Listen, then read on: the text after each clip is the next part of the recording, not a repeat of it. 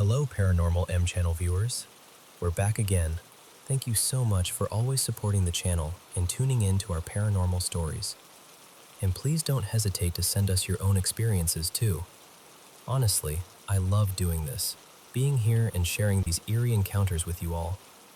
Drop a comment below and tell me where you're watching from. Still having trouble sleeping? Let us help you sleep better. Don't forget to subscribe and turn on notifications. Alright, let's get into it. So, let me tell you about this one Saturday that still makes my skin prickle when I think about it. My roommates, Talia and Bree, and I were doing the most harmless, normal thing. We just wanted some cheap apartment decor. You know, thrift store candles, a funky lamp, maybe a crooked mirror we could pretend was vintage. We'd already hit a couple of regular spots, and we were honestly kind of over it, when we spotted this tiny antique shop tucked back from the road like it was trying to hide. From the outside, it looked almost abandoned. The sign was sun-bleached, the paint was peeling in long strips, and the windows were so clouded with dust you couldn't really see anything behind them. But we were like, why not? Because that's how every bad story starts, right? The second we opened the door, this smell hit us. Not just old dust old, more like damp basement mixed with something sharp and metallic, like pennies left in a wet coat pocket.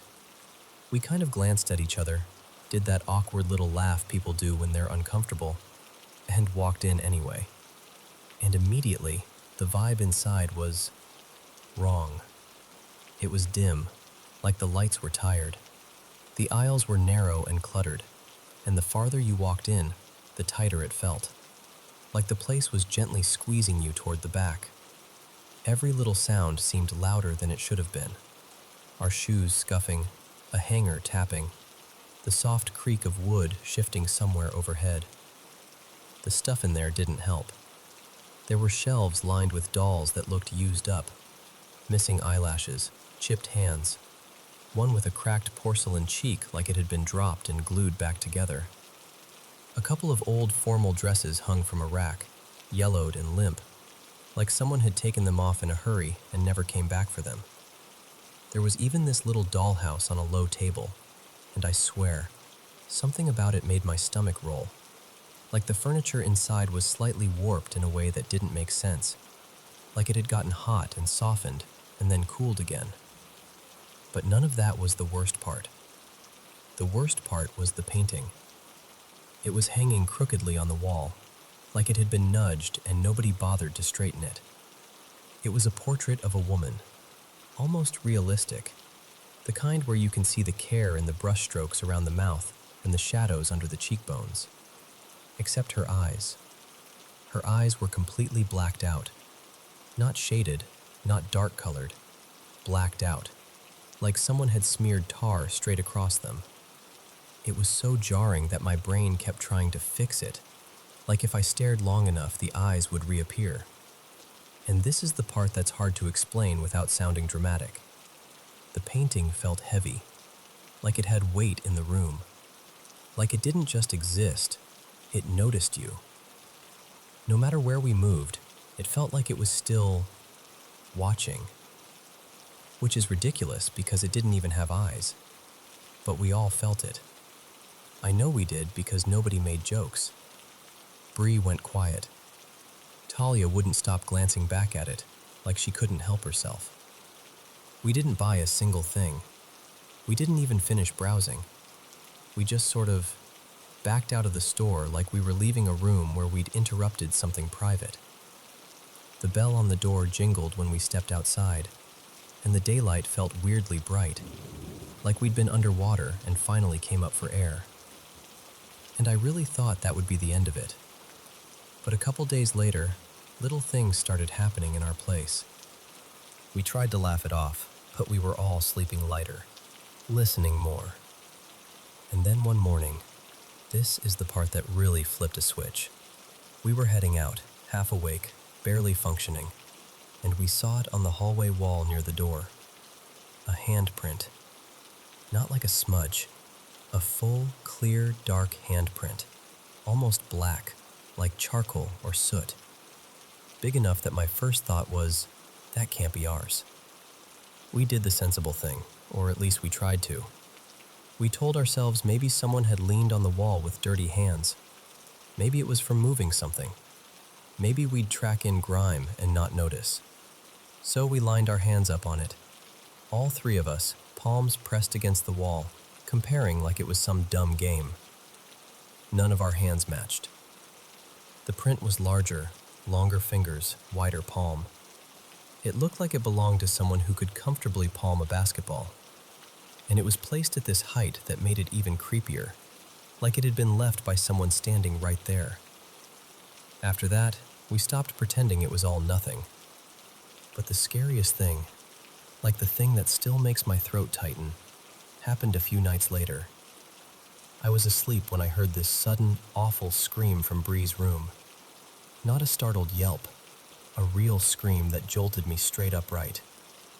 I ran in there and flipped on the light, and she was sitting up in bed, breathing hard, eyes wide like she'd just woken up from drowning.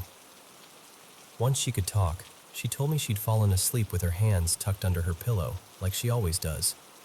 She woke up and they were numb, pins and needles numb, so she started rubbing them to get the feeling back.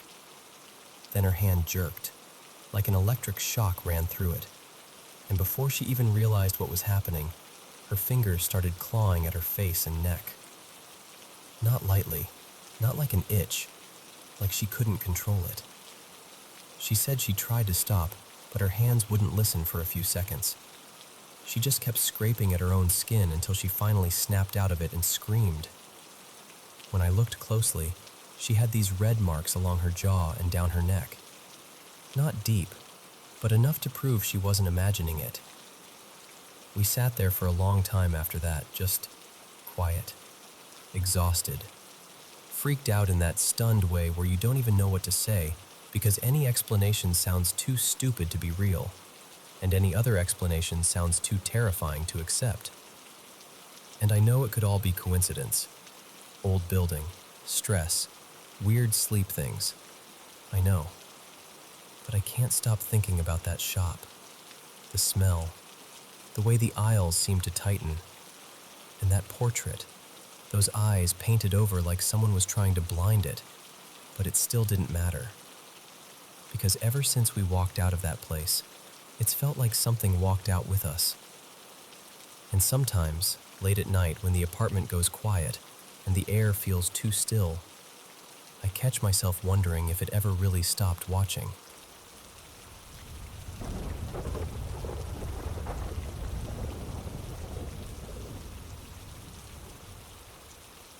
So, this happened when I was about 9, maybe 10.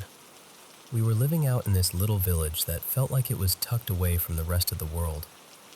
Our house was old and big, one of those places with hallways that seemed normal in daylight, but at night they stretched out and deepened, like the shadows were doing their own quiet renovations. I shared a room with my younger brother, Eli. We slept side by side on a wide bed that squeaked if you moved too fast. My parents slept across the hall, and my grandmother had her own room near the front of the house. My grandpa, Manuel, slept all the way at the far end. That's important. He was so far down the corridor that if he got up in the night, you'd hear it. His shuffle, the floorboards, the little cough he always did before stepping into a room. You'd hear something. That night, though, I wasn't asleep yet. I was lying there in the dark doing what I always did, making stories in my head. Whole scenes, full conversations, like I was directing a movie only I could see. The room was dark, but my eyes had adjusted, and I could make out the dresser, the wardrobe, the outline of a chair in the corner. Eli was already out cold beside me, breathing slow and steady like he was practicing for a peaceful life. And then, at some point, I looked up. Someone was sitting on the edge of our bed. It was my grandfather. He was perched closer to Eli's feet, a little hunched forward, like he'd sat down just to rest his back for a moment. He wasn't looking at either of us. His eyes were angled down toward the floor, and his hands were still. But the first thing I felt wasn't surprise. It was anger. Not annoyance, not irritation, not that I'm disappointed kind of adult mood. I mean anger, raw, heavy, the kind that doesn't belong to someone you've known your whole life. And that's what made my stomach drop, because my grandpa wasn't that man. Manuel was the gentlest giant you could imagine. Broad shoulders, thick hands, a silver beard that made him look like a storybook elder.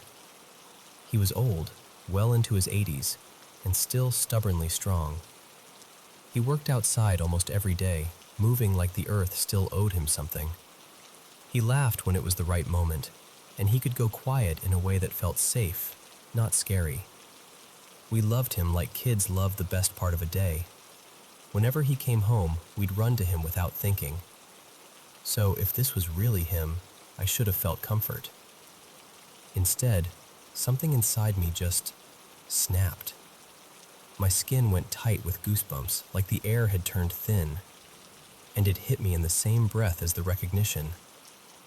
It looked like my grandfather, and it was not my grandfather. I whispered, barely moving my lips, "Grandpa?" No reaction. I tried again, a little louder, my voice shaking even though I was trying to keep it steady. "Grandpa?" He didn't turn, didn't lift his head, didn't even shift his weight like someone who's listening.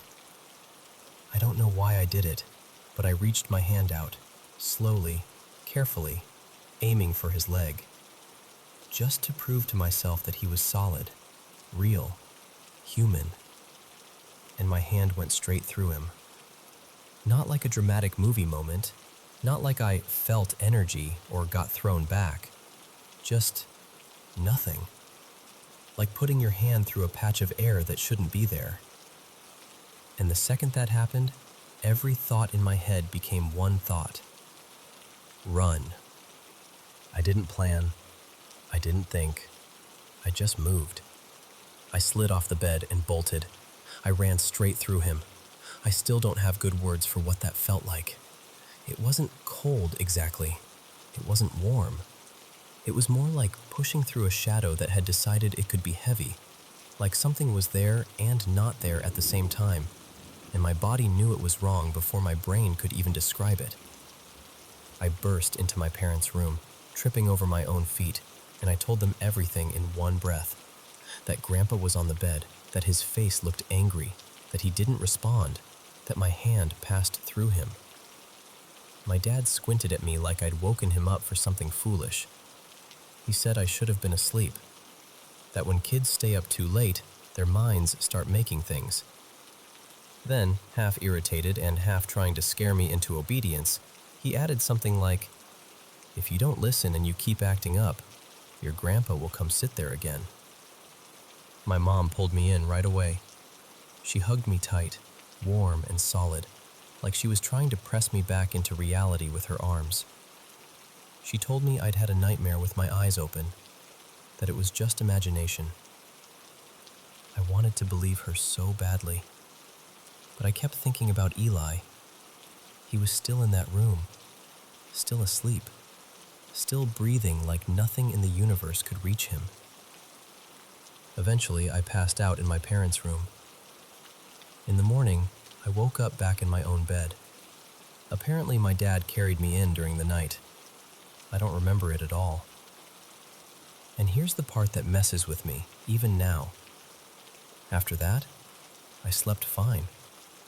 No nightmares, no dread, no refusing to go into the room. Just normal sleep, like my brain had filed it away under "Do Not Open." My grandfather lived for years after that. He stayed healthy, sharp-minded, steady, kind. He never turned into someone else. He never grew cruel. He never even raised his voice in a way that would match what I saw. And that's why, when I think back on that night, one detail stays louder than the rest. I had never seen my grandfather angry. Not before, not after. So if that wasn't him, why did it wear his face? And there's another thought that creeps in sometimes, quieter, but worse. What if it wasn't the first time it sat there? What if that night was only different because I happened to still be awake? And then there's the question that gets caught somewhere deeper than memory, deeper than fear, the one that makes my chest feel tight if I stare at it too long. When I ran through him, what exactly left the room? Was it him? Or was it me? And if it chose me, why me? Why was I the only one in that whole house, before or after, who ever saw anything like that?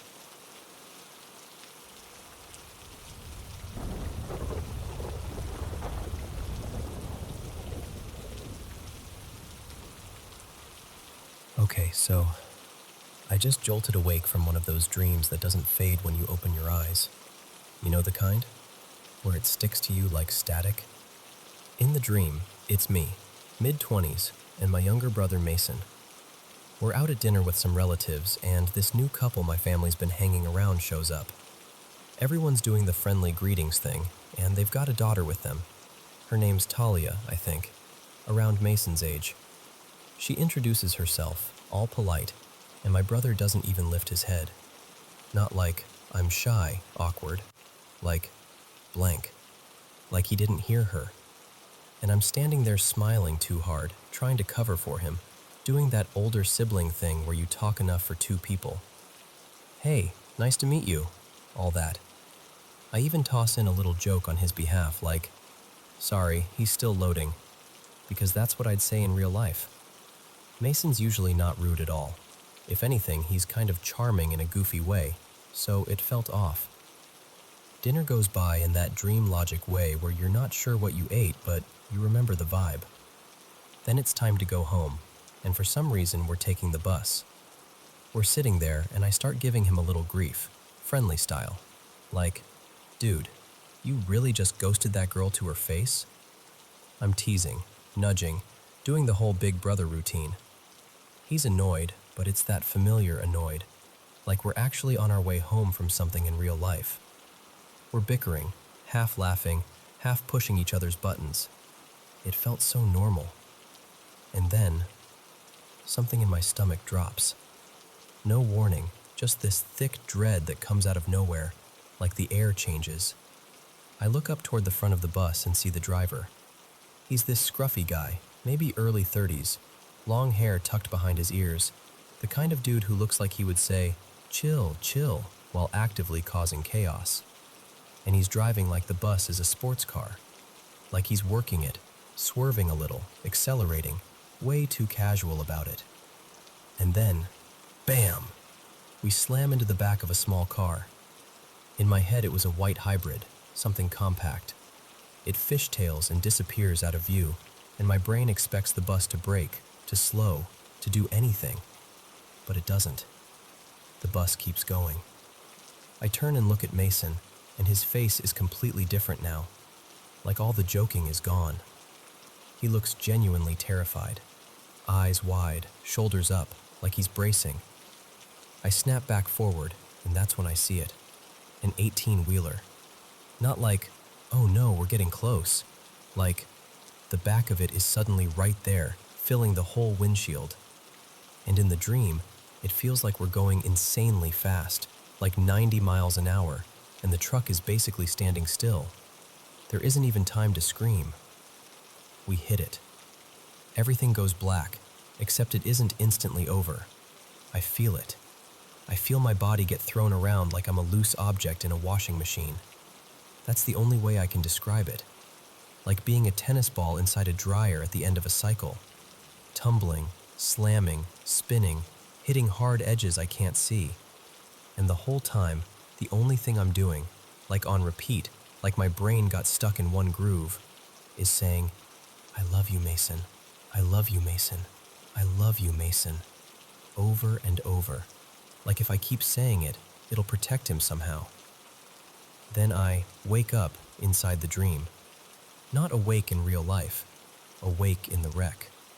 It's quiet in that unreal, muffled way, like sound is far away. and I realize I can feel my body, and that's when it gets so horrifyingly real. And then I taste blood.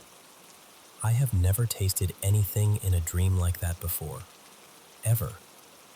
But I can taste it, metallic and warm in the back of my throat, and it makes me panic because it's too specific, too accurate. I call out, "Mason?" because he was sitting behind me, and I hear him. He's alive. He answers, but his voice is small and scared. He keeps saying he can't move. He keeps saying it like he's trying to make it make sense. I use my right arm, my only good arm, to drag myself, inch by inch, twisting around the seat. And it hurts. The pain is weirdly dulled, like it's behind glass, but it's still pain. Real enough that my brain is doing that thing where it wants to shut down just to escape it. I finally get turned enough to see him. He's slumped against the window, eyes on me, but he can't move his arms, can't shift his body, just stuck there, trapped in his own skin, and the look on his face. God, it was the worst part. Not screaming, not dramatic, just pure fear and helplessness. I start telling him it's okay. I don't even know why. It clearly isn't okay. But I'm saying it anyway, like I can stitch the moment back together with words. It's going to be okay. I love you. It's going to be okay. And then I can feel blood in my mouth again, like it's filling up, and my eyelids get heavy. That heavy, sinking, you're about to pass out feeling. And I realize I'm getting sleepy in the dream, which is such a nightmare detail because it feels like dying. So I keep talking, fighting the sleep, telling him to tell our parents I love them, telling him to tell our other brother too. Like I'm trying to leave messages behind because I don't trust I'll get another chance. And then I kind of fade out, like someone dimmed the lights. And that's when I actually woke up in my bed, heart pounding, chest tight, and for a second my brain couldn't accept that I wasn't trapped in twisted metal. Even after I was fully awake, my chest still hurt a little in real life, like my body remembered. So yeah, that's why I'm sitting here telling you this instead of going back to sleep. Because that was more terrifying than any nightmare I've ever had. Not because of monsters or anything, but because it felt possible. Because it felt sensory. Because I could taste the blood, feel the injuries, hear his voice. And now I'm just stuck with it. Writing it down helps a little. Not a lot, but a little. Still, there's absolutely no chance I'm closing my eyes again right after that. Not tonight. Not after that one.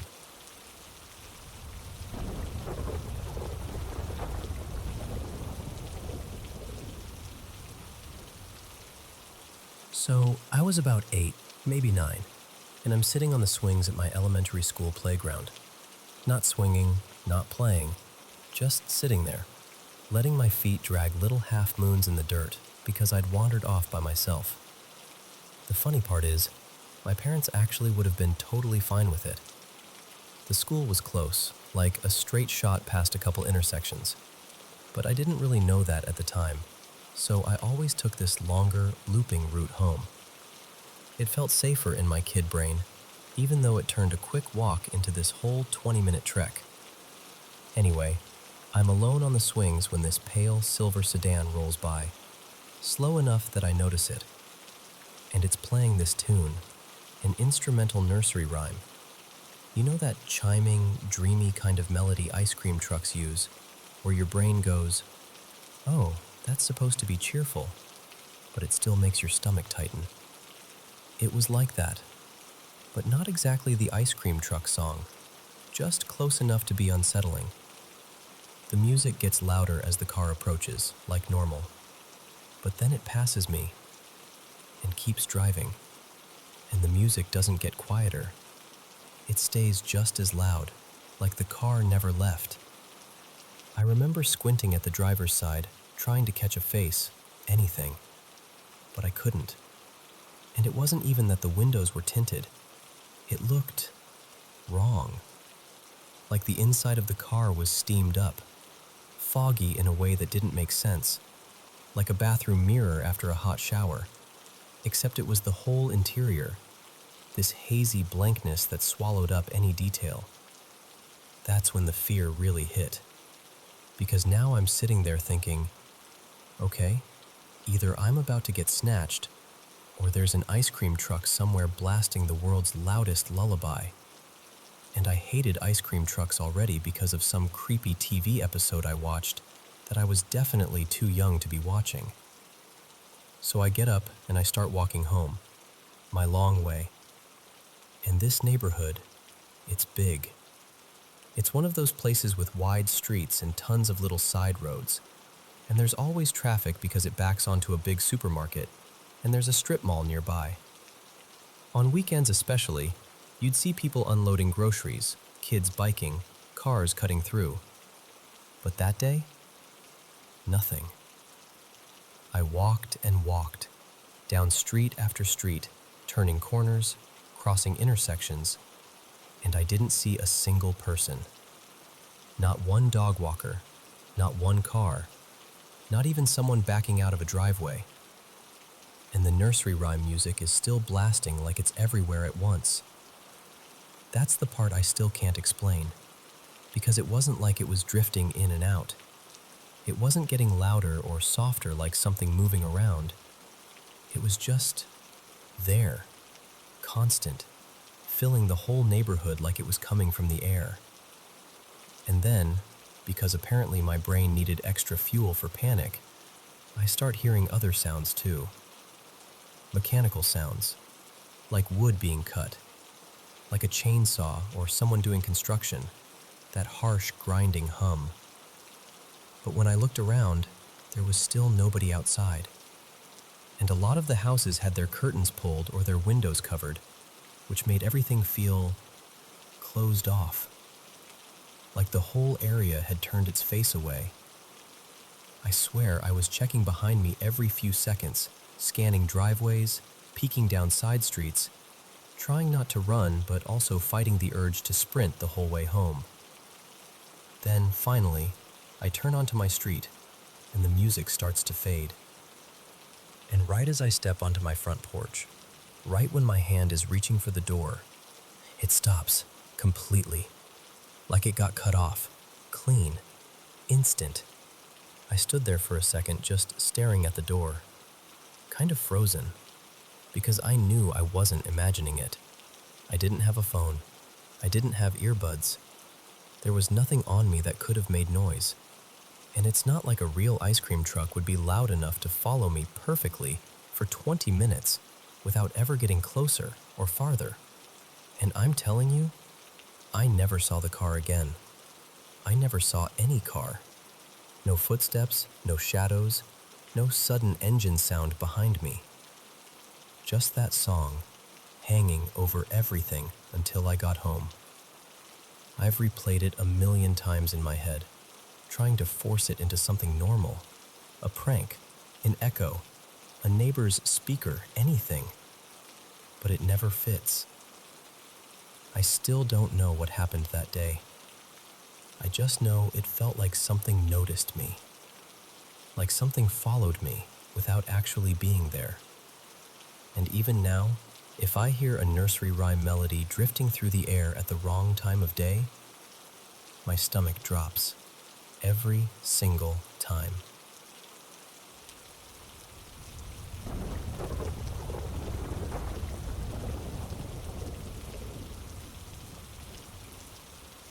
Hey, so I've got this weird little story that's been sitting in the back of my mind for a long time, and I figured I'd finally say it out loud to someone who won't immediately laugh me out of the room. A while back, late night, doom scrolling, you know the vibe, I stumbled across this anonymous post on some grimy corner of the internet. Not even one of the cool corners. The kind of place where everything feels like it was typed under a flickering basement light. The post was about something called Varno. Not a demon, not an angel, just described as a forgotten god. That phrase hit me in this oddly tender way, like, forgotten by who? And how do you even forget something that big?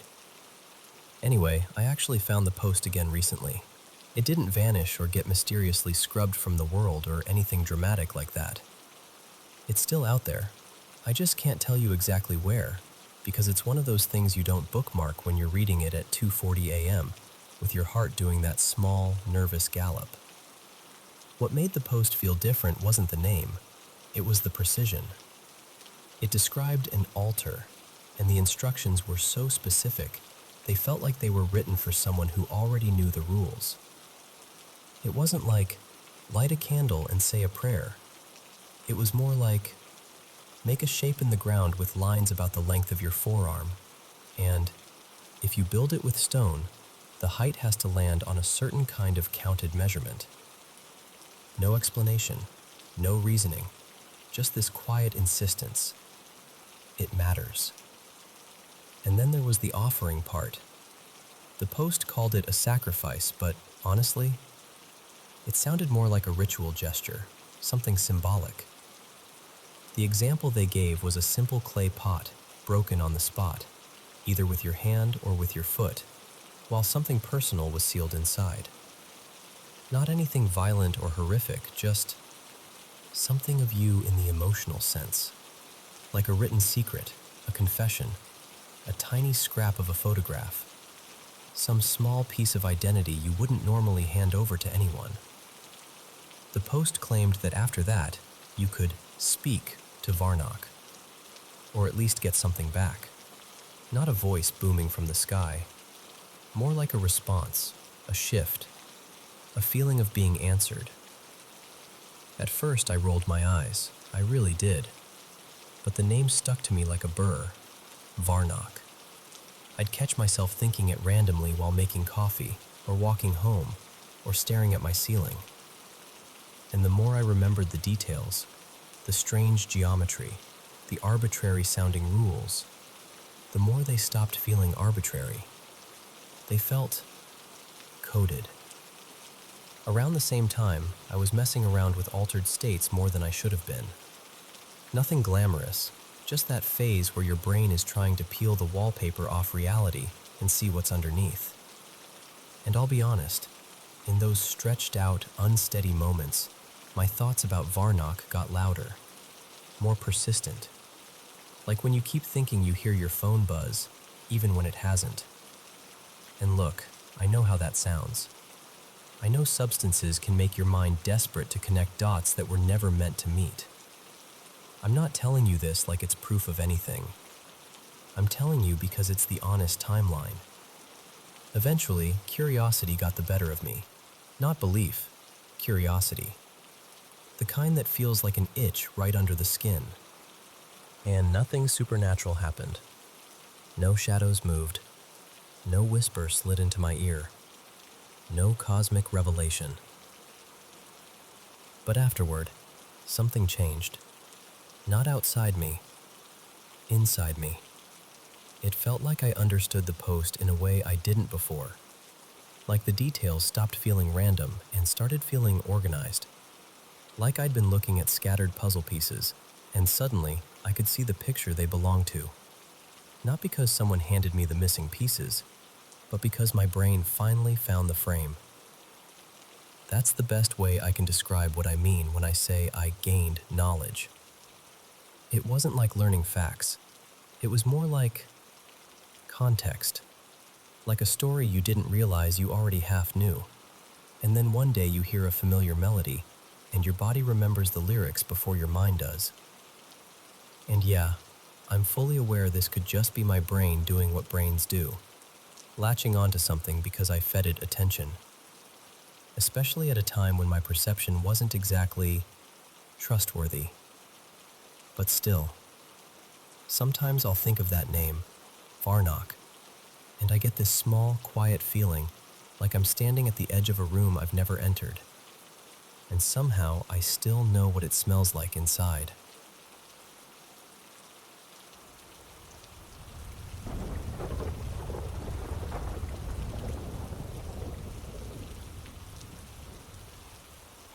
Okay, so I want to say this carefully because I know how it sounds. I'm not someone who thinks death is some big cosmic conspiracy. I get it. Life ends, and we lose the ones we love. But there have been a few things my family lived through that, I don't know, they leave this itch in my brain that won't go away. And yeah, maybe it's grief talking. Maybe it's my heart trying to make sense of pain. But let me tell you why I keep circling back to this feeling that something wasn't right. So, a little over a year and a half ago, we lost my childhood cat. His name was Milo. We knew he was nearing the end, and I stayed with him through all of it. I held him while he took his last breath, right there in my arms. And I'm being honest when I say that's an image I never want to relive. You expect pets to leave someday, but you never really expect it, you know? What messes with me is what happened not long before he started going downhill. There was this brutal storm. One of those nights where the rain hits the windows like it's trying to get in, and the thunder feels like it's shaking the bones of the house. It was late, like 2 in the morning, maybe even closer to 3. And my mom, Jenna, heard Milo making this awful sound. Not just meowing, not just scared cat noises. Screaming. It was so intense she bolted out of bed. When she came out, she found him planted in the middle of the living room, body stiff, eyes locked on the big front windows like he was staring straight through them.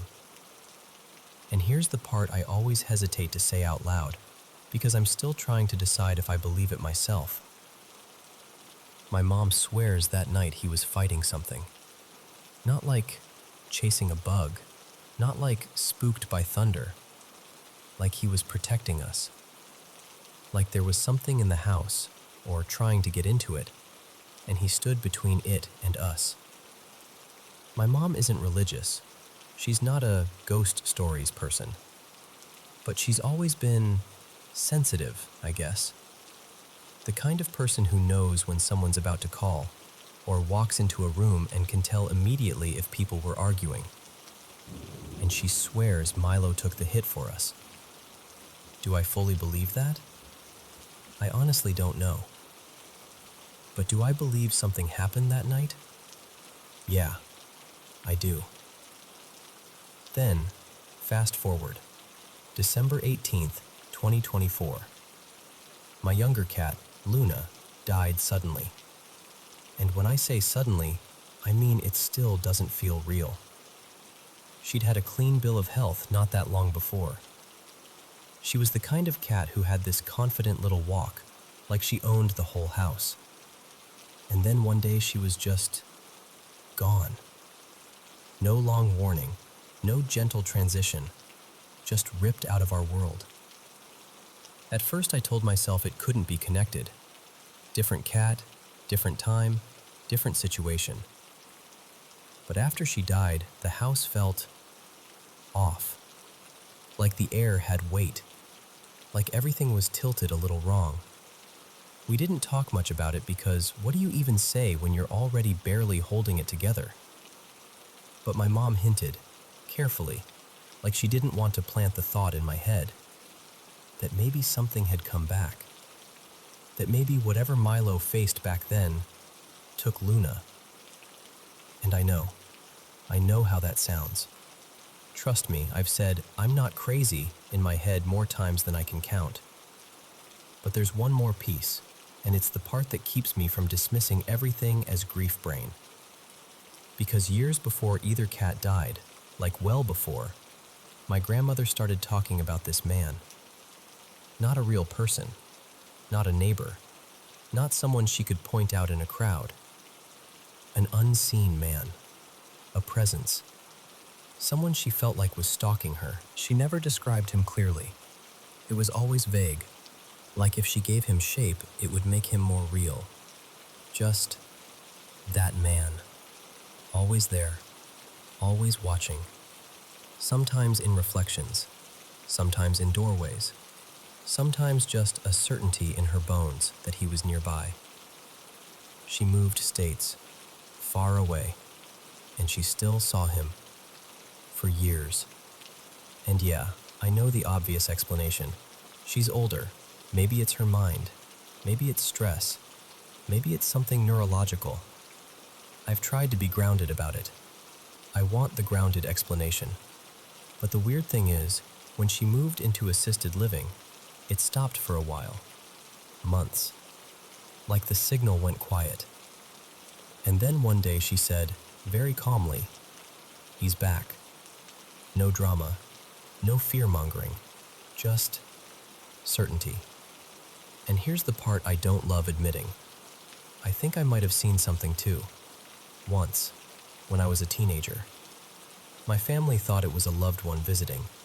Something comforting. But the older I get, the more my memory of it shifts into something darker, like a black shape where a person should have been. Not detailed, not human, just there, watching. So that's where I'm stuck. What is this man? Is he connected to what happened to Milo during that storm? Is he connected to Luna's sudden death? Is he connected to what my grandma has been living with for years? Or is this what grief does? Does it pull random tragedies into a single storyline so the pain feels less pointless? If I'm being fully honest, I lean toward grief. I really do. Because grief is powerful, and it's creative, and it wants answers so badly, it'll build a whole universe to get them. But then I remember one thing that keeps me awake sometimes. This figure was in our story before the deaths ever started, and I can't shake the feeling that something about that matters.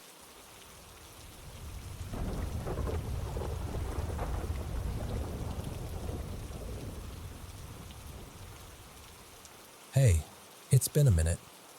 I'm not really someone who posts online. I'm more of a quiet reader, you know? But I've been sitting with this for a while, and I keep coming back to it. So, I figured I'd just tell it the way it happened. So, my partner Mara and I moved to Buenos Aires recently. Well, not the center, more like a calmer neighborhood that still feels alive. We came because it honestly feels like a place where young people can build something, and we were ready to start our life together for real. Nothing fancy, but steady jobs, decent pay, enough to rent a small 2-room place with a separate kitchen, which sounds like a tiny detail, but trust me, when you cook a lot, it matters. The building itself is old, like you can feel it in the walls. The kind of place where doors swell when it rains and the hallway lights buzz even when everything's fine. It's not scary exactly, just aged, lived in. When we moved in, the landlord mentioned the woman next door, an elderly neighbor named Elena. He said she was sweet, liked to chat. And yeah, she really does. I've always had a soft spot for older people. So many of them spend their days alone. Sometimes all it takes is 10 minutes of listening to make someone feel human again. Anyway, maybe 2 weeks after we settled in, Elena rang our bell and asked if I could help with her door. It was sticking. I went out, fixed it, and then she did what she always does. She talked. About the weather, the building, her knees, the city, her childhood, all of it. And then, kind of casually, like she was telling me the time of day, she mentioned the woman who lived in our apartment before us. She said the previous tenant was older too, sick for a long time, and that she had died. In the bedroom. Our bedroom.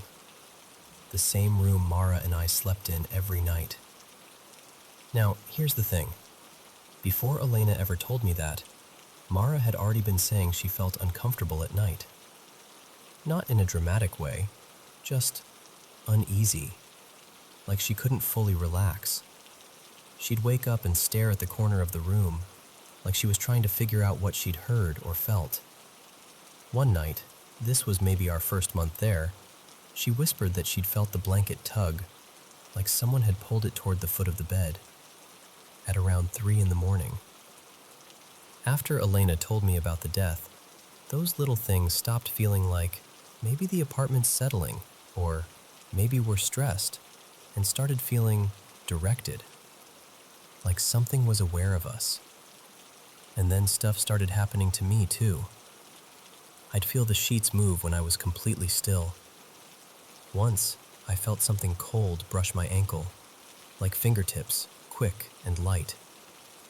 Our bedroom door would swing shut with this heavy click even when there was no breeze, no open windows, nothing. Not every night, but often enough that it became a pattern, and patterns mess with your head. This felt restless, like something stuck, like a person knocking on glass from the other side. So we did something simple. We asked a local church if someone could come bless the apartment. Not because we were trying to wage war with a ghost or whatever, more like setting a boundary, saying, "This is our home now. If you're here, you don't get to hurt anyone." A priest came. He said prayers, walked through the rooms, sprinkled holy water, the whole thing. The apartment felt lighter afterward, not instantly perfect, but calmer. And then, about 2 weeks later, I had the most vivid experience I've ever had. Half dream, half something else. I don't even know what to call it, but it felt like I moved through it in stages, like 3 separate scenes. First stage, I'm asleep, but I know I'm in my bed. I can feel the mattress, the weight of the blanket.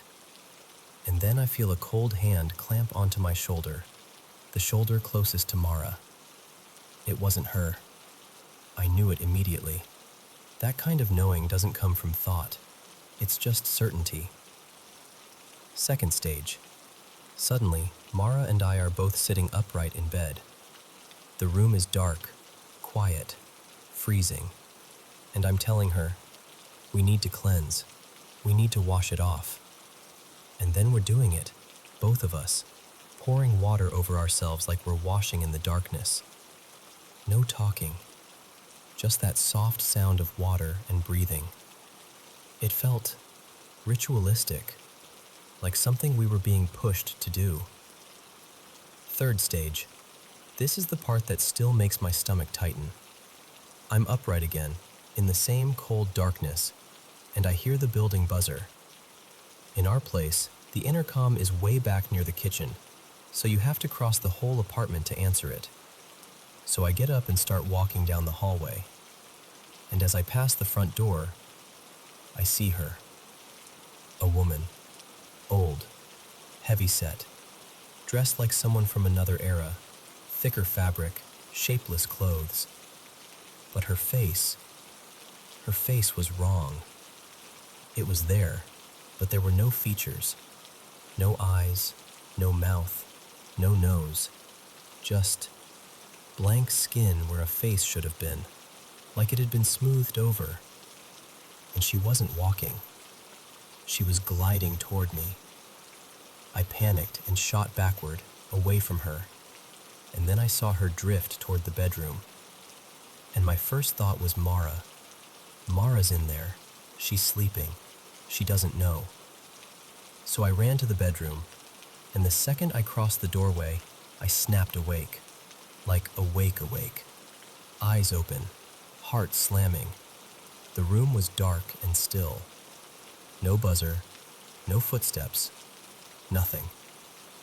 But I could feel her. I could feel a presence at the bedroom entrance, like someone standing there watching me. Not attacking, not angry, just there. Silent, heavy. I grabbed my phone with shaking hands and checked the time. 3:01 a.m. And I remember whispering, "No. No way." Because it felt too exact, too lined up with everything else. When I finally stopped, the room felt quieter. Not empty, but calmer. Like whatever was pressing in had loosened. I didn't tell Mara right away. I didn't want to scare her more than she already was. She wasn't sleeping well to begin with, and I felt like if I said, "Hey, I saw a faceless woman glide toward you," she would never close her eyes again. But things were escalating, and I couldn't keep it to myself forever. So instead of making it dramatic, we focused on something gentle, something respectful. We spoke to Elena again, carefully, and asked if she remembered the name of the woman who had lived there before. She did. I won't say it here, but we got her full name. We bought a small rosary, and one night we lit a candle and prayed for her. Not like go away, but more like rest. Like if you're here, you don't have to be. After that, the apartment changed. The tugging stopped. The doors stopped slamming. Mara started sleeping longer stretches. The air didn't feel tense anymore. And here's a detail I didn't realize until later, which makes the timing even stranger. The night that vivid dream happened was in early November. And in a lot of Latin America, November 2nd is tied to honoring the dead. Maybe that's coincidence, but I don't know. All I know is, for the first time since we moved in, it finally felt like our bedroom belonged to the living again.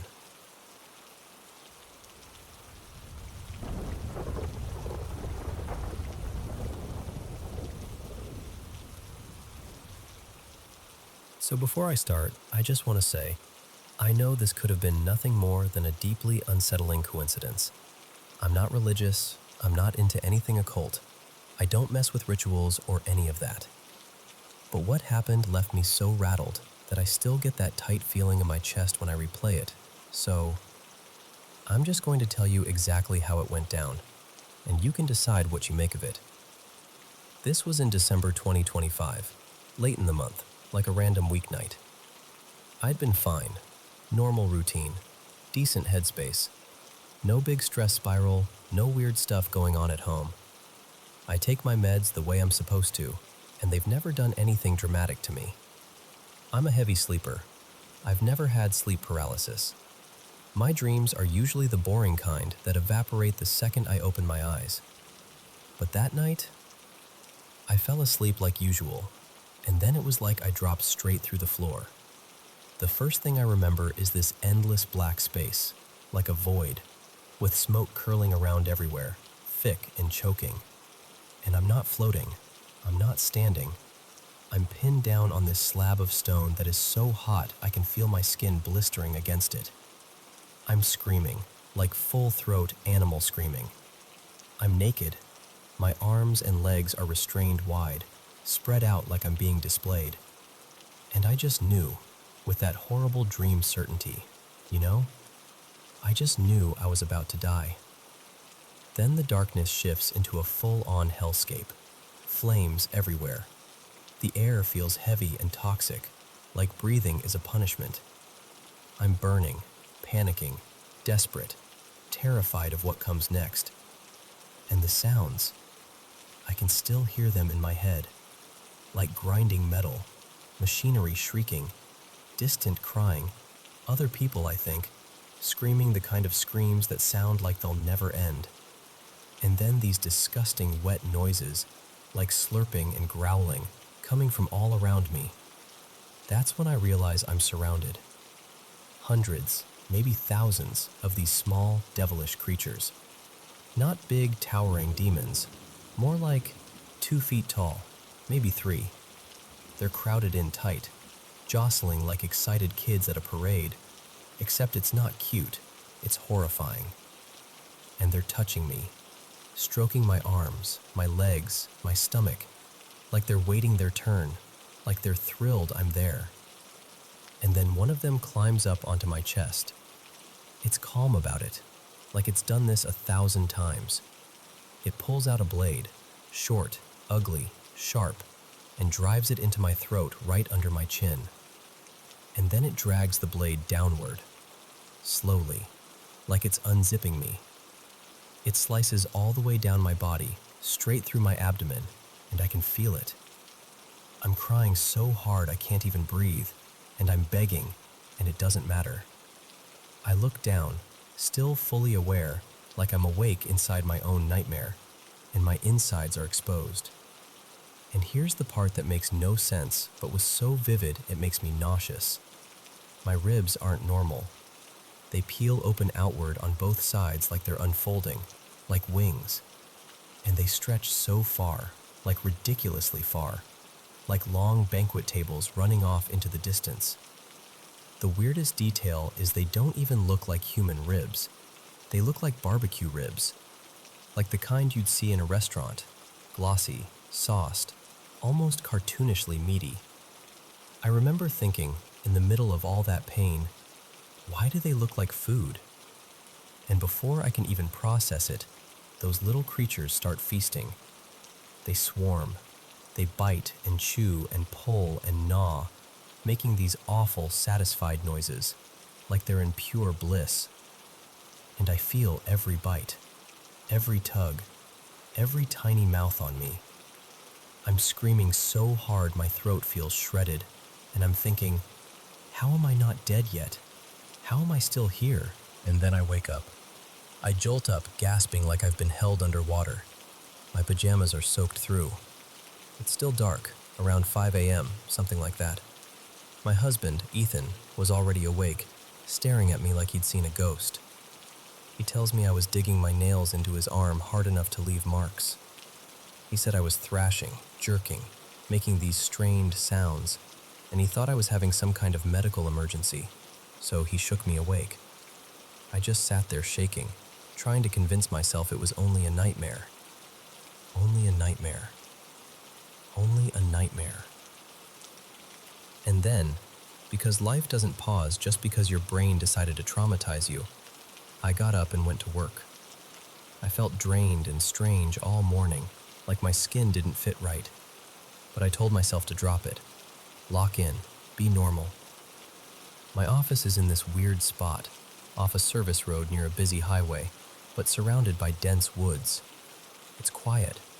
Like, too quiet. We almost never get random visitors. No foot traffic, no people wandering in, nothing. If someone pulls into our lot, it's usually because they absolutely meant to be there. Around lunch, I'm chatting with my coworker, Lena, and somehow it comes up. I don't even know why I told her, but I did.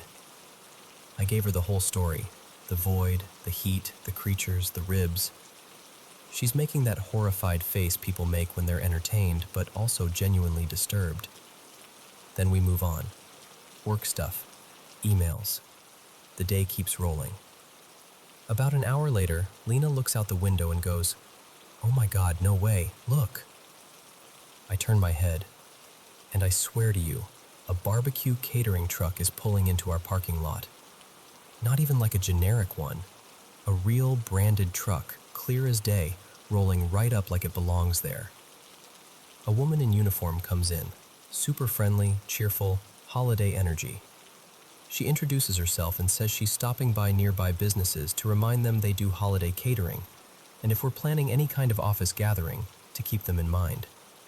She hands us her card, a menu, the whole spiel.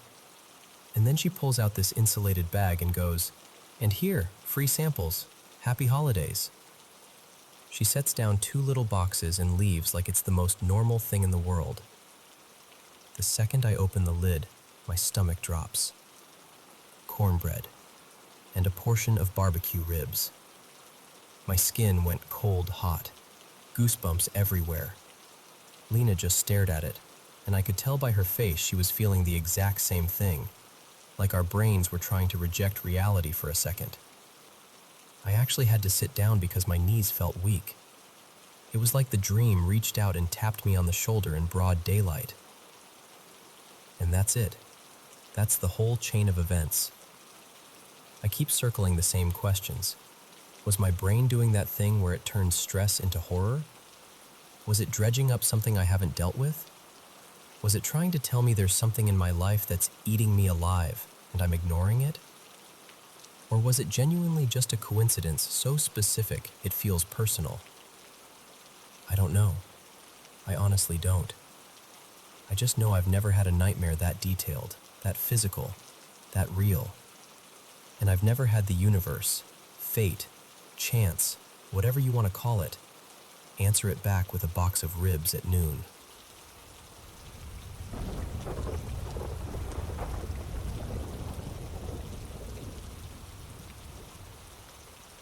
Hey, can I tell you about something that happened a few nights ago? I'm still trying to put words to it because it didn't feel like a normal dream. It felt too close to being awake. So I'm lying in bed, trying to fall asleep. Nothing unusual, just that drifting, heavy feeling. And then out of nowhere, my body hits that sudden drop sensation, like the floor disappears under you for a split second. I've felt that before, so at first I thought, okay, just one of those sleep things. But right after that, this sound slammed into my ears. Not a gentle ringing, not the usual high-pitched buzz. It was intense and weirdly organized, like waves, like the pitch was rising and falling in rapid pulses, almost like something was sweeping up and down through different frequencies. It felt like it filled my whole head. And then I slipped into what I can only describe as a dream, except I didn't feel fully asleep. It was like I was caught in the doorway between sleeping and waking.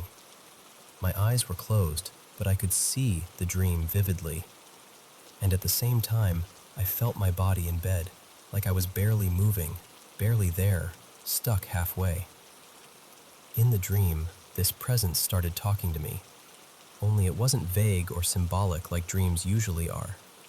It was direct. It told me there was some kind of punishment on me, like a curse for things I'd done, choices I'd made. The words were heavy, like they were meant to sink in and stay. And after that, everything went warped. The whole scene twisted into something almost psychedelic, colors bending, shapes stretching, reality turning rubbery. Suddenly, I was in a school building, like a hallway outside a classroom. A woman, maybe a teacher or some kind of administrator, walked right up to me like she'd been waiting. She held up this picture of me, but it was horribly distorted, like my face had been pulled apart and shoved back together wrong. She smiled like she had leverage, like she was enjoying it, and she said she was going to post it everywhere for everyone to see. And then she told me I was done, kicked out, expelled. That's when it got even more unsettling, because while I was still in the dream, I also felt like I was in my bed. And I remember thinking I'd opened my eyes, except I don't think I actually did. I felt trapped inside myself. But somehow, in that hazy state, I reached for my phone and started texting. I messaged my girlfriend, her name's Mira, and I told her I'd been expelled, like it was real and happening right then. Like I needed her to know immediately. But even inside the dream, something kept glitching. A thought cut through. Wait, we're not together anymore. Like the dream was trying to rewrite reality, and I couldn't tell what was true. Then the scene shifted again, and someone else showed up, one of Mira's friends, a guy named Noah. He was standing too close, looking at me with this cold, blank expression. And then he started coughing, hard, and suddenly he spit blood. It splattered across my face, warm, shocking. I remember the disgust and panic hitting me at the same time, like my whole nervous system lit up, and I still couldn't move. That was the worst part, the paralysis. I couldn't properly open my eyes. I couldn't lift my arms. I couldn't even fully sit up. I felt like I was trying to scream through cement. Then I heard something in my apartment. I heard the front door open. And instantly, this rush of thoughts flooded in, intrusive, loud, relentless, telling me that the presence from the dream had crossed into my real space, that it had come for me, that it was in my apartment, that it knew I was awake. And right as I committed to that, the sound came back. The same ear-splitting wave tone, only stronger. So strong it felt physical, like pressure being driven straight into my ears. It surged in these brutal oscillations, up, down, up, down. So overwhelming I genuinely thought I might go deaf. It felt like falling again too, but amplified, like being yanked downward through the bed. And then, snap. I was back, fully awake, in my room, in my bed. My heart pounding like I'd been running for my life. My ears actually hurt, like I'd just been blasted by something. And the first thought that hit me, before anything else, was, call an ambulance. That's how scared I was. Not, oh, that was a bad dream, scared. More like, something is wrong with me, and I might not be safe, scared. And what messes with me most is this. The whole time, it didn't feel like I was asleep in the normal way. It felt like I was awake, trapped in a nightmare that had leaked into the room with me. I keep replaying it, trying to figure out where the line was, where dreaming ended and reality began, because in that moment, I honestly couldn't find it.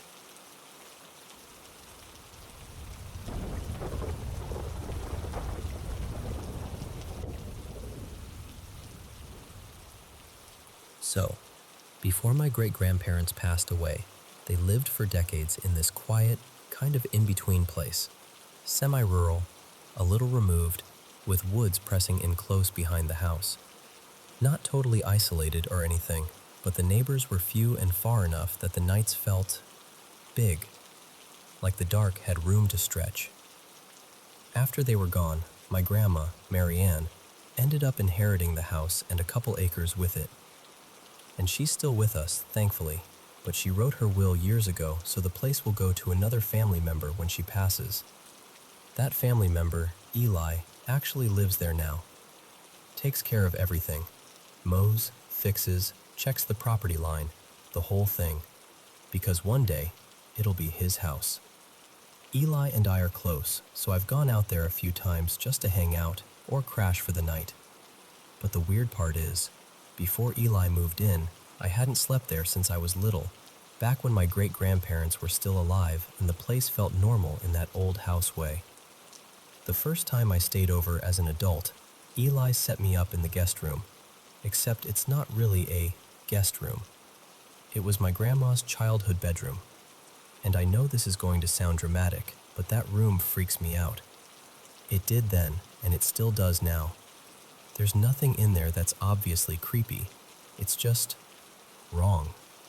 Like the air doesn't sit correctly. It's got this old dresser that smells faintly like wood polish, a vanity with a hairbrush so old it looks like it's been waiting for someone for 50 years, a bed, a mirror, and a little bench that never seems to be in the right place no matter where you move it. The mirror is the worst part. I always turn it around so it faces the wall, every single time, without even thinking about it. And the bed is pushed against the wall in the center of the room, so there's open space on both sides. I hate that, because no matter which direction you face, there's this blind spot behind you. Like something could stand there and you'd never know unless you turned your head. That first night, I tried to be tough about it. I really did. But I ended up falling asleep with the lights on and a comfort movie playing on my laptop. Something easy and familiar, like the kind of thing you put on when you want to feel 8 years old again. Eventually, I drifted off, and nothing happened. I woke up fine. Still didn't like the room, but I survived it. The next time I visited, though, I just couldn't do it again. I couldn't put myself through that weird, tense, half-awake kind of fear. So I told Eli I'd sleep in the sunroom instead. And let me explain the layout, because it matters. There's a sunroom on the side of the house. One whole wall is just windows, looking out toward the trees. Right next to it is this long hallway that connects the sunroom to the kitchen. The washer and dryer are in that hallway, and there's also a door leading out to the garage. At the far end, you hit the kitchen, and from there, the rest of the house branches off. Honestly, the sunroom should have scared me more. A wall of windows facing the woods at night? That sounds like the start of a horror movie, but it felt cleaner somehow, less heavy. I just closed the blinds, stretched out on the couch, and fell asleep pretty easily. And then, sometime in the night, I woke up. I didn't sit up or open my eyes right away. I just kind of surfaced into awareness, like my brain snapped to attention. And I heard footsteps, and then they started moving. Slowly. They came from the kitchen, down that long hallway, past the washer and dryer, steady and unhurried. Not shuffling, not dragging, not like an animal, just footsteps. Human paced, measured, like someone walking with intention, but not in a rush. I stayed completely still. And here's the thing, I could move. I knew I could. So it wasn't sleep paralysis. I wasn't frozen. I was choosing not to move because I didn't want to confirm what I already felt. The footsteps reached the doorway to the sunroom. Then they came into the sunroom. And then they stopped. Right in front of the couch. I didn't open my eyes, but it felt like someone was standing there, looking down at me. Not breathing loudly, not fidgeting, just present. The silence went on long enough that I started counting without meaning to. My heart was pounding, but my body stayed weirdly calm, like it was trying not to attract attention. And then, after what felt like forever, the footsteps turned around. They walked back out of the sunroom, back through the hallway, and returned to the kitchen. And then, nothing. No cabinet doors, no sink, no fridge hum changing, just quiet again. When morning came, I tried to play it casual, but I asked Eli straight up, "Hey, did you get up in the middle of the night?" And he blinked at me like I'd asked if he'd gone jogging at 3 a.m. He said, "No, I passed out. I shut my door. The dog was in there with me the whole night." And I believed him, completely. He wasn't the type to mess with me about something like that, and also, the dog would have reacted. Even if Eli had gotten up, the dog would have followed him or barked or something. But those footsteps were distinctly human.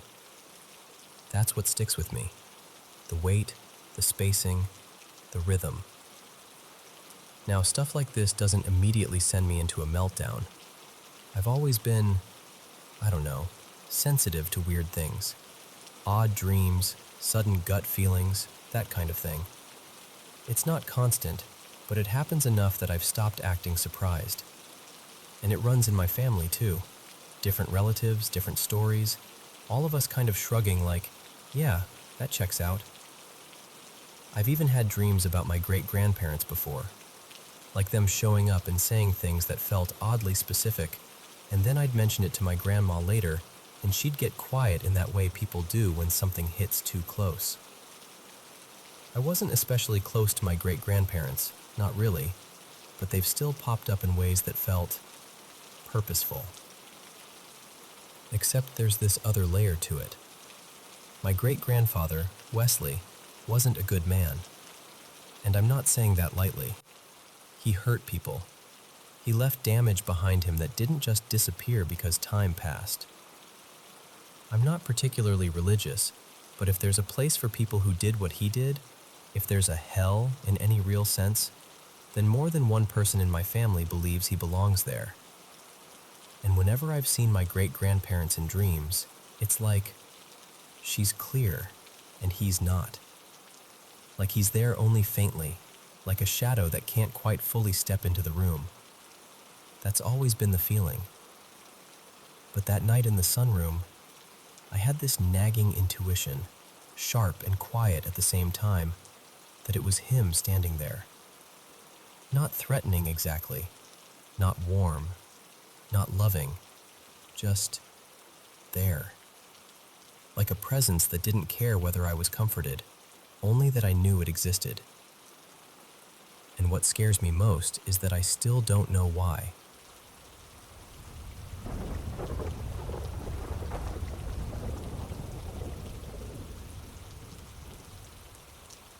So, I've got to tell you about this house. It used to belong to my grandparents, and I swear, it has always had something in it. Not like movie jump scare something, More like a presence that's been living alongside the family for as long as anyone can remember. My partner, Eli, he's 29, and I'm 30, ended up inheriting the place last spring.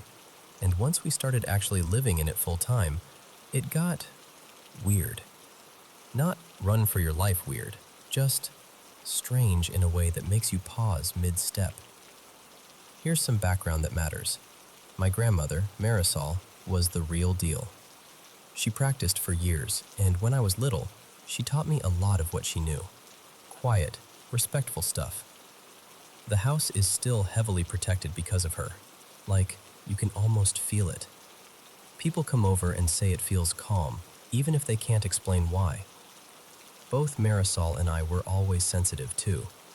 The kind of sensitive where you can walk into a room and instantly know if something is off, even if nothing is happening. And according to her, there was always this shadow in the house. She told me she'd seen it a handful of times over the years, just a dark shape, no features, no face. She never thought it was malicious. Actually, she always said it felt familiar. Like it reminded her of her older sister, Celeste, who passed away years ago up in Nova Scotia. But after my grandfather died in 2020, the house felt quieter in one way and louder in another. The first time I saw the shadow for myself was in 2022. I was in the main bedroom, stretched out on the bed with my grandparents' old dog curled against my legs. Eli and I were still pretty new back then, early relationship stage, when you're still learning each other's habits. He was across the room messing with his charger, half turned away, not really paying attention. And then I looked up. In the doorway, there it was, just black. Human-shaped, but not exactly. Like someone cut a person out of the darkness and stood it upright. No eyes, no mouth, no details at all. But I knew it was looking into the room. And listen, this is the part that always sounds unreal when I say it out loud. I didn't panic.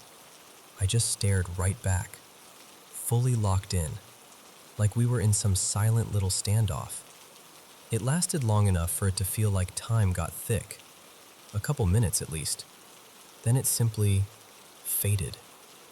Not like it walked away, more like it stopped being there, the way fog thins out. Eli finally turned and noticed me staring at the doorway like I'd been hypnotized, and later he told me, "That was the scariest thing I've ever seen you do.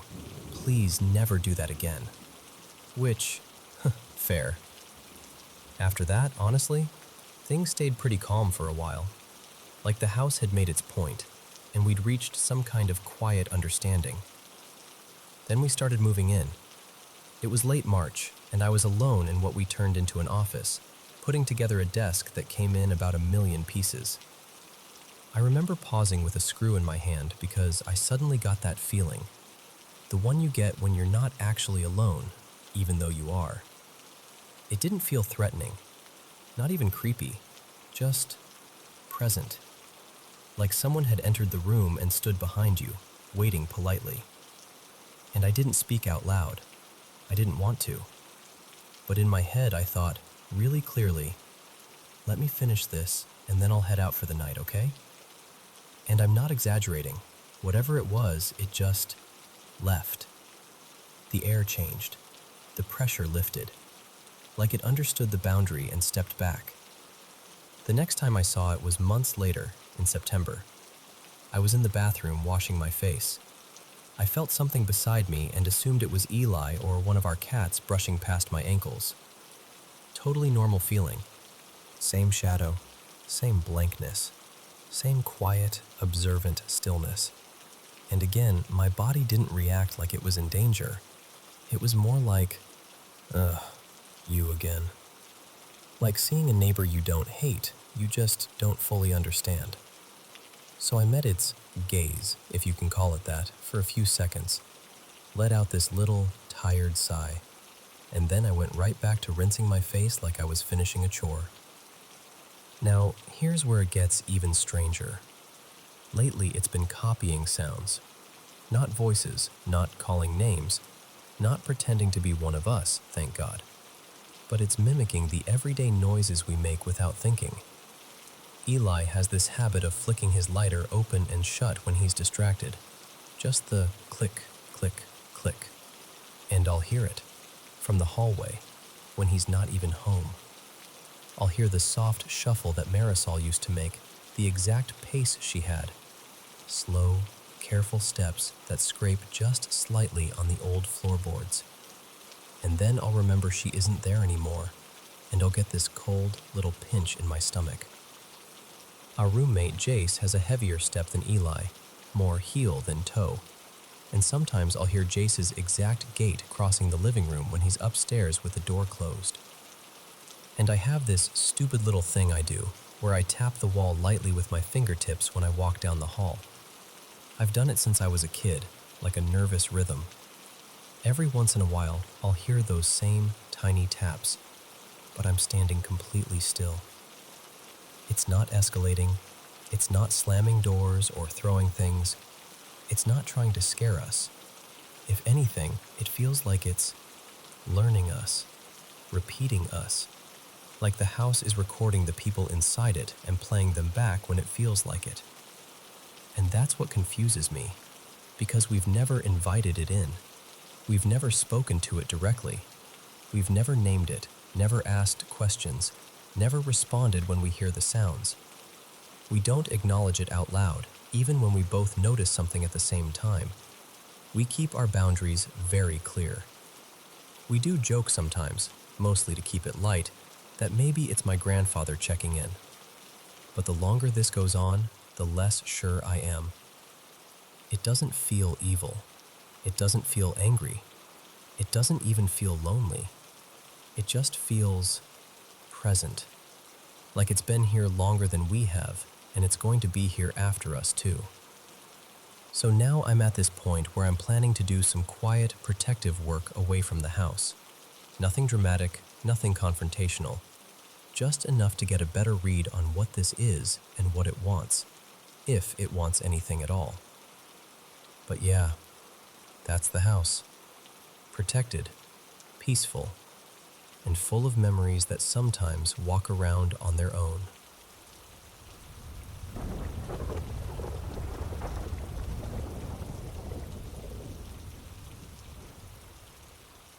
Hey. So this is kind of hard to admit out loud, but I'm going to tell you anyway, because keeping it in my head has made it feel bigger.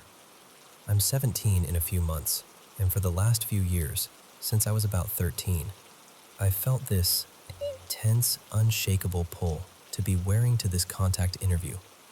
If you could be speaking very head. I felt this intense, unshakable pull. The last fourth teen has been only new through old articles and documentaries. Not a celebrity, not a fictional character, a real person who did real, horrifying things. In my head, I call him Damon R now, because even saying his real name started to feel like I was giving it oxygen.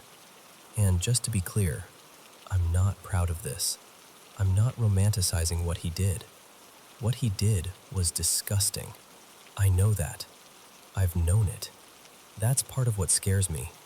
I can hate what someone represents and still feel hooked by the idea of them, like my brain keeps circling the same dark drain.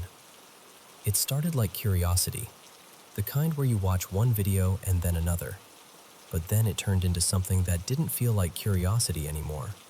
It felt weirdly personal, like a thread tied from him to me, like I'd somehow wandered into the orbit of something I didn't mean to touch. For a long time, the dreams were the worst part. They weren't the blurry, random kind of dreams. They were sharp, specific. Places I recognized. My hallway, my bedroom, my school parking lot. This little restaurant that looks like one we have near home. In the dreams, he'd show up like he belonged there. Sometimes he'd talk. Sometimes he wouldn't even need to. He'd just stand and look at me like he already knew me. And I know how that sounds. I do. But in the moment, it felt like being watched in a way that went deeper than sight, like pressure on the air. There were nights I woke up and still felt it, like the dream didn't end cleanly, like it left a residue behind. A few times, I swear I felt my mattress dip, like someone sat on the edge. I've heard soft footstep sounds when the house was quiet. Once, I was walking down the hallway and felt this quick tug at my ankle, like a little pull and release. I froze so fast my heart felt like it slammed into my throat. I'm not religious. I don't even know what I believe exactly. I just believe energy can linger, that some things don't dissolve as neatly as we want them to. And when I'm being honest with myself, I've fed it. I've fed it on days when I've spent hours reading, watching, scrolling, replaying his face, his voice, the quotes, the footage, like I'm studying him, like I'm trying to solve a puzzle that doesn't have a prize at the end. That's what happened recently. I've been thinking about him almost non-stop, texting a friend about it, watching clips, letting myself fall into that rabbit hole again. By nighttime, I felt keyed up and strange, like my mind was buzzing. And then I had this dream that felt so real, it made my stomach drop when I woke up. In the dream, I was going out to dinner with him, like an actual date. I'd already eaten earlier, but I was excited anyway, like I didn't care. I remember telling my sister, in this too bright, almost manic way, he's a serial killer from the 80s, like it was some dramatic fun fact, and she looked at me like I was out of my mind, more scared than interested. At the restaurant, he sat close, closer than normal, and kept watching me like I was the only person at the table. He slid his hand under the table and gripped my thigh, like he was testing boundaries, like he wanted to see if I'd flinch. And here's the part that makes me feel sick to say. I wasn't scared in the dream. Not the way you'd expect. He was charming in that polished, predatory way. Handsome, smooth, confident.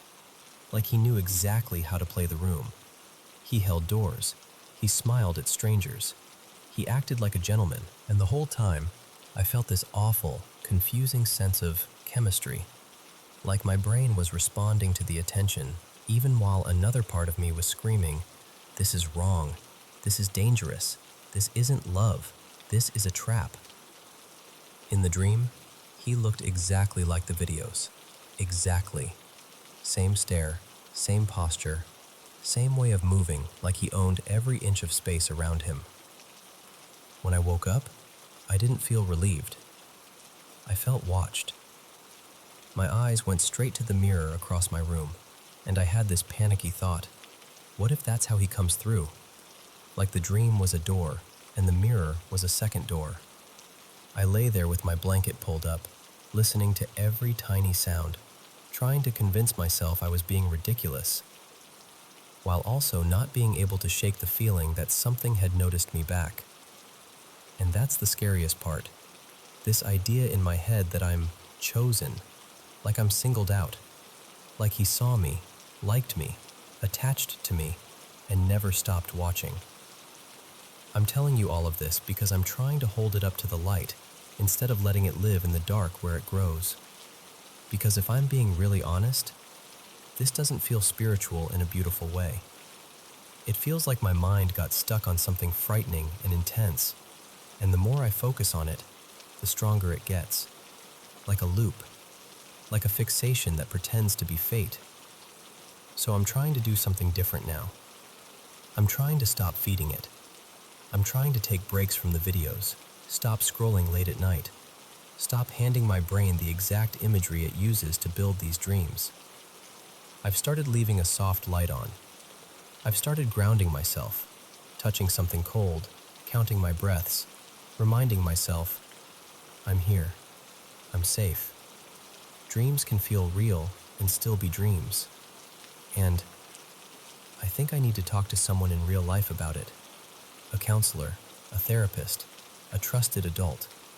Someone who won't laugh, but also won't hype it up into something it isn't. Because whether it's anxiety, fixation, stress, or my brain mixing fear with attention, I don't want to feel like I'm living under someone else's shadow. If you've ever felt pulled towards something dark like this, like it hooks into you, if you've ever had dreams that cling to you after you wake up, I'd really like to know. Not because I want it to be true, but because I want to feel less alone, and I want to learn how people loosen the grip of it. Because I don't want to be chosen, I want to be free.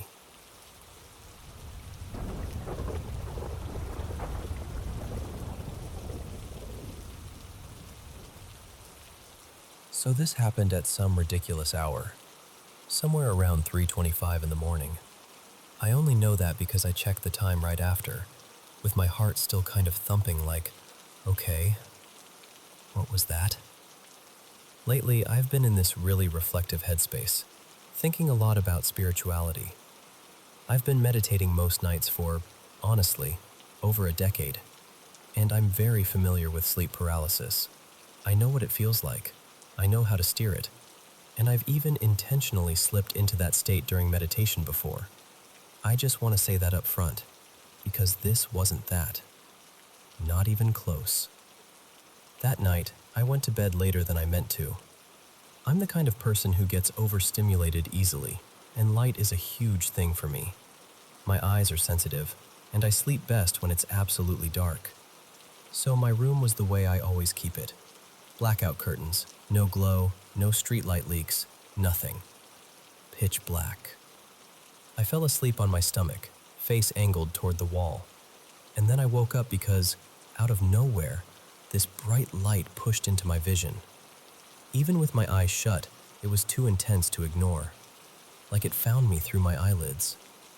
I opened my eyes and rolled over, and right there, right beside my gecko's tank, someone was standing in the middle of my room. Not like a shadow, not like a vague shape, like a person, a presence, something that had no business being there. For a split second, I was so stunned that my brain tried to file it under sleep paralysis, because what else do you do with something like that? So I blinked, hard, like multiple times. I even pushed myself up, fully sitting. And they were still there. And the weird part is, I wasn't scared. I expected fear. I'm prone to anxiety, and if anything should have set me off, it was this. But what I felt most was this irritated, sleepy annoyance. Like, seriously? Right now? I'm just trying to rest. They were about, maybe 5'10", somewhere around that. Their gender wasn't obvious at all. Nothing about them gave me that kind of male-female read. And they weren't looking at me, not even a little. No dramatic turn of the head, no stare, no acknowledgement. Honestly, it was almost funny, like I wasn't the interesting thing in the room. They were focused on whatever they were holding. It looked like some sort of device, like a tablet, kind of, but not exactly. Bigger than a phone, flatter than what I'm used to seeing. And they were fiddling with it like they were checking something or adjusting something, calm as could be. What they were wearing was hard to make out, because the top half of their body was glowing. I couldn't tell if it was a hooded long-sleeve shirt or something more like a hooded cloak. The hood shape was there, but the details got swallowed by the brightness. And when I say bright, I mean bright. I have never seen white like that in my life. Not from a screen, not from headlights, not from the sun bouncing off anything. This wasn't just light. It was like pure white, clean, endless, almost unreal. Like their clothing, or their whole being, was emitting this solid, radiant whiteness, as if someone turned the concept of white light up past what my eyes could even handle. And there I was, sitting up in bed in a room that should have been completely dark, staring at this glowing figure next to my little terrarium, thinking, why are you here? And why do you look like you're updating something?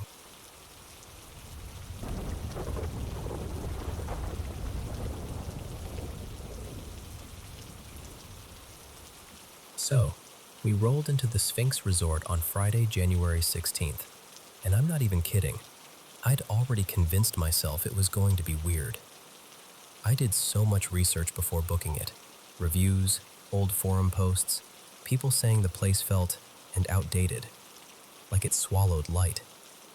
And then there were the stories. the tragedies people swear happened there over the years. I'm a pretty spiritual person, and I've been sensitive to energy since I was little, so I was trying to stay grounded and not spiral before we even stepped through the doors. At first, when we walked in, I didn't feel anything dramatic. I just noticed how dim it was, kind of tired looking, like it needed a full reset. But I told myself, whatever, it's a hotel. We're here to have fun. Me and my boyfriend, well, I'll call him Ethan, we got checked in, went up to the room, and everything seemed normal at first.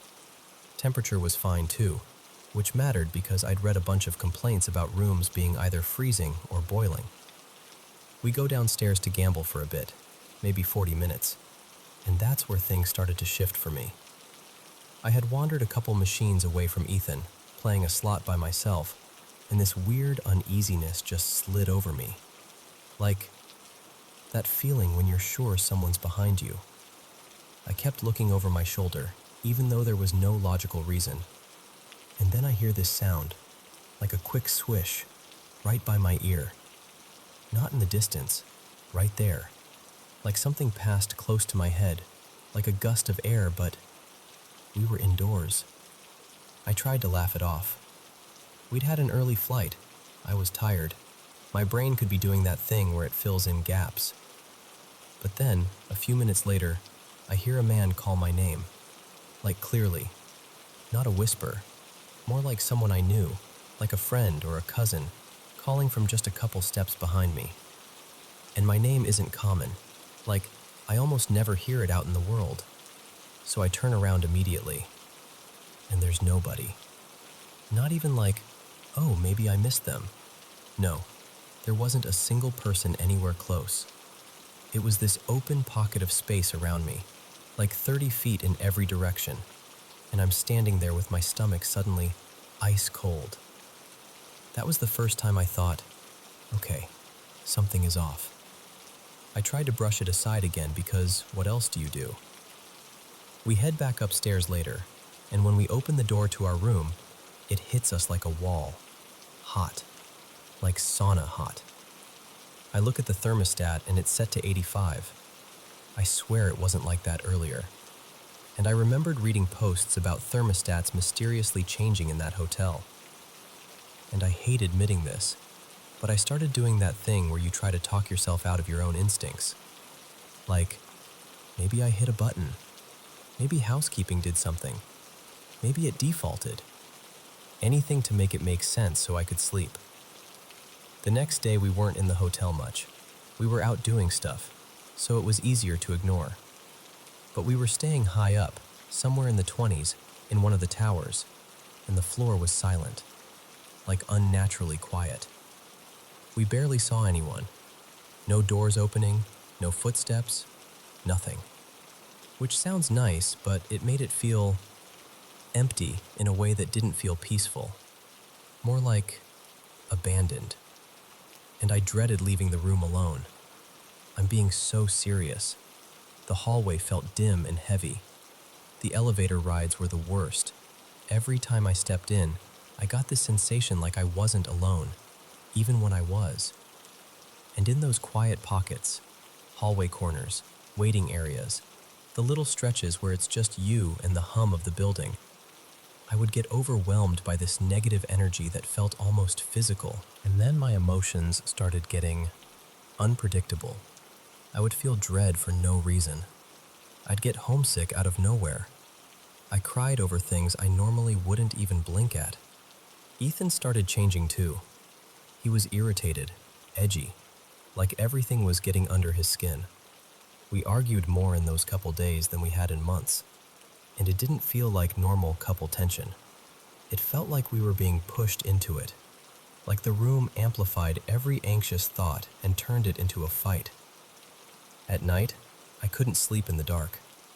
I left the lights on, which I never do, and I kept hearing these little clicking noises, like a light switch being pressed, or buttons on a landline phone. Little mechanical sounds. Not constant, but enough that every time I'd start drifting off, it would snap me back awake. And the creepiest part? One morning I woke up before Ethan. super early, everything quiet, no TV, no noise, and I heard the same button press sounds again, like something was interacting with things in the room. My mom was staying in another section of the hotel, using a different elevator bank. She told me later she swore she saw a man in a white hat standing near an employee-only area behind a cafe. She looked away for a second, then looked back, and he was just gone. And that space was supposedly off limits, like not somewhere a guest would casually be. By the last full day, me and Ethan both looked exhausted. Not just tired, defeated, like something had drained us. He admitted something that honestly scared me. He said he'd never been suicidal in his life, but while we were there, he kept getting this intrusive, hopeless feeling, like a dark voice pushing him toward the edge. He even said, "It feels like this place is trying to break us up." And I remember just sitting on the edge of the bed, feeling this thick heaviness in my chest, like a dark blanket had been dropped over me. I've never felt that kind of energy in a building before, ever. It was immediate, almost like my body recognized it before my mind could explain it. I felt physically sick sometimes, like deep sadness was living in the walls. And the whole time, it felt like someone's in the room with us, or walking beside me in the hallway, even when there was no one. I've always been curious about paranormal stuff. I've always kept an open mind. But that experience didn't just make me more curious, it genuinely scared me.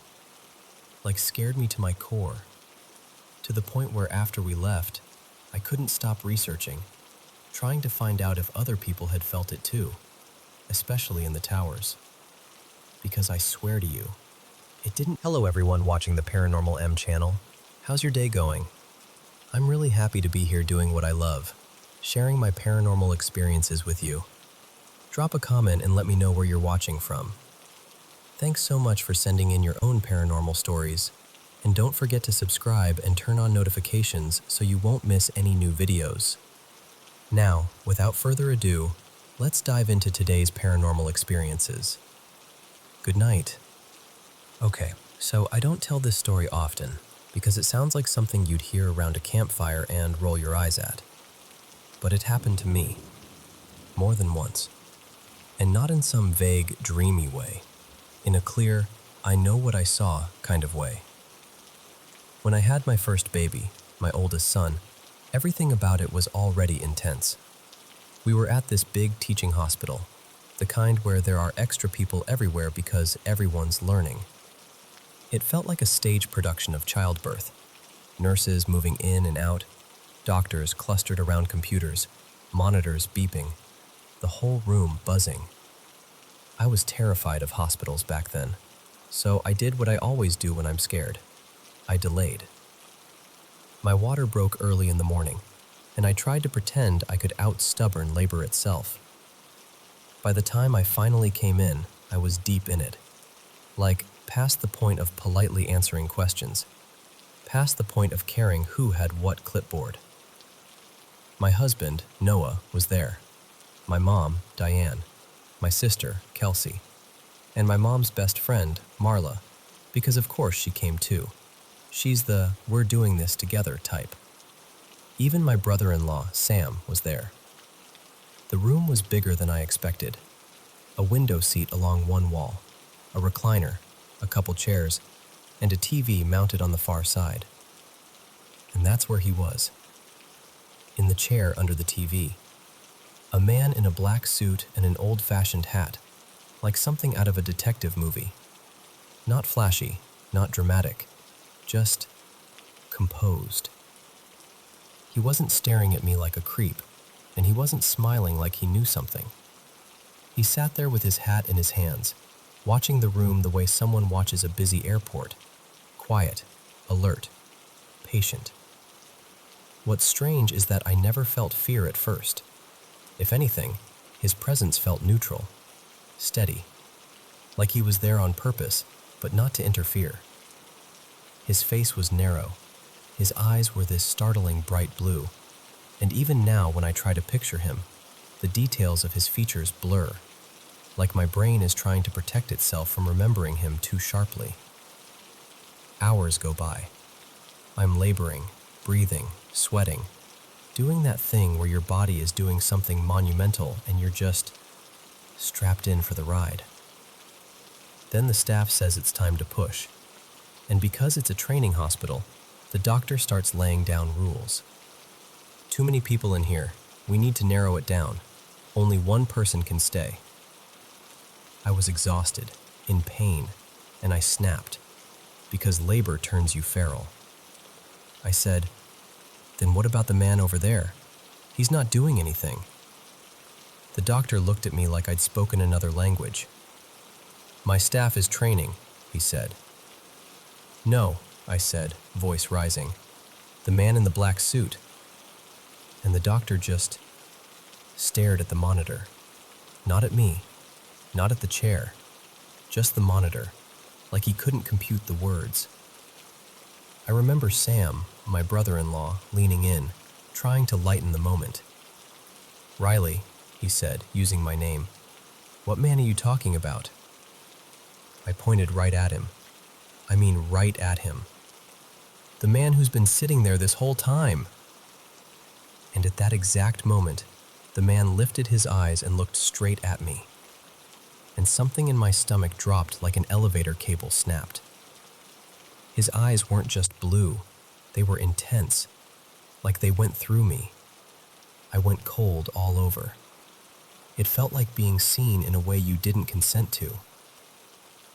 Sam stood up, walked over to the chair, and said, so casually it makes my skin prickle even now, "There's nobody here." And then he sat down in the chair, and the man vanished. Not like he got up and left, not like he slipped out when I blinked, just gone, instantly. And then, because apparently the universe has a sense of humor, during all the chaos of pushing and shouting and nurses moving around, I saw him again, back in the corner, watching, quiet, still, hat in his hands. And after my son was finally born, when everything blurred into relief and shaking and that crash of hormones, I fell into a heavy sleep. When I woke up, he was gone. For years, my sister and Sam teased me about it. "Your detective friend," they'd say, like it was a funny story, like I'd invented him out of pain and exhaustion. But then came my second birth. Different state, different hospital, much smaller room. This time it was just Noah and me, and him. Same black suit, same hat, same posture, same impossible blue eyes. I didn't say a word this time. I just watched him back. And I swear the energy was different. Not threatening, just charged. Like he was vibrating with this buzzing alertness. Like something was about to happen and he knew it. That delivery was hard. My blood pressure went dangerously high. Things got frantic. And I remember them talking about interventions, about inducing, about getting the baby out safely. I remember Noah's hand squeezing mine. And then I remember blacking out. It wasn't sleep. It was like someone flipped a switch and dropped me into darkness. But in that dark moment, this is the part that still makes my throat tighten. I felt a hand close around mine. Not Noah's. Noah was already holding one hand. This was the other hand. Firm, real, warm. And I knew, without seeing him, it was the man in the suit. Like he'd stepped forward and grabbed me, steadying me, anchoring me to the world until I came back. When I woke up, everything was okay. Baby healthy, me stable, and the man was gone. The third time I saw him wasn't a birth. It was early pregnancy. I started bleeding. I knew in my bones something was wrong before anyone told me. At the hospital, they confirmed it. The pregnancy was ending. They were gentle, but the words still felt like being hit. They prepped me for surgery. Everything was sterile and bright and unbearable. And in the middle of all that heartbreak and noise, I saw him again. Same suit, same hat. Only this time, he didn't linger. He didn't watch. He just turned and walked out the door. And I don't know why, but that crushed me even more. Like, if he was my strange, silent witness, then him leaving felt like confirmation. Like, yes, this is happening, and it's not meant to be stopped. The months after that are honestly a smear. Grief does that. It makes time feel like it's made of fog. Then I got pregnant again. A girl this time. Because of my history, everything about the pregnancy was labeled high risk. More scans, more check-ins, more that constant underlying fear. I tried to stay calm. I tried to be practical. But I was carrying this old dread in my ribs the whole time. When it was time to deliver, I was braced for anything. And he came back. But this time, it wasn't buzzing or cold or sharp. It was warm. Like walking into a room where someone has been keeping the lights on for you. Noah, who had slowly, reluctantly started believing me over the years, leaned close and whispered, "Is he here?"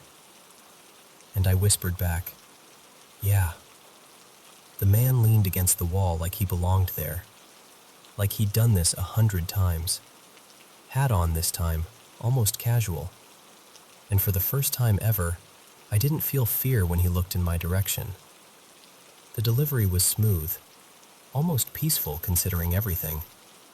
Afterward, my daughter lay in that clear plastic bassinet beside my bed, tiny and perfect and astonishingly calm. He stood right beside her like a guard, like a proud witness, like someone quietly saying, "You made it. She made it. This is okay." He looked down at her with those bright, piercing eyes, only now they didn't feel like knives. They felt like light. And then he was gone. Not just gone from the room, gone in the way you know something has ended, like a final page turning. I've tried to explain it 1,000 ways. I've asked my mom if we had some long-dead relative who dressed like that. I've dug through old photo boxes, looked at faces until my eyes blurred, hoping to find his. Everyone jokes. Everyone laughs. Everyone says exhaustion, stress, hormones, anything but what I know in my gut. And I'm not even claiming he was an angel. Honestly, if you told me to picture an angel, I wouldn't pick a man who looks like a vintage detective holding a fedora. But I never felt evil from him. Not once. Mostly it felt like presence, witness, protection. Like he wasn't there to change anything, just to make sure I wasn't alone in the moments that split my life into before and after. So I'm left with the question I always circle back to. Has anyone else ever seen someone like that? Someone who shows up during the biggest moments, stands quietly in the corner, and somehow feels like they've always been part of the story.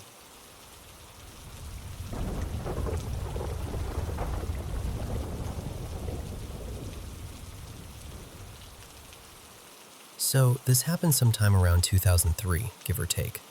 I was little, maybe 5, and my big sister, Maya, was around 10. It was that deep, quiet part of the night on Christmas Eve, right when it's technically almost Christmas morning, and the whole house feels like it's holding its breath. We lived in this modest, single-story place, nothing fancy, just a cozy home where you could stand in the hallway and see straight into the living room. And every year my mom would set the Christmas tree up just so, angled so the lights were visible from the bedroom hall. You know that look? That soft glow in the dark, the tiny twinkles reflecting off ornaments. It's honestly one of the most magical sights I remember from childhood. That night, I woke up out of nowhere, like wide awake instantly. I remember climbing out of bed and padding into the hallway because I was going to go to my parents' room. Their door was right across from mine. But I didn't make it. I stopped in the middle of the hallway, facing the living room. Because under the tree, there was someone, a man, standing there in a big red suit, sort of hunched a little, placing toys under the branches like he'd done it 1,000 times. And I swear to you, I didn't feel scared. I felt stunned. Like my brain couldn't decide whether to breathe or blink. It was that kind of awe where you don't even move because you don't want to ruin it. He noticed me. He turned his head slowly, looked right at me, and he lifted one finger to his lips, this calm, gentle shh, and he smiled.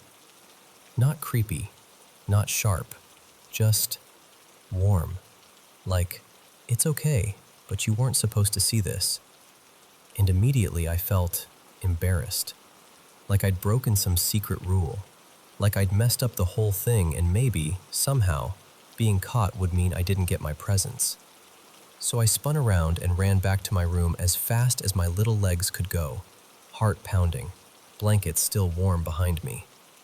And then the part that still scrambles my brain happened.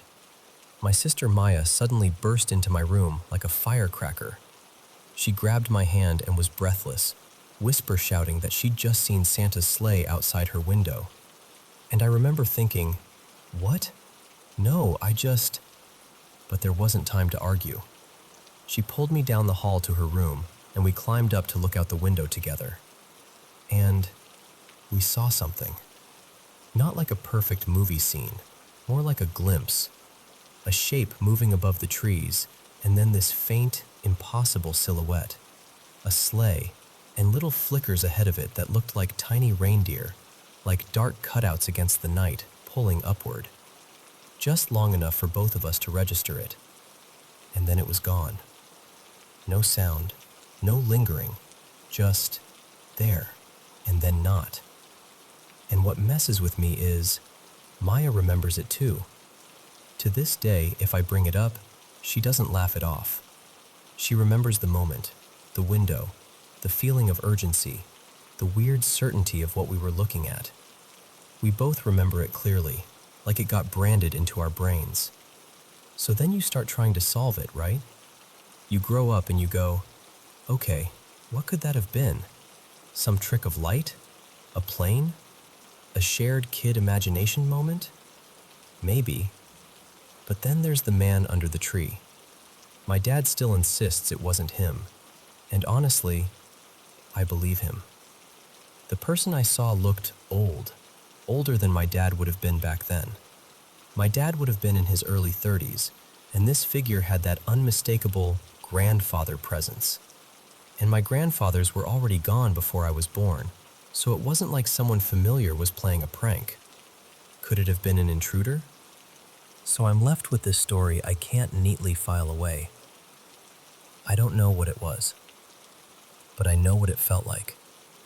The glow of the tree, the hush of the hallway, the strange kindness of that gesture. And the two of us, side by side at the window, watching something impossible rise into the dark and disappear. And I'll be honest, I still wonder. If you've ever had something like that happen, something you and someone else both remember, but you can't explain, I'd genuinely love to hear it. And if you've got a theory that doesn't feel forced, I'm open. Because I've been carrying that Christmas night around for a long time.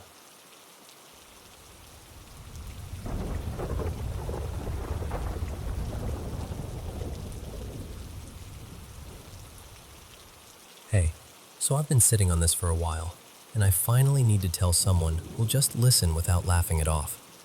It happened earlier this year, right at the tail end of summer, those days when the heat hangs around even indoors.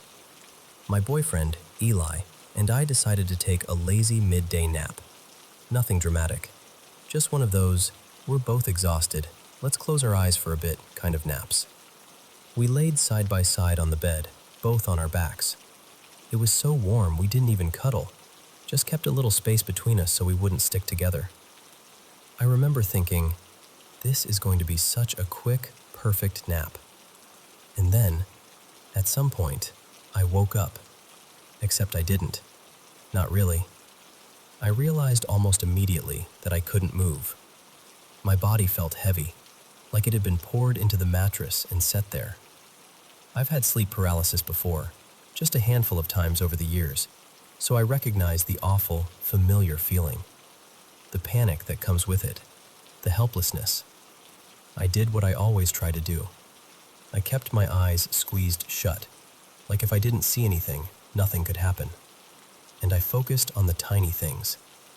Wiggle your fingers, wiggle your toes. Just one little movement. That was my whole mission. Just get control back.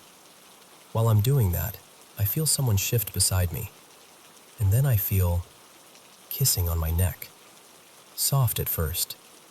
Slow. Like someone was being gentle on purpose.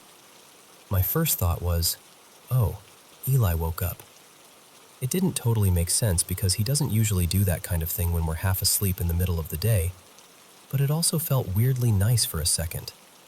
Like my body was responding before my brain had time to question it. Then I felt fingertips trace along my collarbone, like someone was studying it.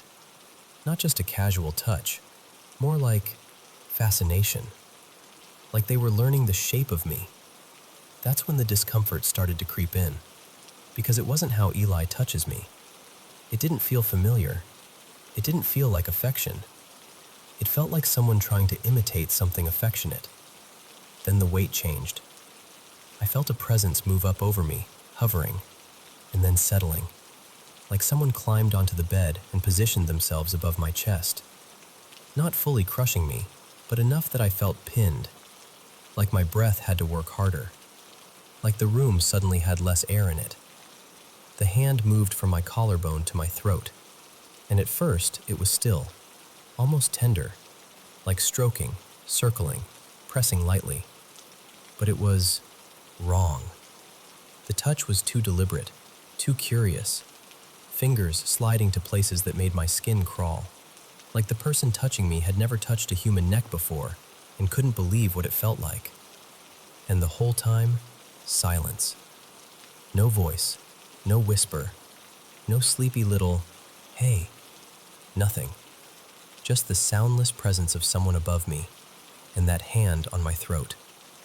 That's the part that really got under my skin, because even in sleep paralysis, your mind reaches for explanations. It's him. It's a dream. It's your brain glitching. But the longer it went on, the more my stomach dropped with this certainty. That is not Eli. The instant I fully admitted that to myself, like the moment my brain finally said, no, that's not him. The hand tightened. Not gradually, not like a gentle touch turning rough. It snapped into a grip. Fingers clamped down on my throat, firm and purposeful, like it had been waiting for me to notice, like it didn't want to pretend anymore. And then I heard it. The pressure on my throat increased, and I panicked so hard I thought my heart would burst right out of my ribs. I tried to scream. Nothing. Tried to jerk my arms. Nothing. My whole body felt trapped, except my mind, which was absolutely losing it. It lasted maybe 10 seconds, maybe less, but it felt like being held under dark water. Then I snapped awake, like someone cut a cord. I shot up, gasping, sobbing immediately, full body crying, the kind where you can't even catch a breath between tears. I turned to Eli and shook him awake because I needed him grounded and real in front of me. I needed him to speak, to move, to be human.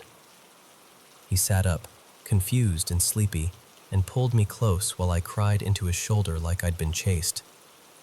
And I swear to you, this happened. I know how it sounds. I know people will have opinions about what it really was. But I'm telling you as honestly as I can, it felt like something tried to wear my boyfriend's presence for a moment, and the second I recognized the lie, it got hostile. That's why it stuck with me. Because I've had sleep paralysis before, and it was terrifying, but this was different. This felt personal. It felt like something noticed me noticing it, and I've been trying to make sense of that ever since.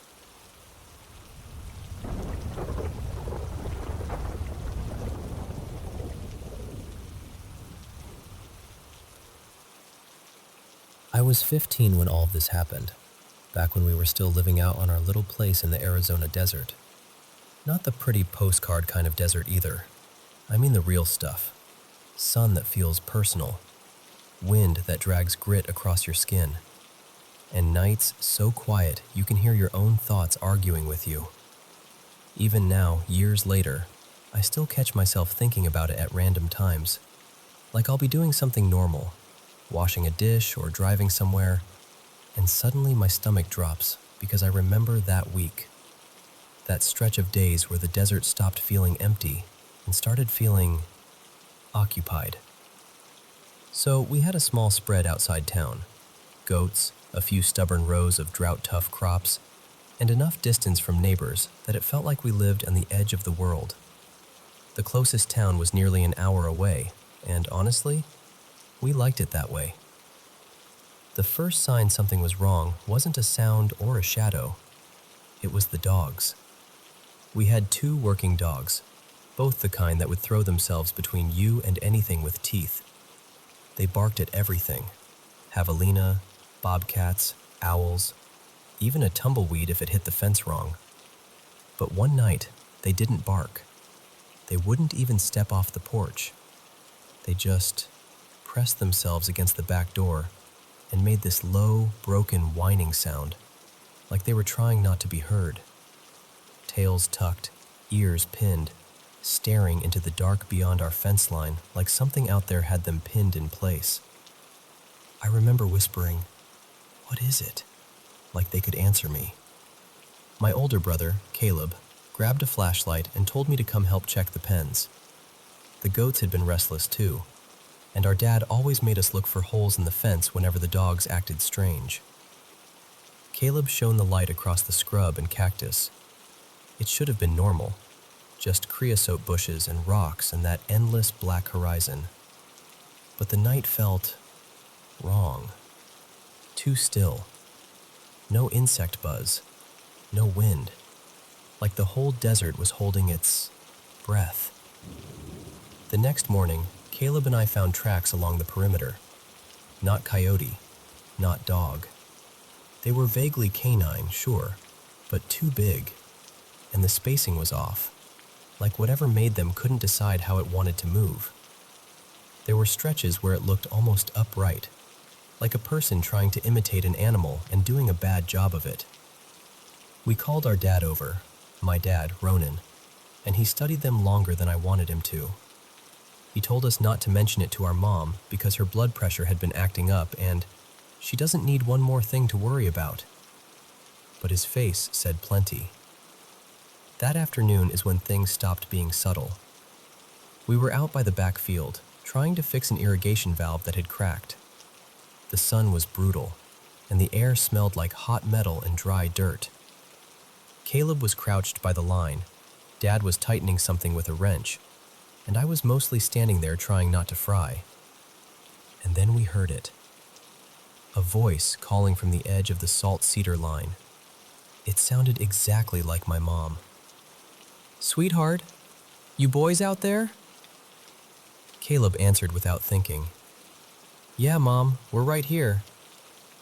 The voice came again, closer than it should have been, like it had moved 20 feet in a blink. Okay, I'm coming." Dad straightened up so fast he almost dropped the wrench. He stared at the bushes, eyes narrowed like he was trying to force the heat haze into something solid. He walked toward the salt cedars. "What do you need, babe?" Silence. Just that awful, dry quiet again. He turned back to me and pointed at my pocket. "Call your mother." My hands were shaking so hard I fumbled my phone twice. When she finally picked up, she sounded irritated, like I'd interrupted her on purpose. "What is it?" she asked. "I'm in the kitchen." I swallowed.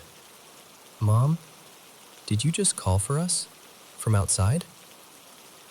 There was this pause, just long enough to make my heart stutter. Then she said, flat and certain, "No, I haven't gone outside. I've been cooking all morning. You must have heard the wind." But there hadn't been any wind. When I hung up, Caleb and Dad were watching me like they already knew the answer and just needed me to confirm it out loud. "She's in the kitchen," I said. "She didn't call us." Caleb's face went pale. "Then what did we hear?" Dad didn't try to explain it. He just said, "We're done for today," and started walking back toward the house like he could outpace whatever had just happened.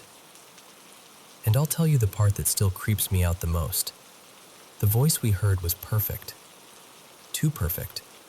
Like it copied the words and the sound but missed the little human things. No strain, no breath, none of my mom's outdoor holler, none of the tiny cracks she'd get when she raised her voice. It was smooth, like it came out of nowhere already polished. A few days later, one of our goats disappeared, one of our strongest young bucks, a dark-coated one we'd named Jet. He was sturdy, mean in the way bucks can be, and not the kind of animal that just wanders off and gets lost. Caleb and I volunteered to go find him. Dad let us take the rifle, which should tell you everything about how uneasy he already was. By late morning, the heat was climbing fast. The cicadas were screaming in the brush, and every step kicked up little bursts of dust off the trail. We walked for maybe half an hour before I got that feeling. You know it? That prickly, crawling sensation between your shoulders like somebody's eyes are on you. I slowed down and looked around. Nothing. But then the cicadas started to quiet. Not all at once, just like someone was turning a dial down. Caleb noticed too. He looked back at me. "Stay close," he said, like he was trying to sound casual and failing. Then we heard flies. This thick, ugly buzzing off the trail near a cluster of rocks.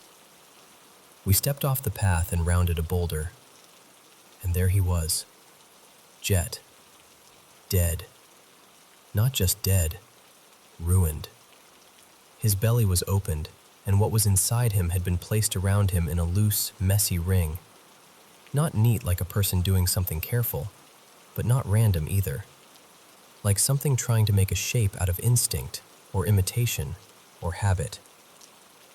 I gagged so hard my eyes watered.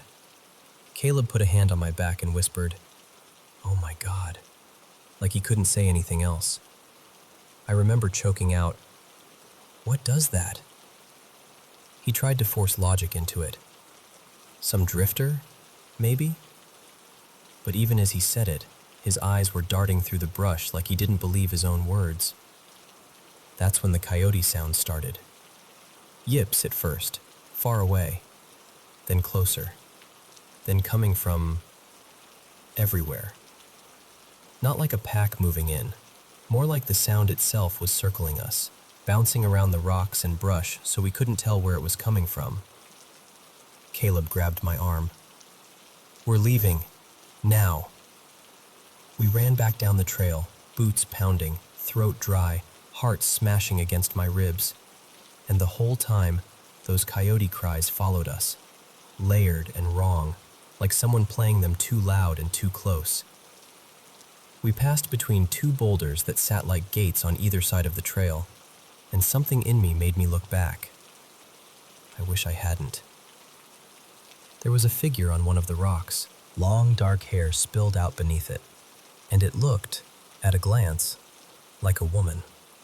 But the longer my eyes were on it, the more my brain started rejecting it.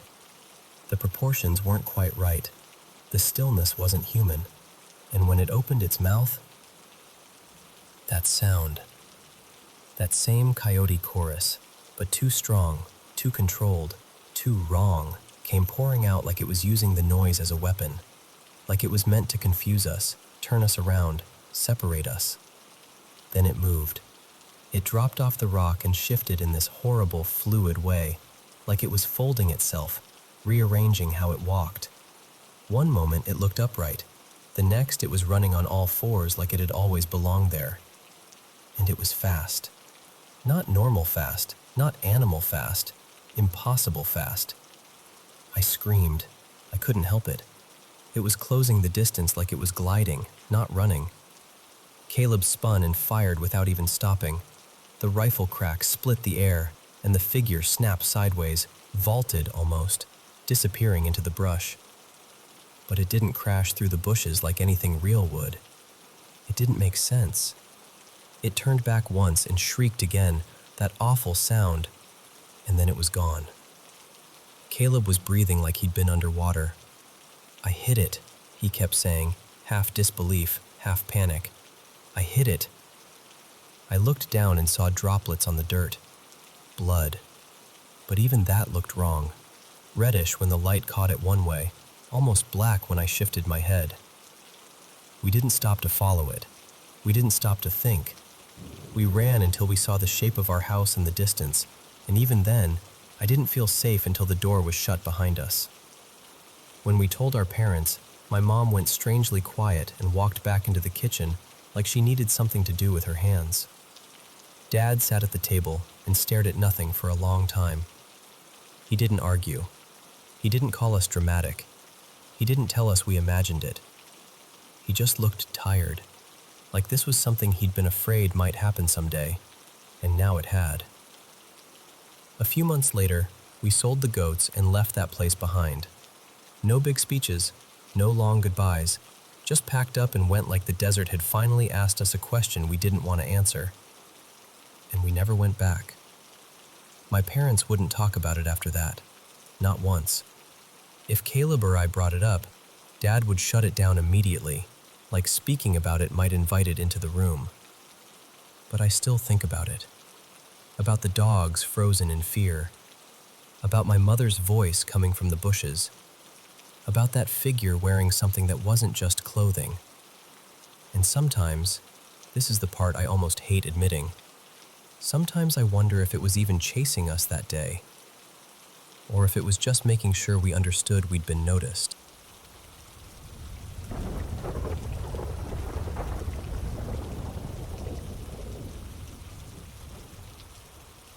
So, hand on my heart, this really happened. It was just a few weeks ago, on Christmas Eve, December 24th, 2025, at my parents' place. I'm changing names here, partly for privacy and partly because it still feels surreal to say out loud. My older brother was there with his wife, let's call her Marina, and my mom had this sweet idea of blending the families for dinner. So she invited Marina's mom, Elaine, and Marina's younger sister, Sophie, to join us at the table. My mom can be adorably formal. Like when she hosts, she hosts. She decided to do place cards, little handwritten name cards set right on the plates like we were at some fancy holiday banquet. She even planned the seating so Elaine and Sophie would be side by side, because she thought it'd be comforting for them to have each other right there. Everything was calm, cozy even. The house smelled like roasted garlic and cinnamon. You know that warm, twinkly kind of Christmas Eve feeling where the night feels soft around the edges? And then it got weird. Later, my mom told us that when she wrote Sophie's card, she has no idea why. Her hand just didn't write Sophie. She wrote Lily. Just like that. Like it was the most natural thing in the world. She set the card down, kept going, and didn't notice anything was off. So we all sit down, plates clinking, chairs scooting, everyone doing that polite little shuffle of, "Oh, I'm here. Where are you?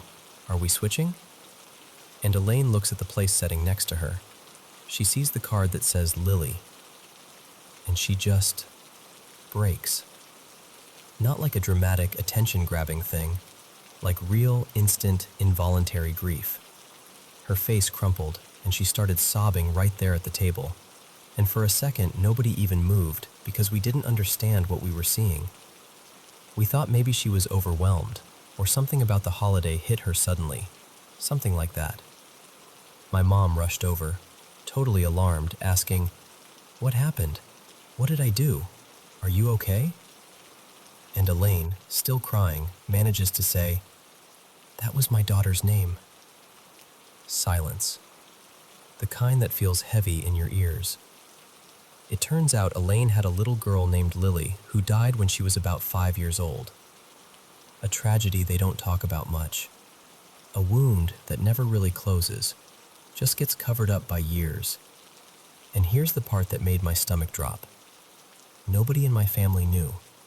Not me, not my brother, not my dad, nobody. Marina didn't even mention it to us before, and it wasn't because she was hiding anything. It just wasn't something that came up. Some families don't speak those names out loud often, you know? My mom was shaken to her core. She kept saying, "I didn't know. I swear I didn't know. Why would I write that? Where did that come from?" She looked genuinely scared, like she'd accidentally opened a door she didn't know was there.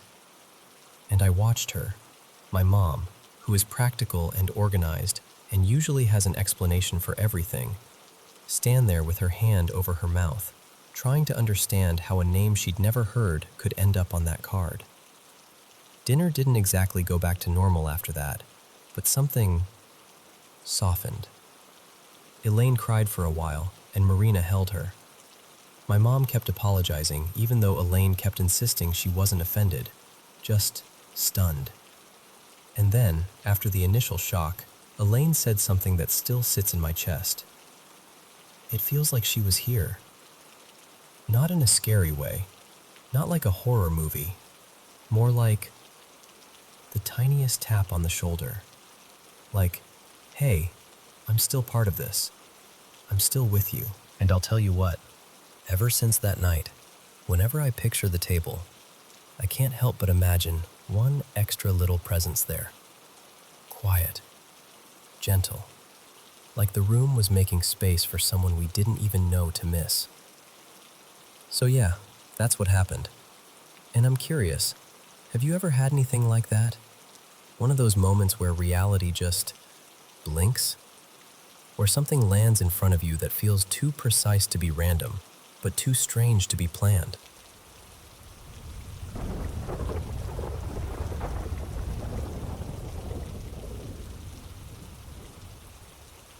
Okay, so I've never really known how to explain this without sounding a little weird, but I'll just tell you the way it's always felt to me. Like something's been stitched into my life for as long as I can remember. It actually started with my mom, Marisol. She used to casually mention seeing shadows in the corners of rooms, like a person-shaped darkness that didn't belong to anybody. And for years, she didn't even think of it as scary, more like a thing that happened. It wasn't until someone got in her head and said, "What if it's something evil?" that she suddenly got spooked. She told me she stood in the kitchen one night, feeling ridiculous but determined, and said out loud, "You're not welcome here. Leave." And after that, it stopped, just like that. Then she had me, and not long after, she started noticing the shadows again, except this time, always near me. She didn't tell me right away, not when I was little, but she said she'd see that same shape linger in doorways behind me, or glide past the hall mirror when I'd walk by. She did the whole leave thing again, and for a long time, it was quiet. Fast forward to when I'm older, maybe 8 or 9 years ago now, and I start noticing it myself. Not every day, not even every week, just enough to make you pause. You know when you think you see someone in your peripheral vision, and you turn and there's absolutely nothing there? That, but heavier, darker, like the room briefly gains an extra presence. Back when I still lived with my mom, we'd hear this sound at night that still makes my stomach clench when I think about it. Like heavy footsteps, almost stomping, moving fast down the hallway. Sometimes it sounded like a full-on sprint, and then it would stop right outside her bedroom door. Every time. I was down the hall in the little spare room, and I could hear it so clearly, like the floorboards were complaining under someone's weight. Then, nothing. Just silence, like it wanted us to know it could. What's strange is, when I moved out, my mom stopped seeing it. Like the second I left, it left with me. At my first place, friends started noticing things before I even brought it up. Someone would be sitting on the couch and go, "Did you just walk into the kitchen?" And I'd be like, "No, I've been right here."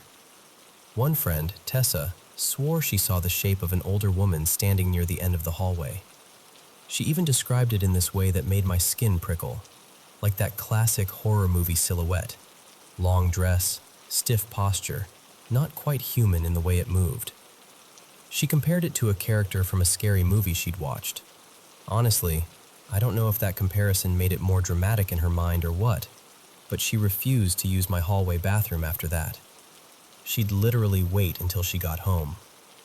I tried to be practical about it. I got one of those motion-sensing cameras. Nothing fancy, just something that records when there's movement. And it would always start recording in the laundry room at night when no one was in there. Not once or twice, constantly. No pets in there, no drafts, nothing. My partner at the time, Nate, got tired of it, and one night he cracked the door open, like he didn't even want to step inside, and he said, in this polite, weirdly respectful voice, "Hey, could you stop walking in front of the camera, please?" And it stopped, like, immediately. The camera went quiet after that, like whatever was triggering it just decided, okay. Then I moved in with my friend Jade, and that's when things ramped up. Jade has her own situation. She's told me for years she sometimes sees something that imitates people. It'll take the shape of someone she loves, or sometimes even me, and she'll watch it walk into another room, but only when she's home alone. Like it wants privacy. Like it doesn't want witnesses. One night we were just hanging out in my room, talking about nothing, and suddenly Jade flinched hard, like someone yanked her hair. And I swear to you, I saw her head jerk back, not like she moved it herself, but like something tugged her from behind. She grabbed the back of her neck, wide-eyed, and she said, calm but firm, "No, don't do that." And it stopped. And then, this is the part that still makes my throat go tight. We both saw something move under my bed, like an arm reaching out into the open. Long, thin fingers, too long, and these black, hooked nails, claw-like, shiny in the dim light. We froze, and then we snapped on the lamp so fast I almost knocked it over. Nothing. Absolutely nothing under the bed, just dust bunnies and a forgotten sock. After that, my boyfriend Eli started having experiences too. If he's alone in my room, even for a few minutes, he'll get poked in the back, like a single finger jab. Or he'll see something peek up from the side of the bed, just barely visible, like it's watching him and waiting to see if he reacts. Eli's approach is to pretend it's not happening. He'll literally look straight ahead and go, "Nope," and change the subject like he's refusing to give it the satisfaction. I've felt it too, when I'm alone. Sometimes it's like a touch at the crown of my head, gentle, almost curious, and then it slides outward along my hairline, like hands framing my face. Not squeezing, not hurting, just there. When that happens, I usually shift around, sit up, turn the light on, do something to break the moment. And after that, it'll stop for the night. Jade has told me she's heard my door handle jiggle when I'm not home, like someone trying to get in. And the cats, this is the weird part. The cats will stick their paws under the door like they're playing with someone on the other side. They don't seem afraid at all. But sometimes the dogs refuse to go near my room, like there's an invisible line they don't want to cross. They'll stand in the hallway, stare, and then back away with their tails low. And through all of this, the main thing I can't shake is the feeling of being watched. Not necessarily threatened, just observed. Like I'm sharing space with something that's been paying attention for a long time. Here's the part that makes people look at me like I've lost it. Lately, I've started talking out loud to the room. Not full conversations, more like announcements. If I'm leaving for the weekend, I'll say, "Okay, I'm heading out. Be good." If I'm going to work, I'll say, "Bye, see you later." And sometimes when I walk in, I'll jokingly say, "Boo," like I'm trying to keep it light. And for me, it doesn't feel oppressive. It doesn't feel like my space is unsafe. But anyone else who goes into my room eventually says it feels heavy, like the air gets thicker. like they can't fully breathe until they step back into the hallway. I also have a sleep recording, one of those apps that records if you talk in your sleep, and there's this moment where something clearly says my name. It's not me. You can hear me breathing right after, like I'm still asleep. That clip still gives me chills because it's so casual, like someone said it just to see if I'd respond. And honestly, the strangest part is that I'm the calm one. I'm the one who can live with it. And that makes Jade nervous because she's like, "How are you not terrified?" And I don't have a good answer. It's just familiar. Like it's been circling my life for so long that my body has learned how to carry it. So yeah, that's my story. Something followed my mom, then found me, and it's been trailing behind me through different homes like it's stubborn, or attached, or maybe just interested. I don't know what it is. I don't even know what I believe it is. I only know what I've seen, and what I've felt, and the way it never seems to fully leave.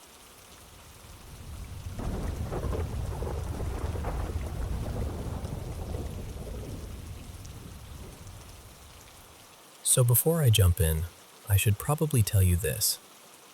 Ever since I was little, I've felt things. Like I can pick up on energy in a room, or sense when something is about to happen. When I was a kid, I got in trouble for it a lot. My family thought I was trying to scare my siblings or just making stuff up. Eventually, around middle school, I learned to keep my mouth shut about it. I told myself I was being dramatic. I tried to be normal about it. But then this happened. It was my junior year of high school, and my mom, well, Marisol, and her husband Derek and I had just moved into this new apartment. Nothing fancy, 2 bedrooms. We had 2 dogs, their dog, Nala, and my dog, Biscuit. Biscuit was glued to me, always. My room was kind of tucked away behind the living room, like its own little corner. When you walked in, straight ahead was Biscuit's crate. My bed was along the far wall to the right of that. If you turned right, you'd see my desk first, and then my closet right beside it. The closet was the closest thing to my desk. That detail matters. We'd been moving a lot, so I was doing online school at the time. Most days I'd be planted at my desk with my big over-ear headphones on, music loud enough to drown out the world, and Biscuit stretched out on the floor next to my chair like my little bodyguard. And my mom, Marisol, was strict. The kind of strict where you learn to sense her presence before she even speaks. I don't know how else to explain it. Even with my headphones blasting, I could usually tell when she came home. And sometimes she'd come into my room and just stand behind me, silent, waiting for me to notice her, like it was some test. One afternoon, Marisol and Derek left to run errands, and I was rushing to finish this project I'd procrastinated on. I had my music up high, head down, trying to focus. Except I kept getting this strong feeling that my mom was standing right behind me. It was so specific, like I could feel her there. I took off my headphones and turned around. Nothing. Then I did it again. And again. I think I checked 4 times. At one point, I even got up and walked through the apartment to see if they'd come back without me noticing. Nope, empty. I tried to laugh it off. I told myself, "You're stressed. You're paranoid. You're just anticipating getting yelled at for not finishing your work." But I couldn't shake it. That feeling just lingered in the air, like static. Then about half an hour later, I got hit with this sudden rush of adrenaline. You know when the hairs on the back of your neck stand up and your body reacts before your brain catches up? It was exactly that. And I swear everything I'm about to tell you happened in maybe 2 minutes, but it's burned into my memory like it happened yesterday. I grabbed my phone off the desk with one hand, and with the other, I lifted one side of my headphones off my ear. And that's when I heard Biscuit. He was growling. Not his normal warning growl. This was low, deep, like it came from somewhere older inside him. I'd never heard him make that sound before. I spun around, half standing up, and there he was behind my chair, stiff as a statue, staring straight into the open closet. At the exact same time, I heard Nala in the living room, barking like crazy at my closed bedroom door. Aggressive, frantic barking. And my brain went, "Someone's in the closet." I yelled, "I have a weapon!" Which, just to be clear, I did not. I stepped into the closet, heart pounding, and leaned around the doorframe, checking behind hanging clothes, scanning the corners. Nothing. And I remember this split-second thought in my head, this tiny little voice going, "What the hell?" And then a suitcase on the shelf to my left fell. It didn't slide. It didn't gently tip. It dropped like someone had shoved it. It hit the floor hard and landed so close to me, like inches. Close enough that if I'd been one step over, it would have clipped my leg. Both dogs lost it completely. Biscuit went from growling to barking and jumping, like he was trying to get between me and the closet. Nala was still going wild at the door. And that was it. Every rational thought left my body. I yanked Biscuit by the collar, threw my bedroom door open, and we bolted out of the apartment so fast, I'm pretty sure I made some awful squeaking scream without realizing it. We were outside for maybe 5 seconds before my brain caught up and went, "Nala." I had left her inside. I whipped back, flung the door open, and thank God, she was already sprinting after us. I grabbed her collar too, and that's when I realized my phone was gone. I must have dropped it in the scramble. But I didn't care. I just ran down the stairs with both dogs, hands shaking, heart hammering so hard it felt like it was rattling my ribs. When I hit the bottom, I just stopped and stood there, like my body didn't know what to do next. No leashes, no phone, just me and 2 terrified dogs. Our garage was in a separate detached building, so I dragged them over there because it felt safer. Like at least it wasn't inside that apartment. I borrowed enough calm to go back and retrieve my phone. Then I called Marisol and asked when she'd be home. I tried to sound normal, but my voice was trembling. And then I just waited in the garage with the dogs pressed against me like we were hiding from a storm. When Marisol finally got home, she went into my room to check everything. She didn't believe me. She shrugged it off and said it was a coincidence, that maybe the suitcase just fell because it wasn't balanced right, and told me to drop it. But I couldn't. For weeks after that, I couldn't stand having my headphones on. I hated not being able to hear what was happening around me. I'd flinch at little sounds. I'd stare at that closet like it had teeth. And the thing is, nothing like that ever happened again in that room. No more flying objects. No more intense moments like that. But I still think about it because I'm usually the first person to look for a logical explanation. I want things to make sense. Except that suitcase was laid flat, and it wasn't even wider than the shelf it was on. There was no way my movement caused it to fall. I wasn't even touching the shelf. And Biscuit? I've never seen him react like that to anyone. Not once. Not before, not after. So yeah, I don't know what was in that closet. But whatever it was, both dogs knew it was there. And for 2 minutes, so did I.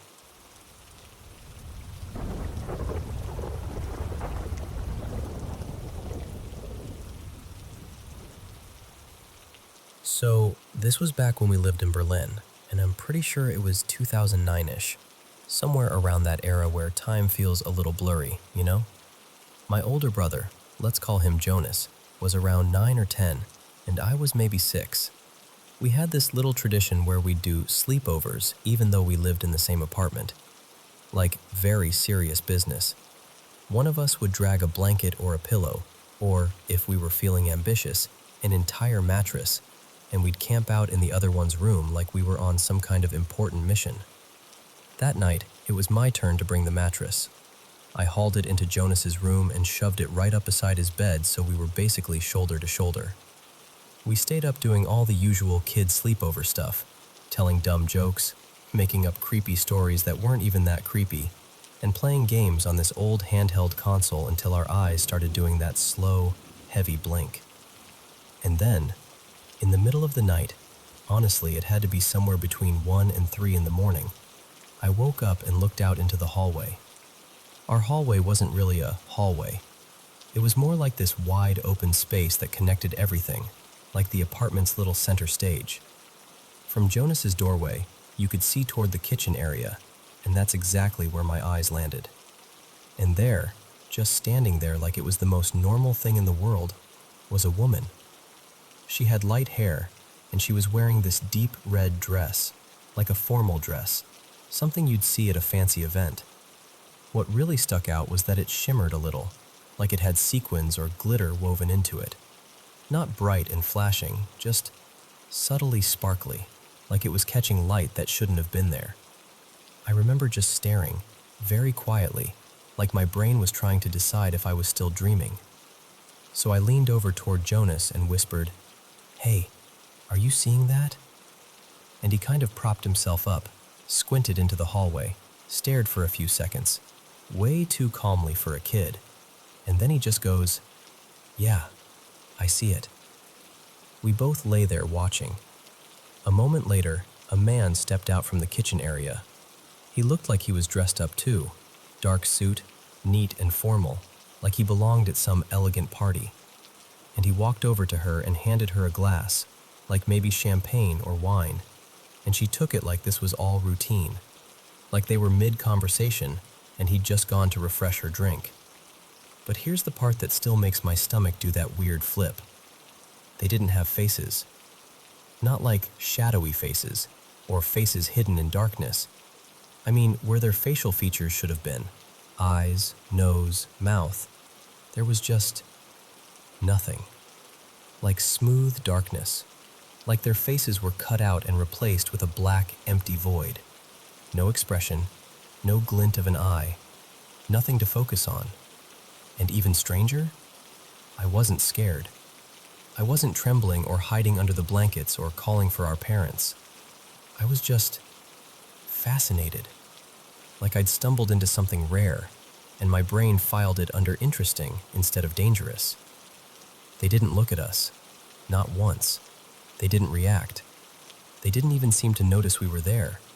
They just kept talking to each other, because their body language looked like conversation, except there was no sound at all. Not a whisper, not footsteps, not the clink of glass. Just silence. And I remember thinking, very logically, like a curious little scientist, I should go touch them. Like, just reach out and see if they're real. I actually suggested it out loud to Jonas. I was like, I'm gonna go see what happens if I touch them, which honestly is such a specific fear. Like, why that? Why not they'll grab you or they'll scream? No, straight to your hand will rot off. So I stayed put. We watched them for a while longer, long enough for it to feel almost boring, which is ridiculous considering what we were looking at. And eventually we just decided to go back to sleep. Like, all right, nothing's happening. Good night. And that's the part that unsettles me the most now as an adult. Because why weren't we terrified? What kind of kids see two faceless, void-faced people in formal clothes calmly having a silent little midnight cocktail moment in the hallway and just roll over and fall asleep? I still don't know what to call it. It didn't feel like a nightmare. It didn't feel chaotic or threatening. It felt weirdly coherent, quiet, almost polite. Like we accidentally witnessed something we weren't invited to, but also weren't in danger from. And I've wondered ever since, has anyone else ever seen something like that? Something that didn't feel like shadow people exactly, because this wasn't frantic or scary. It was calm, almost normal. Just impossibly normal.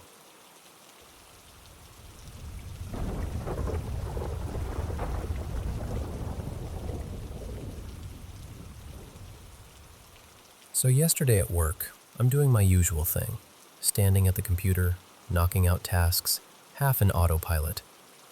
A customer I'd been helping, this woman named Marissa, makes small talk while I'm finishing up. Super friendly, calm energy. At some point she goes, really casually, "Can I ask you something kind of weird?" And I'm like, "Sure." She asks if I've ever had anything paranormal happen to me. And honestly, not really. I tell her, no, nothing personal. But I also add that I'm not one of those people who immediately shuts it down. Like, I've watched the shows, listened to the podcasts, read the stories. I'm interested in it. I just haven't had my own moment. She gets really still for a second, like she's deciding whether she should say what she's about to say. Then she leans in a little and goes, "I'm not trying to scare you. I feel like I should tell you something." Already my stomach drops a little. She gestures toward this big mirror we have at the job, one of those oversized ones where you can see half the room behind you. And she says that for a split second, in the mirror, she saw something standing right behind me while I was facing the computer. And I'm thinking she's going to say like, "Oh, a shadow," or "Someone walked by," something normal. Nope. She tells me it was tall, too tall, a black hooded figure. And the part that made my skin go cold when she said it, it had this really pale, white face, and this wide grin that felt wrong, like it was smiling on purpose, like it knew it had been seen. I remember just staring at her, trying to process what she was even saying. I didn't feel anything. I didn't notice anything. I didn't get goosebumps or a chill or that someone's behind you feeling people talk about. Nothing. I was just working. So I blurt out, "Wait, do you see stuff like that often?" She nods like it's not a huge deal, like she's describing the weather. She says, "Yeah, pretty much all the time." But then she immediately follows it with, "I've never seen that before. That's why I'm saying something. I don't usually tell strangers things like this." And here's the thing. She wasn't acting dramatic. She wasn't laughing. She wasn't trying to perform. She looked genuinely unsettled, like she wished she could unsee it. She was with 2 other women, and they all seemed normal. Not spooky, not attention-seeking, just polite customers who happened to be together. One of them even gave me this sympathetic look, like, "I'm sorry you're hearing this right now." Before they left, Marissa gives me this little list of advice. Quiet, serious, like she's trying to help. She tells me if I have mirrors in my bedroom, I should consider taking them out. She says to say a prayer, whatever that means to me, and to think about getting a cleansing done, like a spiritual cleanse or a home cleanse. And after they walk away, I'm just standing there at the computer, feeling stupidly exposed. Like I want to turn around and check behind me even though I know I won't see anything. But now I can't stop imagining what she described. Like it planted a picture in my head that I didn't ask for. Since then, my brain keeps bouncing between 2 extremes. 1. What if she really saw something? What if there was something behind me and I just didn't register it? And I'll be real, I'm a trusting person. I've been told I'm a little gullible. So I'm trying to keep my feet on the ground here. I even went home and tried looking it up, because of course I did. I found stuff that's kind of in the same universe. Shadow people, hooded figures, that whole vibe, but nothing that matched the details. And I kept thinking, is this like that Hat Man thing people talk about? But the way she described it didn't sound like that at all. No hat, just a hood, a pale face, and that grin. So now I'm stuck in this uncomfortable middle zone where I don't know what to believe. I'm not trying to turn this into a whole haunting situation. I just genuinely don't know what to do with it. Do I shrug it off as a weird customer moment? Or do I take the advice seriously, move a mirror, say a prayer, do something small just to feel like I'm not ignoring it? Because the creepiest part isn't even the image she described. It's the fact that she seemed so sincere. And I can't stop wondering why she felt like she had to tell me.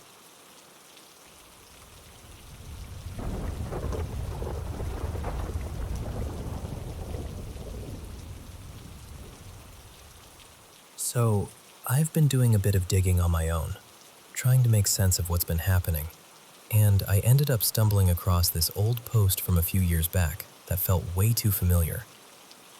And before I even get into it, I think it matters that this house is old, the kind of old where the floors complain when you breathe too hard. And there's history here too, like heavy history. I've heard stories about tragic accidents that happened in the house a long time ago, and even though I try not to fixate on it, it sits in the back of your mind once you know. I live here with my boyfriend, Elliot, and his family. We've been here a little over 2 years now. They've lived in this place since, I want to say around 2020, something like that. It's one of those details that gets fuzzy because the days blur together when you settle into a house. The first time something happened, I brushed it off so fast. It was early last year. I was downstairs and I swear I saw Elliot's sister Talia come out of her room and head toward the staircase like she was going down. It was just a quick glimpse. Nothing dramatic, nothing movie-like. Just normal. Except she hadn't even been home that day. Not for hours. So it couldn't have been her. Still, you know how it is. Your brain tries to be helpful. Maybe it was a shadow. Maybe it was my eyes playing tricks. Maybe I just assumed. So I filed it away and tried not to be weird about it. Then later in the same year, something happened that I couldn't file away so easily, because it wasn't just me. Elliot was upstairs walking down the hall toward the bathroom, and as he's walking, he sees me lean around the corner of the spare room, like I'm waiting to jump out and scare him. And honestly, that's totally something I do. We mess with each other like that all the time. So he starts laughing and calling my name in that teasing way, like, "Nice try, caught you." And I hear him from the bathroom, because I'm already in there. I remember calling back, confused, and then he comes to the bathroom door still half laughing, until he sees me standing there. And the way his face changed, I'll never forget it. The laughter just dropped out of him. It was like his brain hit a wall. He told me exactly what he saw. My face peeking out, the quick movement, the sense that I was waiting to scare him. And I'm standing there telling him, "No, I've been in the bathroom the whole time." And for a second, I genuinely thought he was messing with me, like some drawn-out prank. But he wasn't. The thing is, the layout of the upstairs makes his explanation impossible, like physically impossible. For it to have been me, I would have had to sprint from the spare room area, past him without being seen or heard, get into the bathroom, and close the door. All in the tiny amount of time it took him to reach the end of the hallway. And there's no way. The hall creaks, the doors click. You can hear everything. He would have seen me. He would have heard me. There's just no way. So that shook me. Not because it was ghostly, but because it was specific. Like something trying to copy a real person in a real moment. And then last night happened. Elliot's dad, Graham, pulled me aside in the morning, looking serious but also kind of uneasy, like he wasn't sure how to even ask. He said, "Did you come into my room last night to use the ensuite?" And I said no immediately, like absolutely not. But Graham insisted he saw me. He said it was clear as day. Not a shadow, not a blur. Me, walking into his room, going into the ensuite, using the toilet, and walking back out again like it was completely normal. And then he said something that made my stomach drop.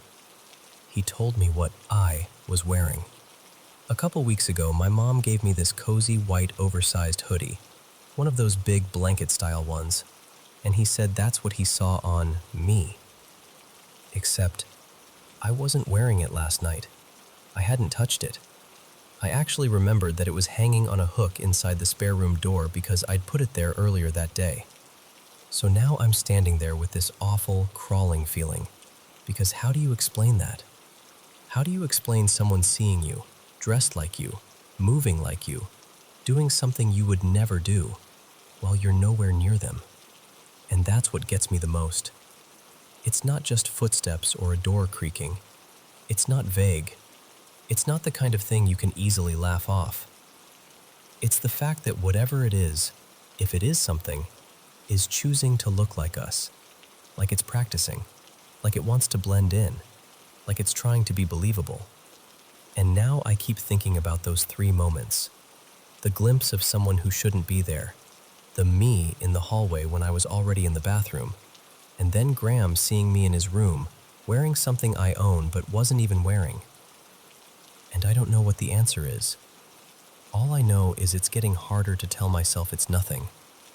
Because when multiple people are seeing the same kind of thing, something that looks exactly like a real person, it stops feeling like coincidence and starts feeling like something else entirely.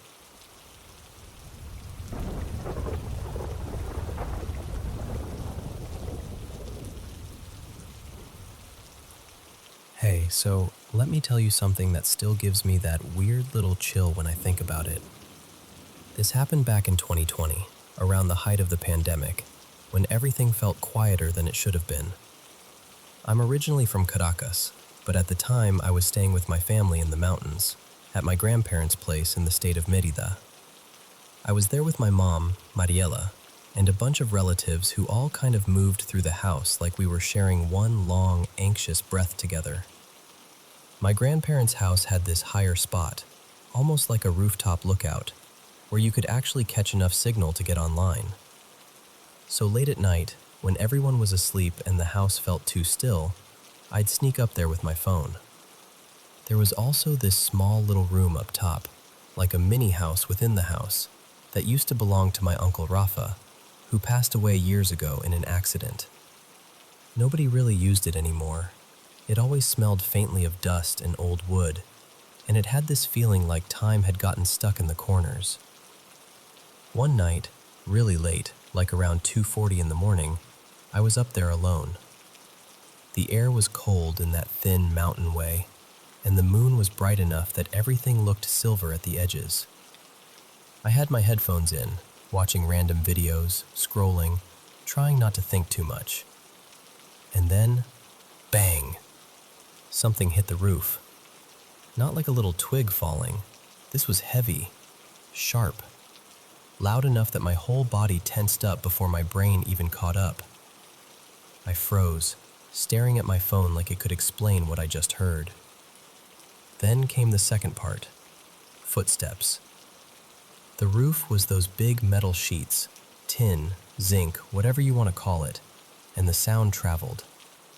I could hear it clearly, slow, deliberate steps moving across the roof above me. I remember whispering to myself, okay, it's probably just a bird. It's always a bird. But then it happened again, soft tapping, not stomping, not scratching, tapping, like someone politely knocking. And listen, I know how this sounds, but it didn't feel random. It felt intentional. Now, I'm not proud of what I did next, but I also kind of am. I grabbed this old stick leaning in the corner, like a broom handle that had survived 3 generations, and I slammed it hard against the ceiling and said, loud enough for whatever it was to hear, "Hey, don't start with me tonight." And then I laughed. This ridiculous villain laugh, like I was auditioning for a low-budget horror movie. I think I was trying to convince myself I wasn't scared. After that, I stepped outside and looked up. And I saw it. A big black bird, huge, bigger than I expected, perched on the edge of the roof. It looked like one of those buzzards people call zamuro back home. Dark body, heavy presence, just watching me like it had been there longer than I had. I actually said out loud, "What is that?" And then, this is the part that surprises even me, I didn't run. I just turned away slowly and walked back inside like I was the one in control. In my head, I kept thinking, don't show fear. Don't show fear. Just act normal. Because here's the thing. Weird stuff had happened up there before. Little thumps. A single loud hit like something dropped. But it was always brief, like it just wanted to remind me it was there. That night felt like a warning with extra emphasis. And I thought that would be the end of it. It wasn't. That night was different. Too quiet, like the whole mountain was holding its breath. I stood outside the little room, leaning against the wall, scrolling, waiting for the signal to stabilize. And then, another impact. But this time, it was harder, like something heavy dropped straight onto the roof. Immediately, the footsteps started again, faster, circling, pacing, back and forth, like it was patrolling. My stomach sank, my hands went cold. I could feel my skin tighten the way it does when fear hits you before your mind can make a plan. And I remember telling myself, almost like an order, don't even think about running. So I stayed. I just stood there, trying to breathe normally, pretending I wasn't a person alone in the dark under a roof that suddenly had company. The steps moved, slower now, more focused, like whatever was up there had made a decision. And then it walked until it was directly above me, right over my head. And I felt pressure, like it was poking at the roof, testing the metal. Tap, tap, tap, right above where I stood. That was it. That was my limit.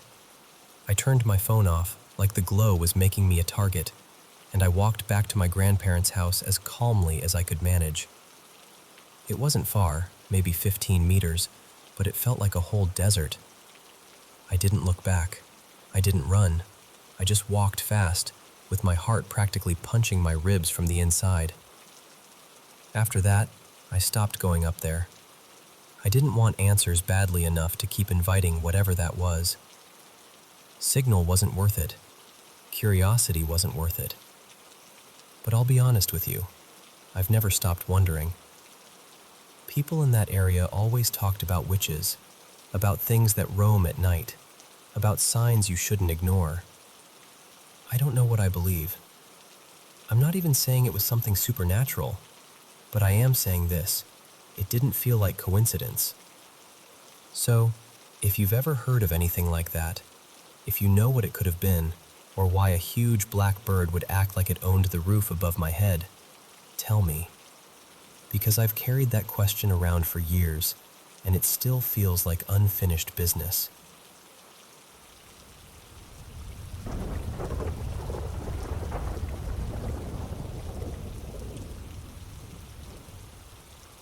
So, lately I've started feeling this really unsettling thing when I'm trying to sleep.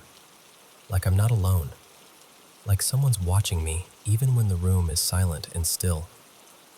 This all kicked off a little before Christmas 2025, when I was staying at my grandpa's old place. It's one of those houses where people step inside and immediately say, "Yeah, something feels off." Everybody who's ever slept there has had some weird story or some heavy feeling they can't explain. The rumor in the family was that the previous owner's wife, Marianne, I think her name was, never really left. My grandma, Ingrid, always said she could feel her the most. She'd get tense the second she went anywhere near the upstairs, like the air got thicker. and Grandma would swear this presence had an attitude, like it was angry or annoyed that we were there. Even my sister, Tessa, who normally rolls her eyes at anything paranormal, went quiet one evening because she said she suddenly felt heavy and nauseous standing beside Grandma on the stairs. We actually laughed about it at the time. Not in a mean way, just like, okay, sure, haunted staircase, whatever. We brushed it off.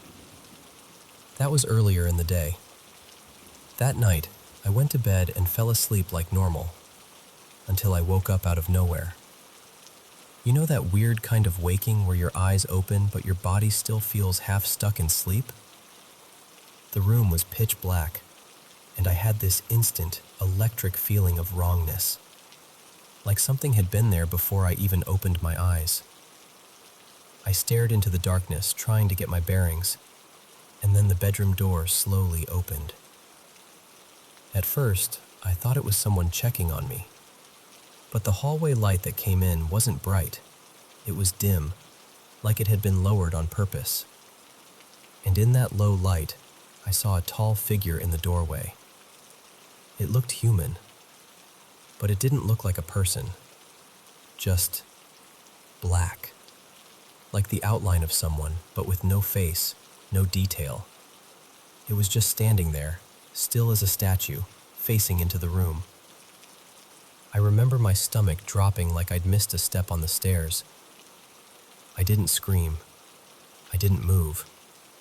I just shut my eyes and tried to convince myself I was dreaming. And at some point, I must have fallen asleep again, because I woke up in the morning like nothing happened. 2 days later, I casually joked about it to my mom like, haha, guess I saw a shadow man.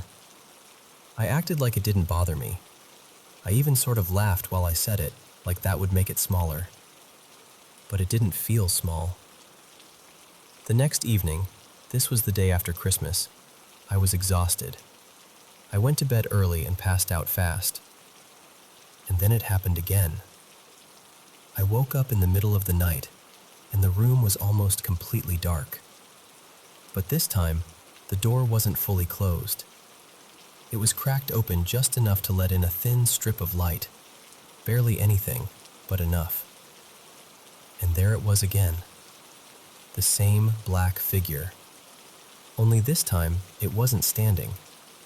It was sitting on a chair near the foot of the bed, maybe 2 meters away. Close enough that I could tell exactly where it was. And the worst part? It wasn't even looking at me. It was facing the wall, like it was waiting. Like it had been there for a while and didn't care that I'd noticed. That made it feel deliberate. Like it was choosing to be there. I squeezed my eyes shut again, the same way I did the first time. I basically went into nope mode, and somehow I fell asleep again. When I woke up in the morning, everything was normal. For a while, I didn't tell anyone about the second night. I tried to keep it locked away, like if I didn't talk about it, it couldn't follow me into the daylight. But then, a few days later, my mom and I visited one of her old friends. Her name's Selena. The second we stepped into Selena's house, I got that same feeling again. You know when your body reacts before your brain can explain why? Like your skin knows something you don't? Selena and my mom sat talking on the couch, catching up, while I played with Selena's dog, this sweet, energetic thing named Bruno. He was friendly, but I remember him pausing every now and then, like he was listening for something that wasn't there. And somehow, the conversation drifted toward weird experiences. I don't even remember who brought it up first, but my mom mentioned what I'd told her, and I added a few details. That's when Selena went quiet and said, "Wait, hold on." And she pulled out her phone. She showed us a video of Bruno barking at a blank wall. Just barking and barking like someone was standing right in front of him. On the video, there was nothing. No shadows, no movement, no sound. Just the dog losing his mind at empty air. Then she showed us another video. She had this toy ball on a shelf. It was one of those motion sensor toys that lights up in different colors when it's touched. The shelf was high enough that the dog couldn't reach it, and nothing was near it. In the video, the ball starts flashing like it's being nudged, colors cycling like someone's tapping it. And the whole time I'm watching, I'm thinking, I knew something felt wrong the second I walked in here. My stomach was twisting.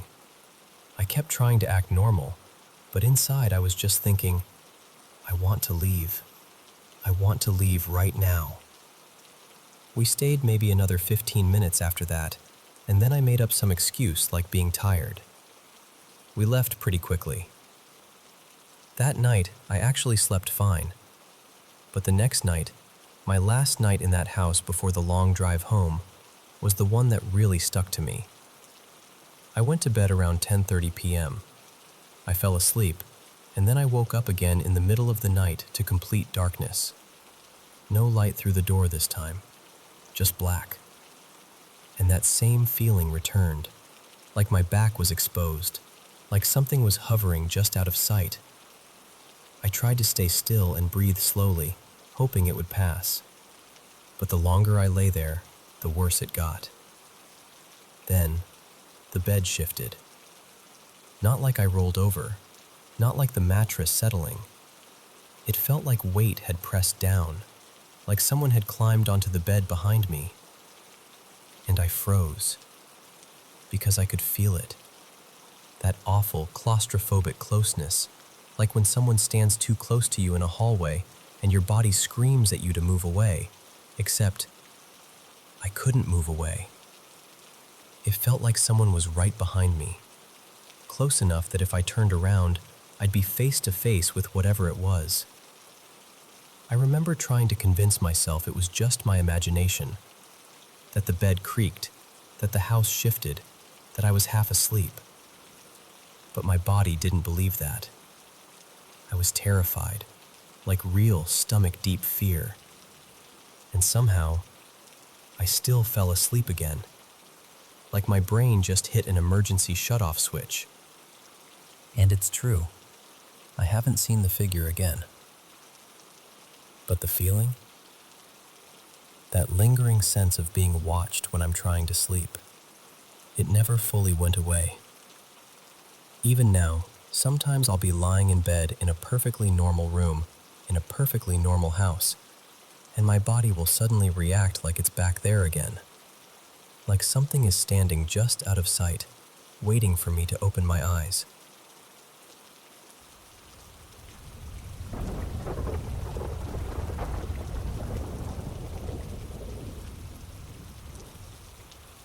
So, I've been sitting with this for a while, and I'm going to tell it the way it actually feels. Small moments that sound easy to brush off, but somehow stick to you. The first time I can remember, I was still pretty young, somewhere around the late 2010s, maybe 2018 or so. I don't know the exact date, I just remember the vibe of that age. I'd just gotten out of the shower and walked back into my room, towel still on, hair dripping a little. And on the carpet near my desk, there was this thin little instruction sheet from a toy set, like one of those big kid building blocks. And I swear to you, the second I stepped into the room, that paper shifted. Not like a slow slide, more like a quick, twitchy little jerk, like someone had flicked the edge of it. I froze, because nothing else moved. The air didn't feel drafty. The windows were closed. The door was shut. I even stood there staring at it like, okay, do it again. But it didn't. After that, it wasn't constant. It was more like occasional weirdness. My bedroom door would sometimes ease open on its own even though I know I'd pulled it closed. Not violently, not like a horror movie. Just enough to make you look up and go, wait, what? And then, honestly, things went quiet for years. Like it all just stopped. Or at least, I stopped noticing anything.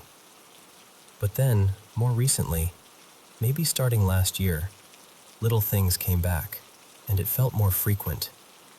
A door that was definitely closed ending up slightly open. a light being on that I don't remember turning on. And the biggest part isn't even the doors or lights. It's this feeling that creeps in sometimes, like I'm not alone in the room. And I want to be really clear. I know how that sounds.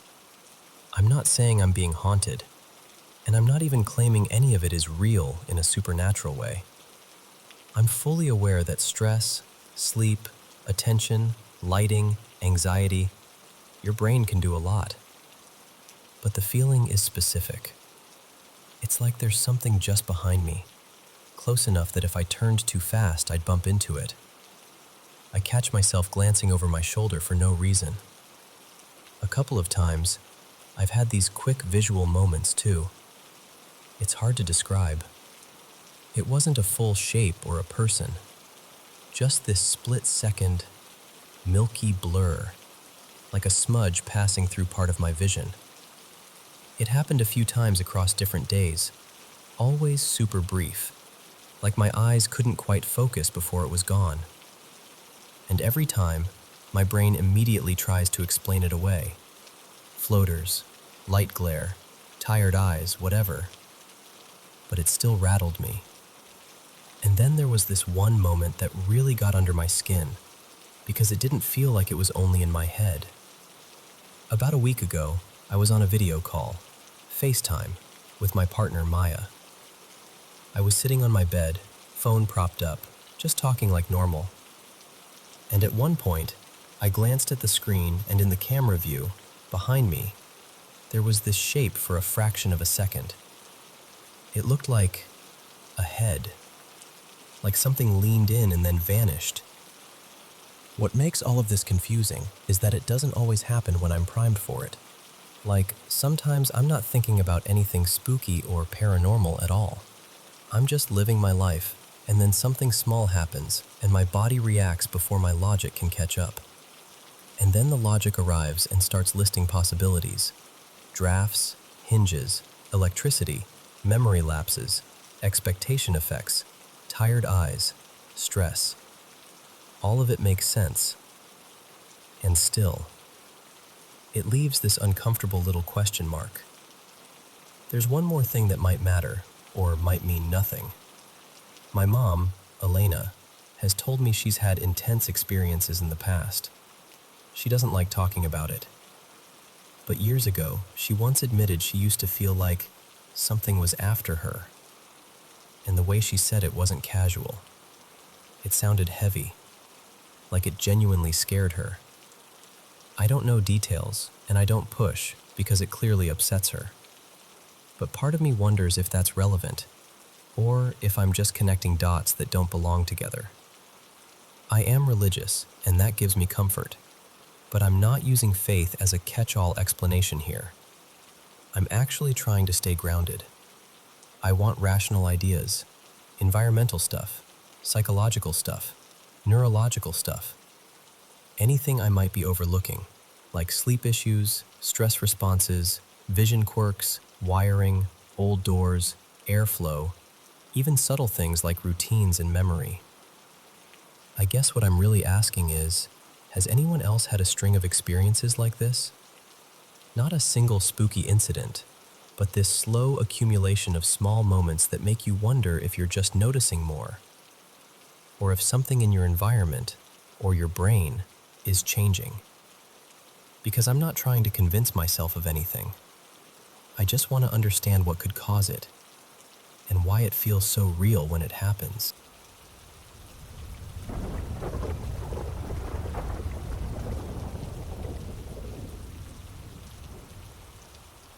Hello to everyone watching the Paranormal M channel. The moment is finally here. I get to sit down with the mic and share my paranormal experiences from around the world to help you relax and sleep better.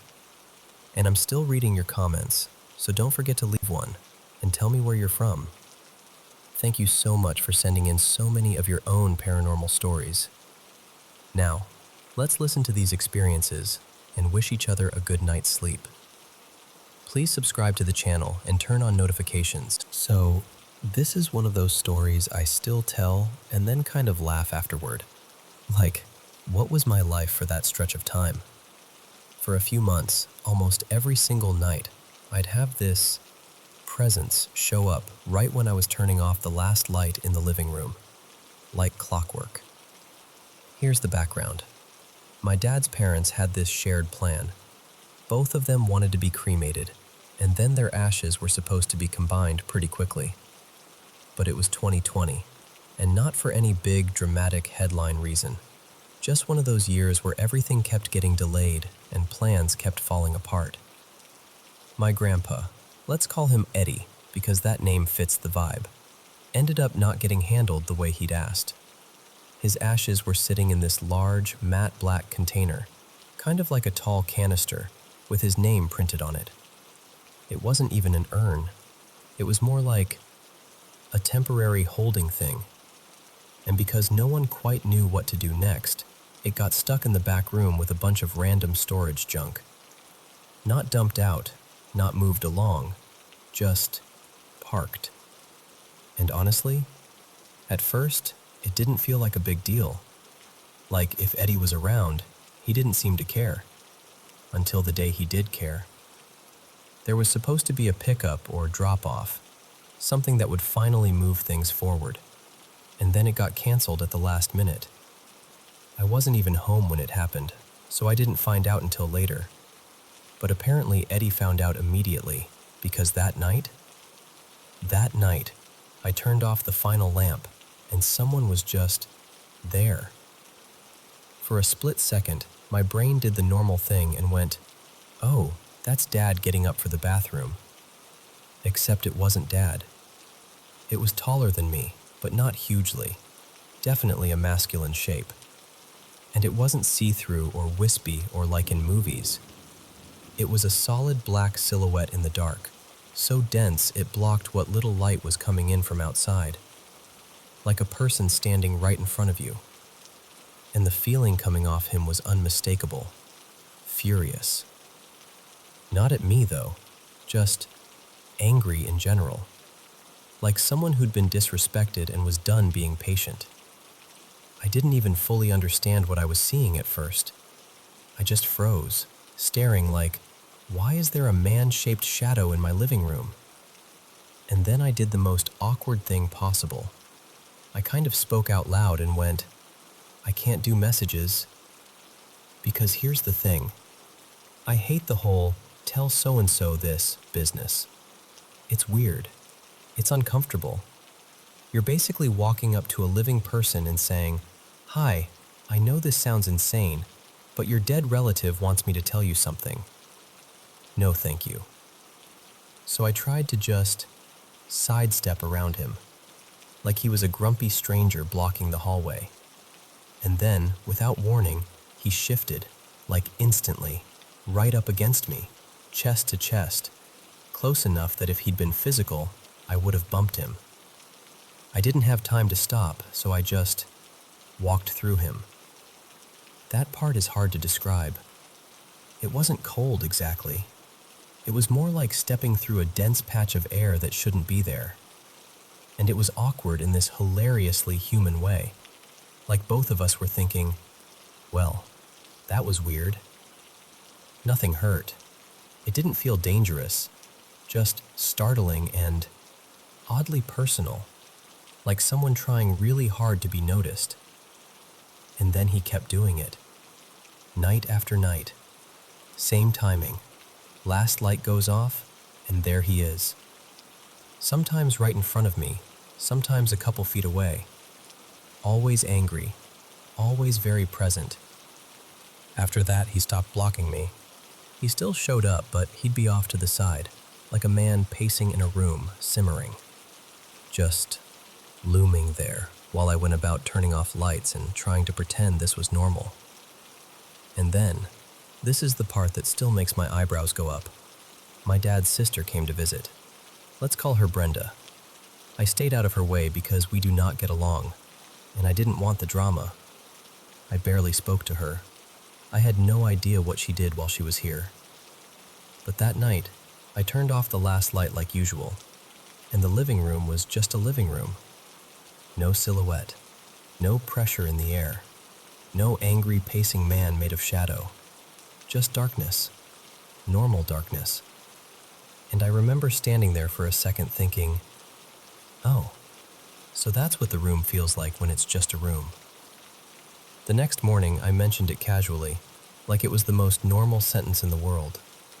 I said something like, hey, I've been seeing this angry ghost guy every night for months, but last night was the first time he didn't show up. And someone, very calmly, goes, yeah, Brenda took Eddie's ashes yesterday. That was it. Mystery solved, apparently. He never did the nightly angry visitor thing again. He has shown up a couple times since then, but it felt completely different. Lighter, calmer. Like whatever the problem was, it got fixed. Like he finally went, okay, thank you. That's all I wanted. So, yeah.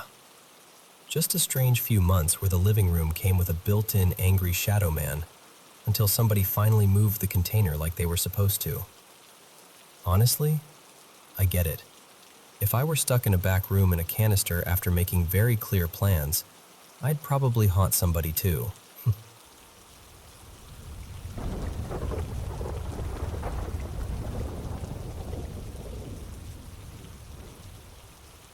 So, this happened a little while back, and I still don't quite know what to do with it, but I want to tell you the way it felt. A few years ago, I lost a friend of mine really suddenly. His name was Evan. He was only 22, and it was the kind of loss that doesn't fit into your brain no matter how many times you turn it over. After he passed, I had a couple dreams where he showed up, but they were always harmless. Silly even. Like we were all kids again, messing around, laughing at nothing, the way we used to.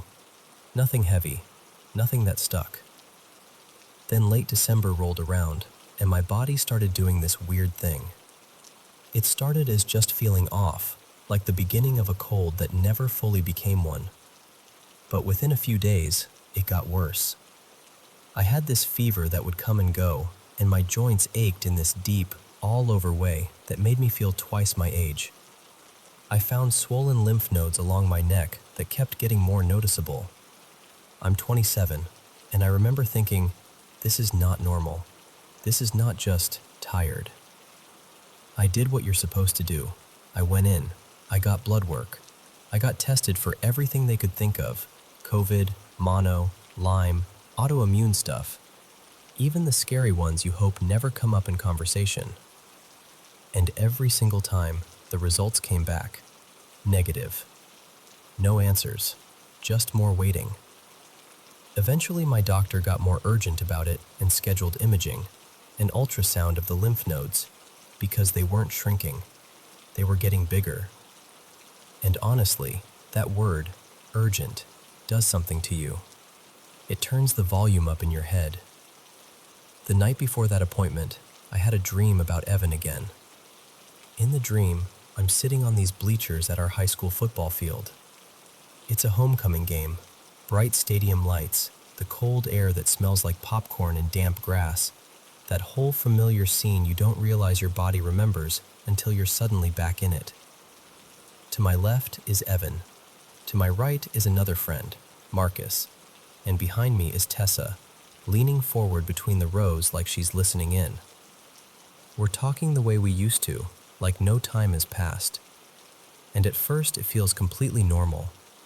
And then this thought hits me, sharp and clear like someone flipped a switch.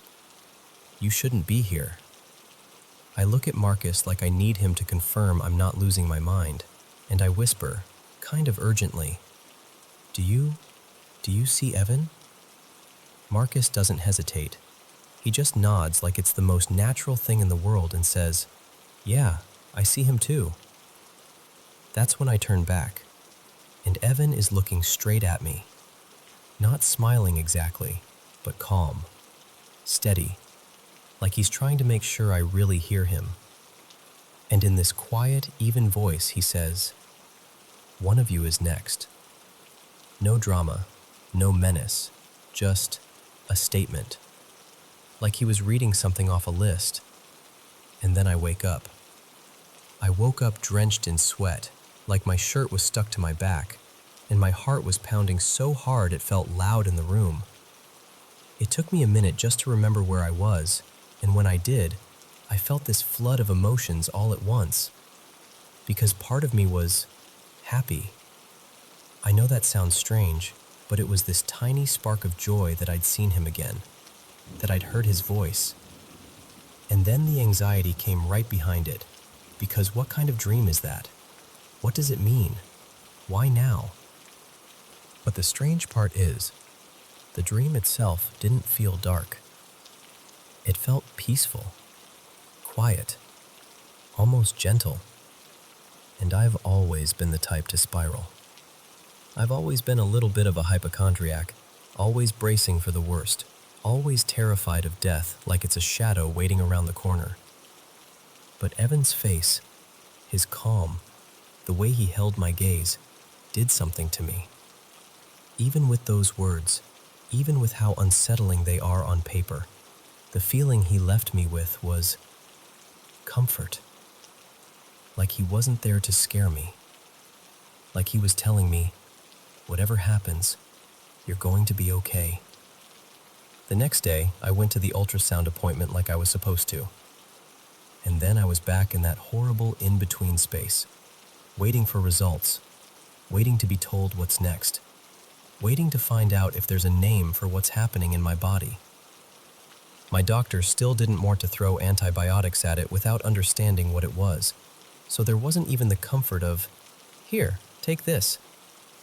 Just waiting. But I'll tell you the truth. Ever since that dream, something in me has shifted a little. I'm still scared. I'm still human. I still have moments where my mind runs wild. But if my time ever really is coming, I don't think I feel the same panic I used to.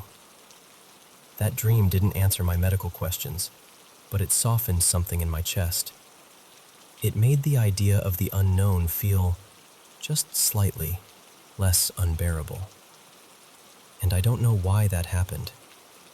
I don't know what dreams are, or if they mean anything, or if grief just finds weird ways to visit you when you're vulnerable. I just know that, for the first time in a long time, I felt a little more peace than fear.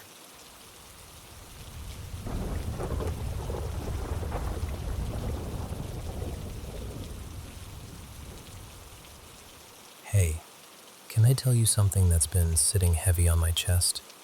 So, earlier today, I got a message from someone I don't really know well. She's a classmate of my church friend, Adrian. She said, Adrian got into an accident, and then she sent a photo from the scene. And the second I saw it, my whole body reacted before my mind could catch up.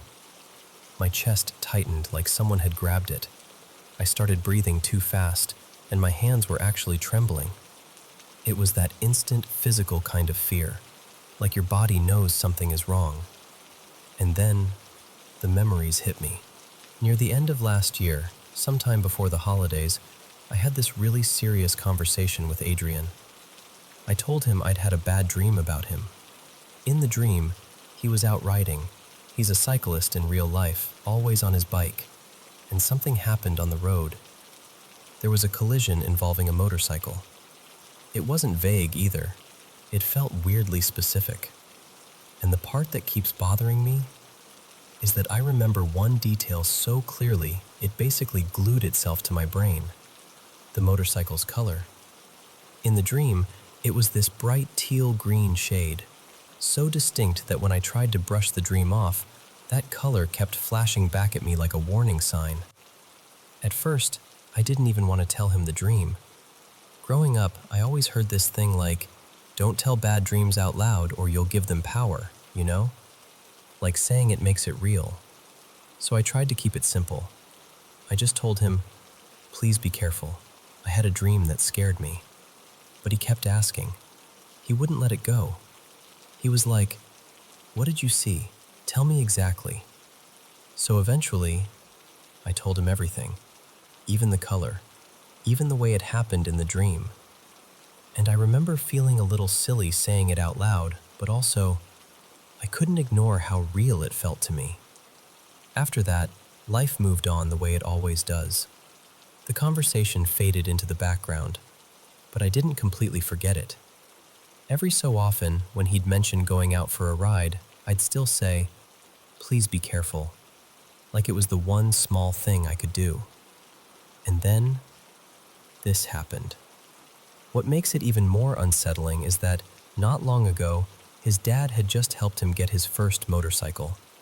He was excited about it, like this new chapter, this new freedom. And then, not long after that, the accident. When I started putting it together, the dream, the warning, the motorcycle, that specific color detail, the timing, I felt nauseous, like genuinely sick, because it lined up in a way that didn't feel random to me in that moment. It felt too neat, too matched up, like something had been set a long time ago and I was only realizing it now. And I know how this sounds. I do. I know coincidences happen. I know our brains are pattern-making machines. I know accidents can happen to anyone, any day. But I can't shake the feeling, this crawling, lingering feeling, that my mind somehow reached forward and grabbed a glimpse of something before it happened. And now I'm stuck in this loop of questions. Am I overthinking it? Why do dreams sometimes feel so real only after something happens? And how can a dream be so specific that it makes you feel like you already lived the moment before it even arrived? I'm honestly asking because it's been weighing on me, like I'm carrying it around in my body, and I really need someone else's thoughts, because I don't want to spiral alone with this.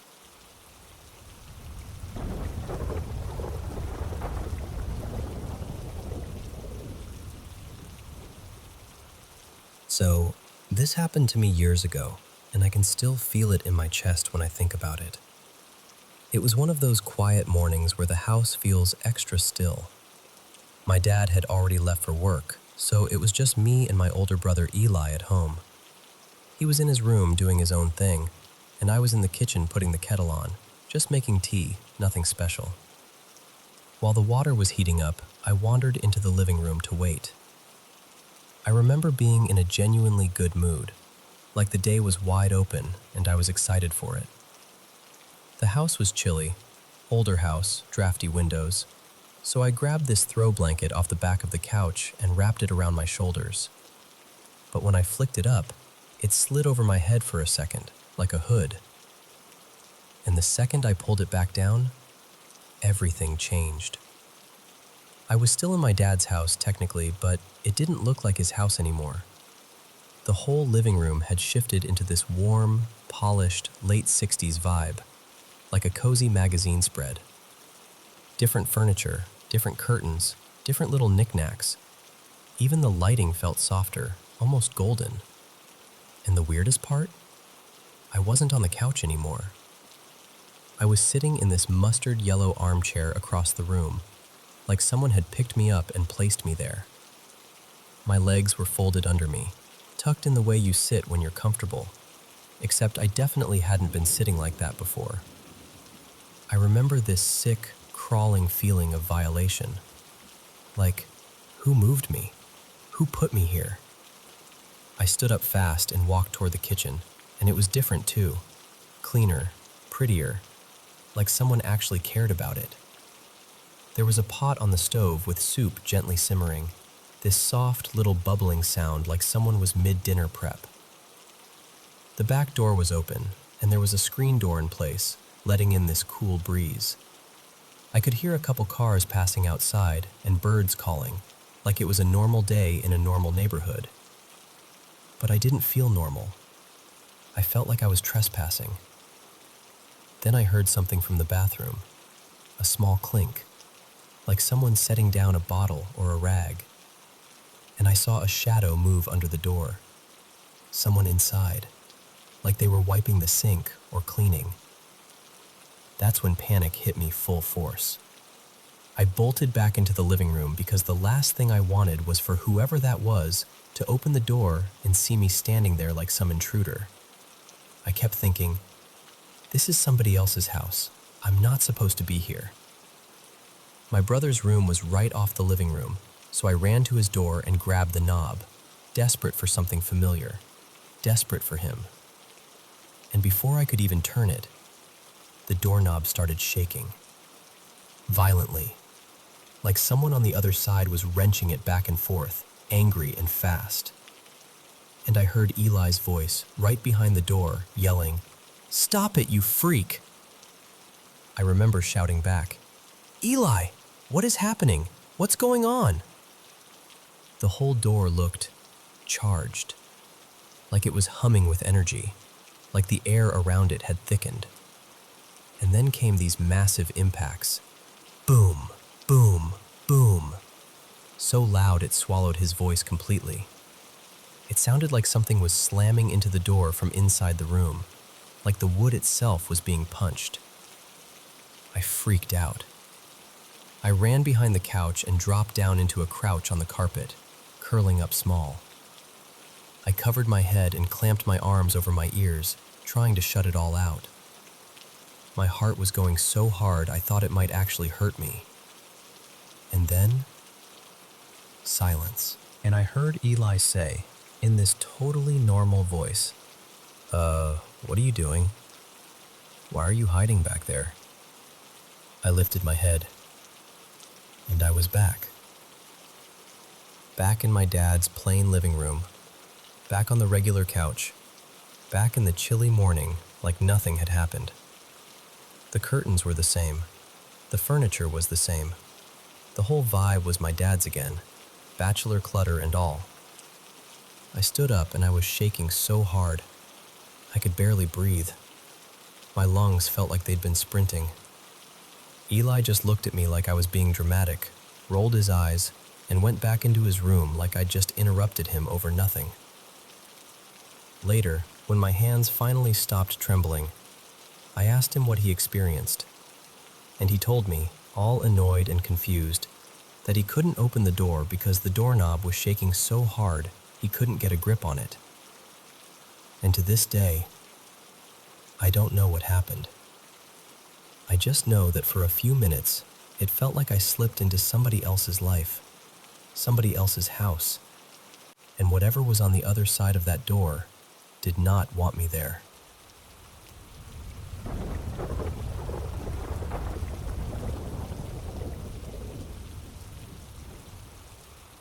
So, let me tell you about the house we moved into.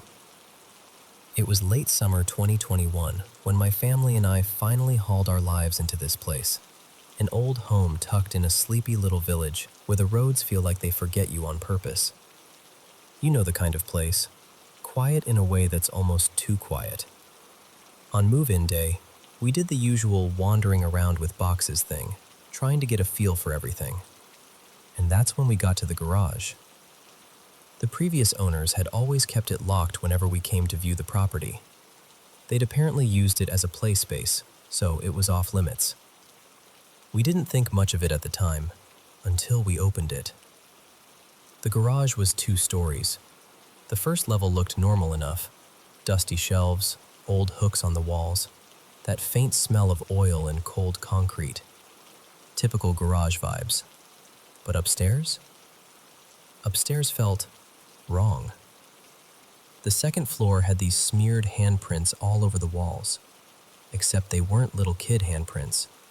They were big, like full-grown adult hands, and there were shoe scuffs across the floor, heavy and uneven, like someone had been pacing up there in work boots.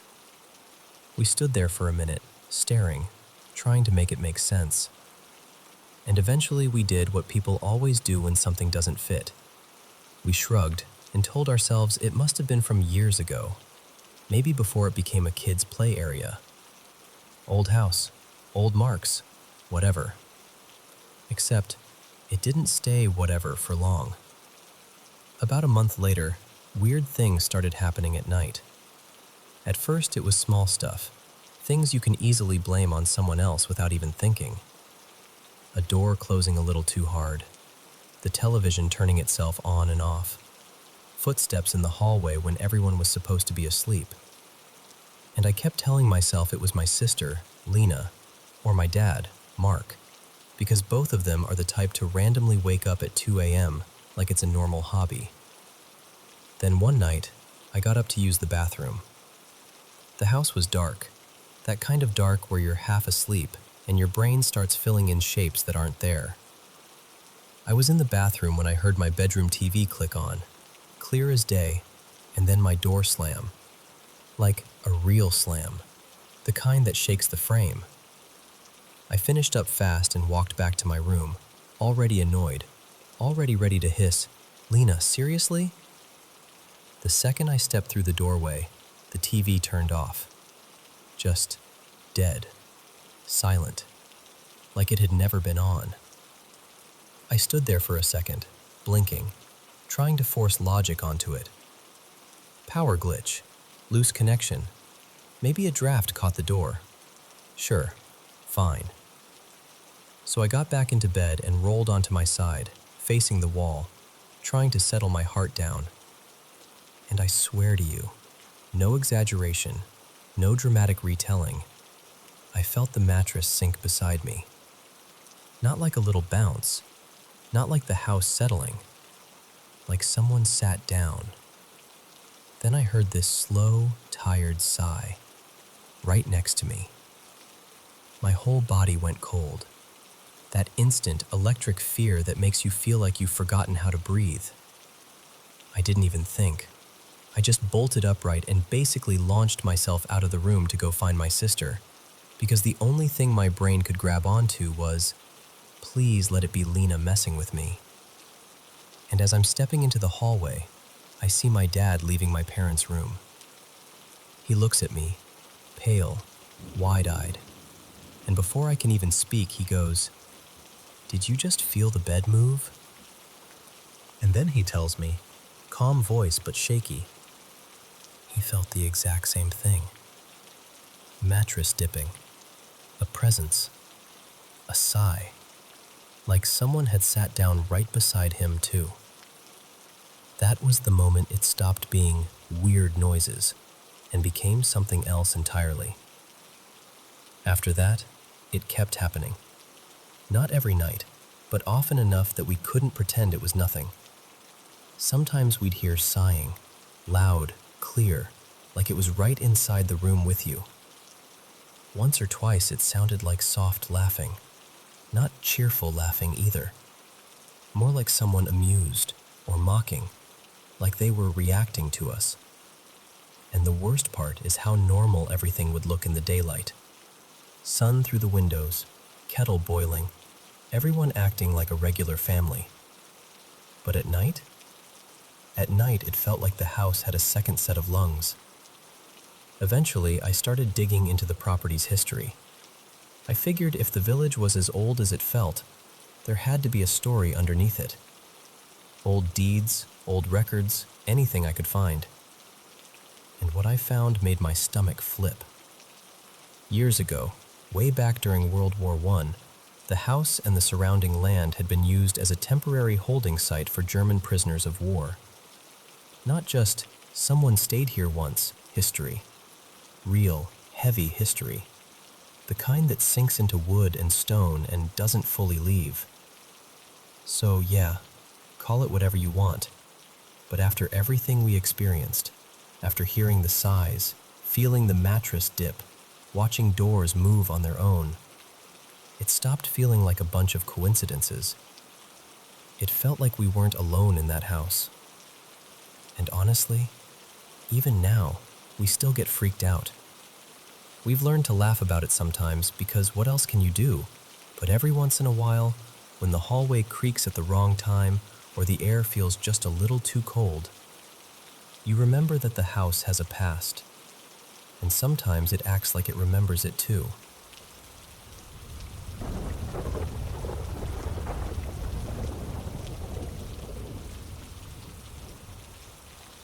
So, this happened a lot of summers ago, back when I was around 9 or 10, and my little sister was maybe 7. I'm in my 30s now, but I swear I can still see it like it's right in front of me. It was one of those ordinary summer evenings where nothing exciting is going on. Just dinner on the table, everyone tired in that warm weather way. And then the phone rang mid-meal, which already felt dramatic, you know? It was my mom's youngest sister, Aunt Renee. and she was all keyed up because she'd been looking at a possible investment property not far from where we lived. She wanted my mom to come by after dinner and give her opinion, like, "Do you think this place is worth it?" My mom loved that kind of thing. She was instantly interested. And here's a detail that mattered. My mom's other sister, Aunt Valerie, happened to be over too. She visited constantly back then. So it became this whole little family field trip without anyone even meaning it to. We all crammed into my mom's minivan after dinner and drove maybe 10 or 15 minutes to the address. The light was starting to soften. Late sun, long shadows, that golden kind of glow that makes everything look calm. When we pulled up, it looked like a tidy, older bungalow, like late 70s or early 80s style. A couple big front windows, a front door with a few steps up, and a clean "for sale" sign planted right in the yard. Nothing about it looked creepy. If anything, it looked cared for. Aunt Renee had mentioned there was a really nice garden out back. Apparently the realtor had talked it up, so the grown-ups were immediately focused on that. They got out and started circling around toward the backyard like they were inspectors or something, pointing at things, talking about potential and curb appeal. My sister, Maddie, and I, being kids, were like, "Perfect, this is our moment." We peeled off and ran to the front of the house instead, because of course we did. And I'll be honest, I was feeling mischievous. I sprinted up the steps and started ringing the doorbell, more than once, like rapid fire. Because we'd been told the place was vacant, and in my kid brain that meant it was basically a harmless prank. Maddie was giggling behind me. I was laughing too, and then I happened to glance sideways, through those sheer, old-fashioned lace curtains, like the kind you'd see in a house from another decade. I saw someone standing right at the edge of the window. An old man. He had white hair and this straw hat on, like a cowboy hat, worn soft from use. He was dressed in faded work clothes, like old coveralls with a plaid shirt underneath. And he wasn't looking at me. He wasn't reacting at all. He was just staring out. Not even angry, not startled, just empty, heavy. What hit me wasn't fear at first. It was the sadness in his face. His eyes looked like they were waiting for something that wasn't coming. Like he was listening for someone to pull into the driveway. Like part of him still believed someone would open that door and walk in. It was such a specific kind of expression that even as a kid, I felt it in my stomach. I froze for half a second, then my whole body snapped into panic. I bolted down the steps, grabbed Maddie, and we ran straight around to the backyard, talking over each other like, "There's someone inside. There's an old man in there. The house isn't empty." My mom and aunts immediately went from casual to alarmed, and all four of us hustled back to the front. We stopped outside the gate, kind of hovering there like we didn't know whether to leave or to apologize. But he didn't. No door opened, no footsteps, no voice. Nothing. Just silence.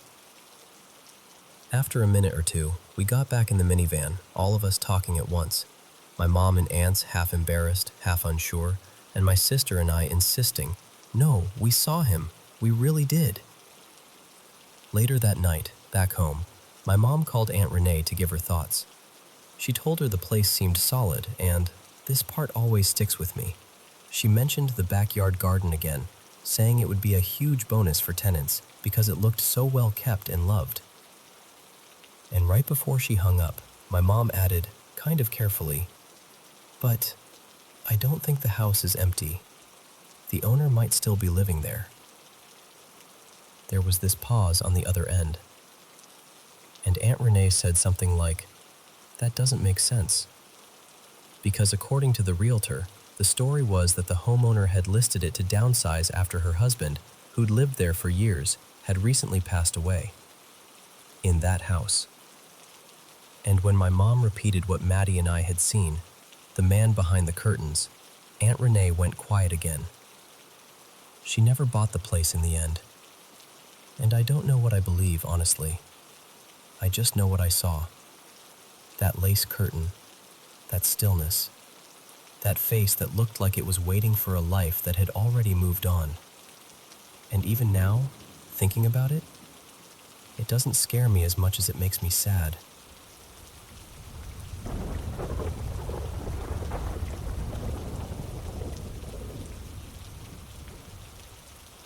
So before I tell you what's been going on, I want you to know where I'm coming from. I've always had this quiet interest in paranormal stuff. Like, I'll watch the videos, read the stories, get that little chill down my spine. But I'm not the type to swear a place is haunted just because a floorboard creaks. I'm usually the person who goes, okay, what's the normal explanation here? Because honestly, I've never had anything happen to me that felt truly undeniable. Until the last couple months. It started small. I'd be at home, sitting at my desk, gaming or just scrolling, headphones on, the kind that make the whole world go muffled. And out of nowhere, I'd get this heavy, unmistakable feeling. Like someone was behind me. Like I'd turn my head and catch somebody staring, except there was never anybody there. Sometimes it would hit and fade in a few minutes. Other times it would hang around for what felt like forever, like my body had decided to stay on alert for no reason.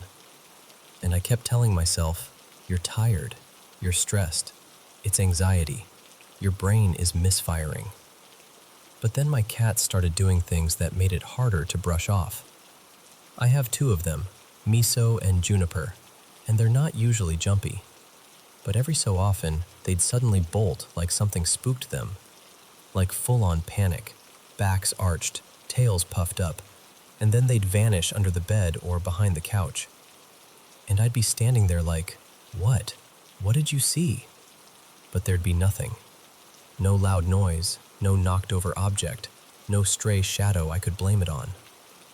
Again, I tried to stay reasonable. Cats are weird. Maybe they heard something I couldn't. Maybe a pipe clanged. Maybe a neighbor shut a door. Maybe. And then there was the sleep thing. I've always been a light sleeper, but lately I've been waking up way more than normal, like my eyes snap open for no good reason. What freaked me out is that it kept happening around the same times, night after night, like my body was on some eerie schedule. I'd check my phone and just stare at the clock thinking, why am I awake right now? Still, all of that could be stress. All of that could be my mind building a story out of nothing. But a few nights ago, this is the part that really got under my skin. I was at my computer after work, same routine as always. It was about 10:15 p.m., already fully dark outside. The apartment is small, so everything is close together, and their hook is this narrow spiral staircase near the front area that leads down toward the entrance. All of a sudden, both cats froze. Not in a casual way either. They went rigid and stared in the exact same direction, toward that staircase, like they were watching something move. Their ears went flat, and I saw that puffed tail fear starting up again. They looked locked in, like whatever had their attention was real enough to keep them from even blinking. And that's when I noticed it. The front door was open. Not wide open, just partially, like it had been pulled inward and left there. Enough to see the dark gap, enough to feel that immediate drop in your stomach. I swear, my whole body went cold. I got up so fast my chair practically skidded. I went down the stairs and checked the doorway, then stepped out and looked around. Nothing. But it was quiet. Empty. Like the place had been holding its breath. I went back inside and checked everything. Windows, locks, the whole routine. And the entire time, my brain kept flipping between 2 thoughts. Okay, calm down. The door didn't latch. You didn't close it all the way. Maybe there was a draft. And then, but why did the cats react like that? Why at the exact moment the door was open? Why does this keep happening now, when it never used to? Because that's the thing. None of this, none of it, was happening before. Not the someone's behind me feeling. Not the cats freaking out like that. Not the constant wake-ups at night. It all started only recently, like something shifted a couple months ago, and now my brain can't settle. So I'm telling you all of this because I genuinely don't know what to make of it. Do you think I'm just getting in my own head? Like subconsciously scaring myself and connecting dots that aren't really connected? Or does this sound like the kind of situation where something is actually off?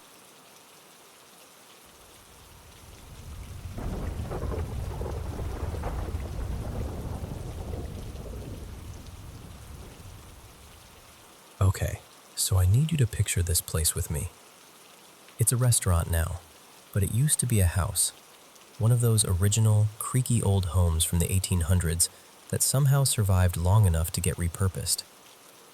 High ceilings, narrow stairs, weird corners that don't make sense unless you remember it was built for a family, not for a dining room and a bar. And listen, I'm not someone who wants this to be a ghost story. I've worked in restaurants forever. Like, I've been in the service industry for well over a decade, and I've seen all kinds of chaos. Busy nights, drunk customers, equipment breaking, things falling because someone stacked them wrong. All of that is normal. But this place has its own brand of what the hell. At first, it was little stuff. Forks sliding off tables, a glass tipping over when nobody even brushed it, bottles taking a dive off a shelf. And I tried so hard to be rational about it. You know, like, okay, old building, slightly uneven floors, heavy trucks going by. Easy explanations, except the way some things move. It doesn't feel like gravity. It feels like something shoved it, like a quick, annoyed little push. Then it started getting weirder. I'll be downstairs and swear I hear someone upstairs, like footsteps or a voice, or that muffled sound of someone shifting a chair. I'll call out, expecting my coworker to answer, and then nothing. I'll go up there and it's empty. A couple times I've even had that split-second moment where I see someone walk into the storage room or the office, like fully convinced it was my coworker, like I'm about to follow them in. And then they're just not there. No door closing. No, oh hey. Nothing. Just me standing there feeling ridiculous. So here's the thing. I don't tell new hires about any of this. I know that sounds mean, but it's honestly the only way I can test whether I'm just feeding people ideas. Because if I say, this place is creepy, then every creak becomes a presence, right? So I keep my mouth shut. I act normal. I let them train. Give it a couple weeks, sometimes less. Someone will casually bring it up like they're trying not to sound crazy. Like Mara, one of our newer servers, came up to me after a lunch shift and said, really quietly, "Okay, I'm not trying to be weird, but do things ever, like, move on their own here?" And my stomach just dropped because I hadn't told her anything. Another guy, Devin, asked me if we had some kind of prank thing going because he watched a spoon flip off a table like somebody had flicked it. He even tried recreating it, bumping the table, shifting his weight, tapping the edge, and couldn't get it to do anything close to what he saw. And it's not just staff. Customers have had stuff happen too. People laughing nervously because their utensils slid right off the table while they were mid-conversation. One couple insisted a menu moved, not fell, not slid down from condensation, moved like it was tugged. Now, I'm a pretty grounded person. I don't drink, I don't mess with drugs, I don't have any family history of anything that would explain hallucinations. And I've worked in enough places to know when my brain is just tired and filling in gaps. Which is why the moment I'm about to tell you still makes my skin crawl. It was quiet. Totally normal.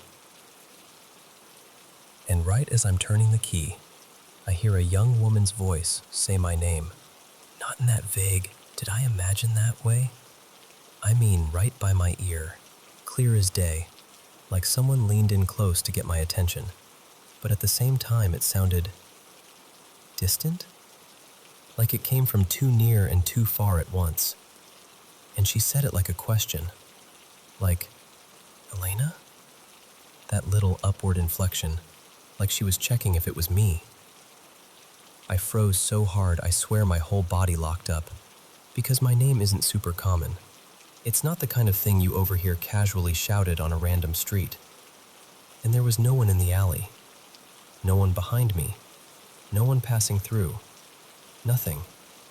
I actually turned around expecting to see someone, like maybe a friend of a coworker, or a delivery person, or even just some stranger who happened to know me. But there was nobody. And that's the part that sticks with me. Not just the voice, but how personal it felt. Like whoever it was wasn't yelling into space. They were talking to me. I've been there a little over 3 years now, and I'll be honest, it makes me uncomfortable in this deep, quiet way that doesn't really go away. Sometimes I catch myself wondering things I don't even want to wonder.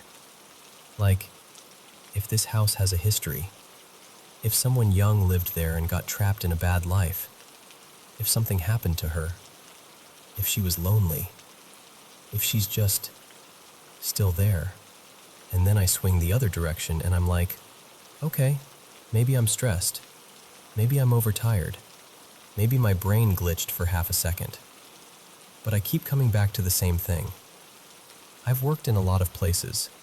I've had long nights. I've been exhausted, burned out, running on fumes, and I have never had this kind of stuff follow me the way it does here. So I don't know what it is. I just know that when I'm alone by that side door, keys in hand, and the alley goes quiet, I find myself listening harder than I want to, just in case she says my name again.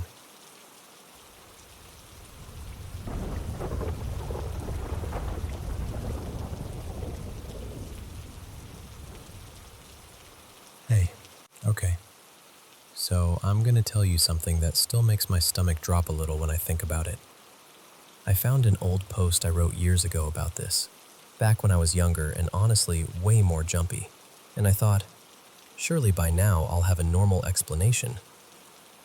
But reading it again, I still don't.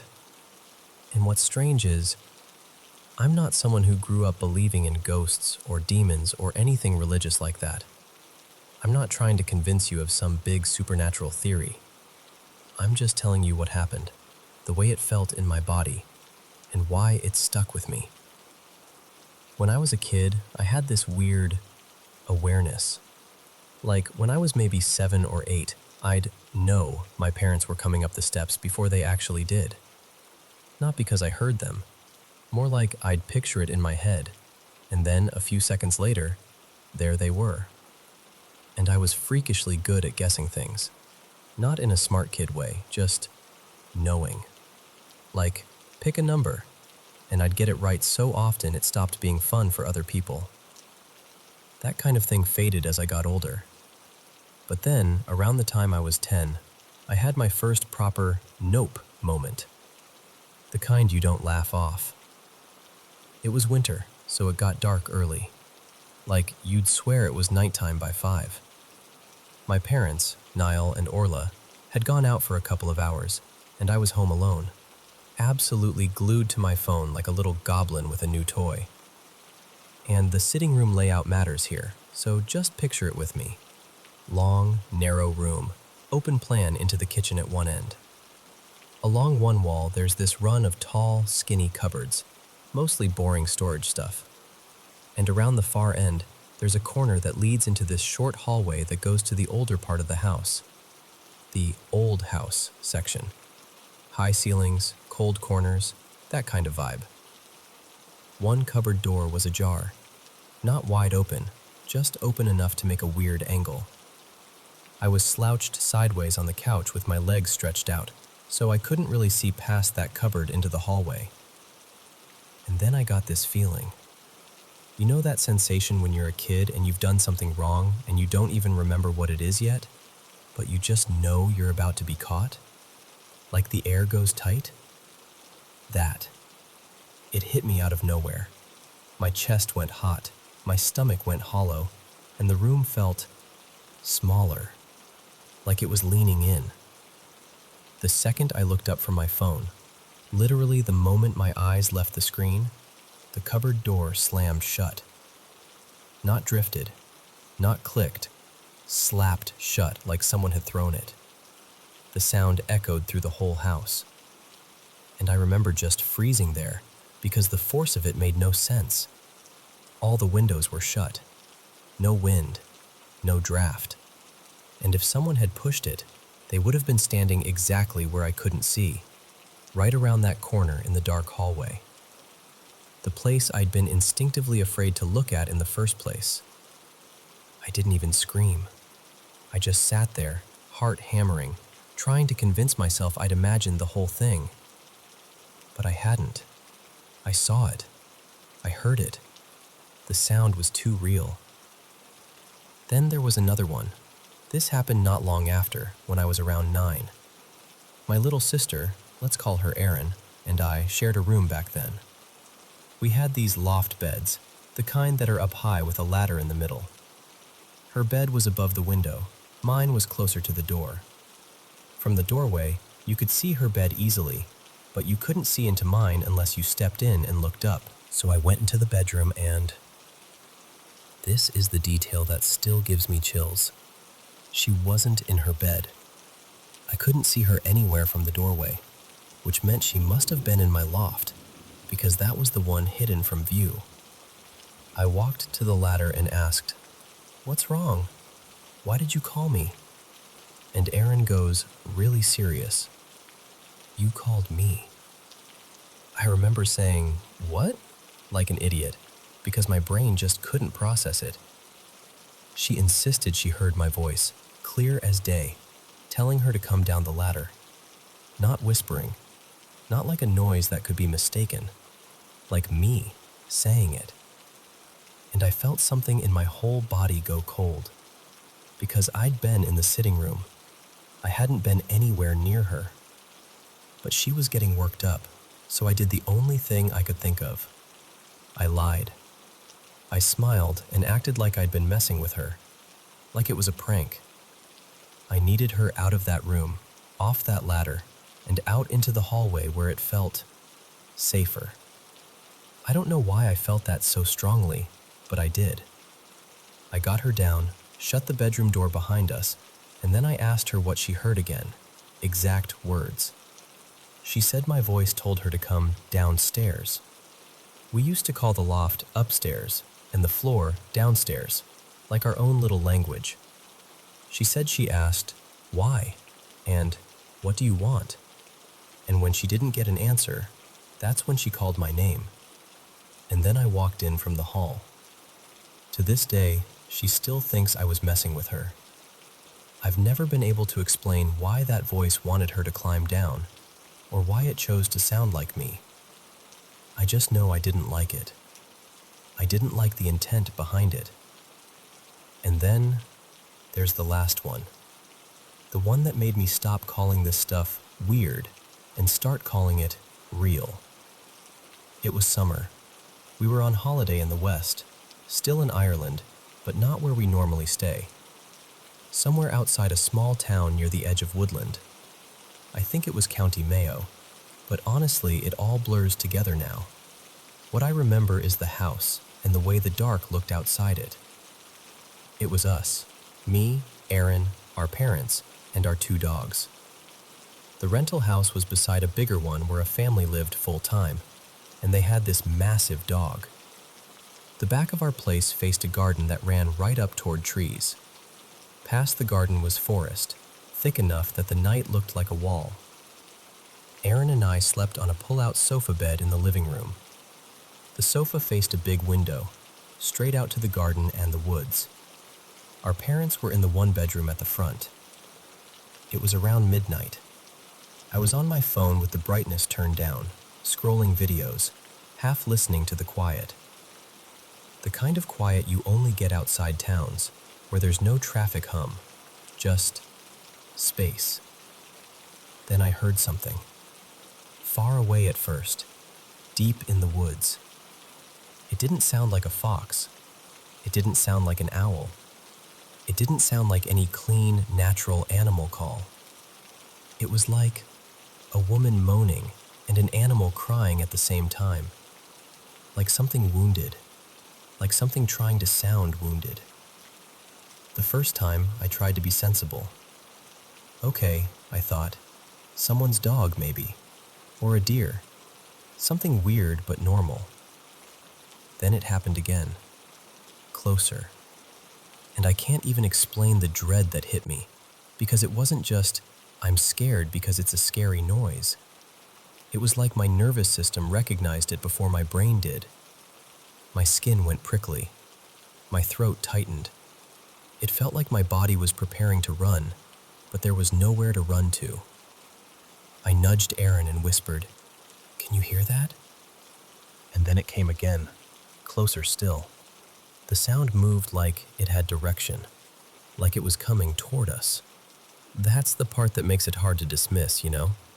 If it was just a random animal calling, it would have stayed in one place, or wandered, or faded. This didn't. It would cry out, and then cry out again, and every time it did, it was nearer. Within minutes, it wasn't deep in the woods anymore. It was in the garden. And then, it was right outside the window. Maybe 3 meters away, 10 feet, just on the other side of glass. I started crying without even meaning to. Silent tears, the kind where you're trying not to make noise because you don't want whatever it is to know you're awake. My hands were shaking so badly I could barely hold my phone. I remember pressing my thumb into my palm like it could anchor me. The sound up close wasn't clearer. It was wronger. It had this strained, almost deliberate quality, like something imitating pain, like it had learned the shape of a human wail but didn't have the right mouth for it. There was a rough, scratchy edge, almost like static, like the sound was tearing at itself. And then it let out a shriek that I swear I'd only ever heard in horror films. Not a quick yelp, not a bark, a long, heart-stopping scream that made my chest seize like I'd been punched. The thing is, our dogs didn't bark, not even a low warning. The neighbor's huge dog didn't bark. Aaron didn't really wake up. It was like the whole world stayed unnaturally still except for that sound. And I just lay there, staring at the dark window, feeling like something was choosing to be heard by me, like it wanted the fear, like it wanted me to know it was there.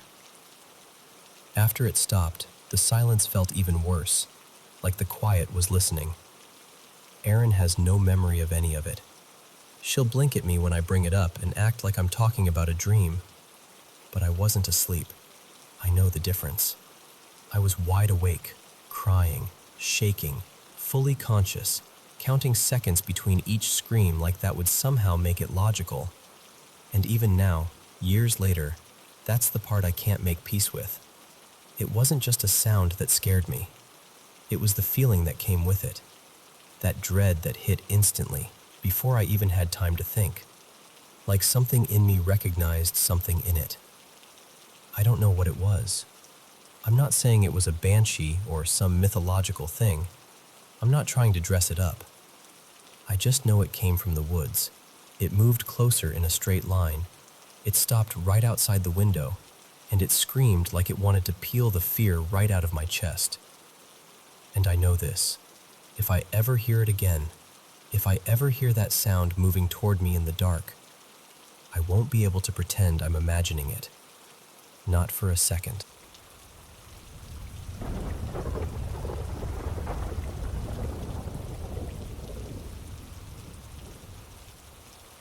Hey. Yeah. I'm sorry if this comes out messy. I'm trying to sound calm, but honestly, I feel like I'm right on the edge of losing it, and I just need to tell someone who will actually listen. So, context. I'm Ethan, I'm 36, married, no kids. My wife, Nadia, and I grew up in different religious backgrounds, and I need you to understand.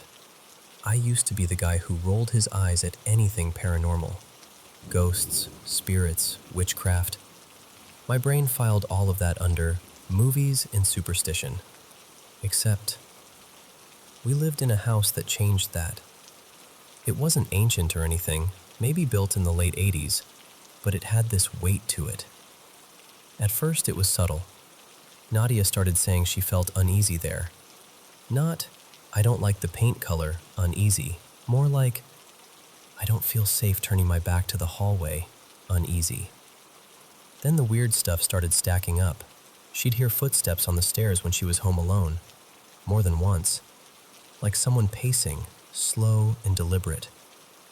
She started having nightmares, really vivid, disturbing ones. She told me she'd wake up feeling like someone was breathing right next to her, on the side of the bed where I wasn't. And then there was this one thing she said that made my skin crawl. In her dream, we'd be intimate, and halfway through, my face would shift. Like it wasn't me anymore, like something was wearing me. She'd wake up furious at me, like I'd betrayed her in real life. And I'd be standing there going, "What are you talking about? I was asleep." I tried to rationalize it. Stress, sleep paralysis, anxiety, anything. But then her brother, Malik, came over one night, and later he told us he saw a dark figure near the staircase. He's not dramatic. He's not a prankster. He looked genuinely shaken.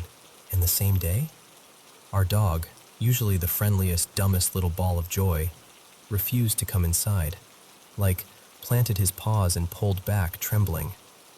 I had to carry him in, and even then he fought me like the house was a burning building. Not long after that, Nadia got sick. Really sick. Severe vertigo that dragged on for months. She couldn't function without medication. Some days she could barely sit up without the room spinning. I watched my wife turn into someone exhausted and scared, and I still kept telling myself, this can't be the house.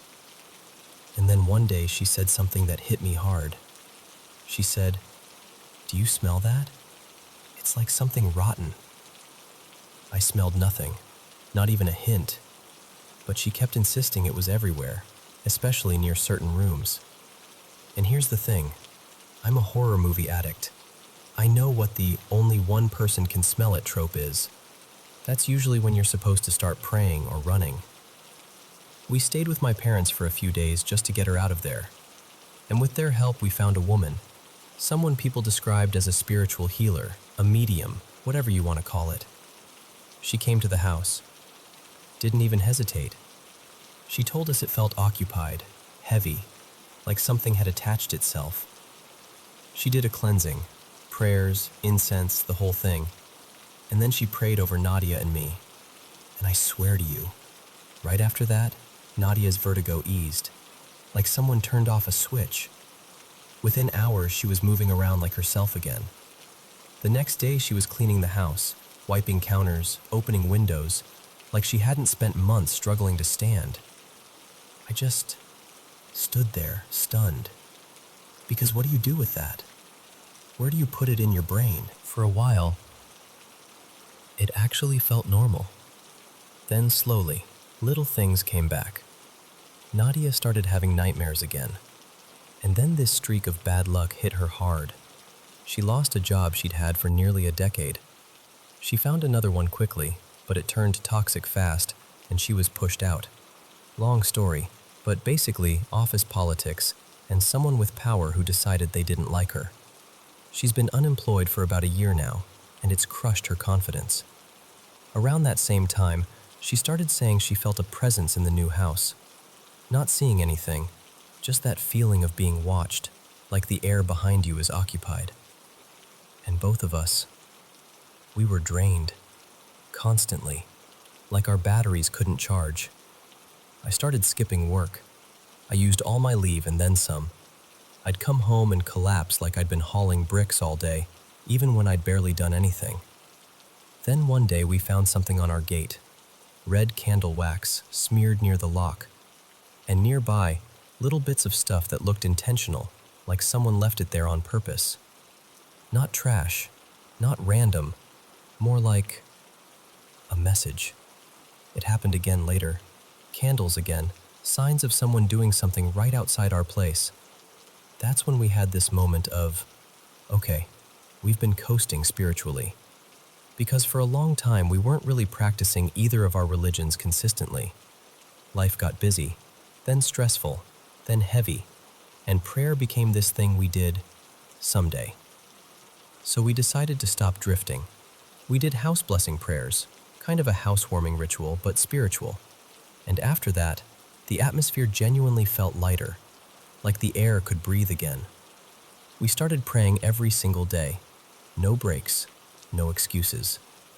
We also installed cameras outside, and that created a problem with our neighbors. They accused us of recording into their yard, which we weren't. But the relationship turned sour almost overnight. And that was strange because before that we'd been friendly. Barbecues, little outings, casual chats.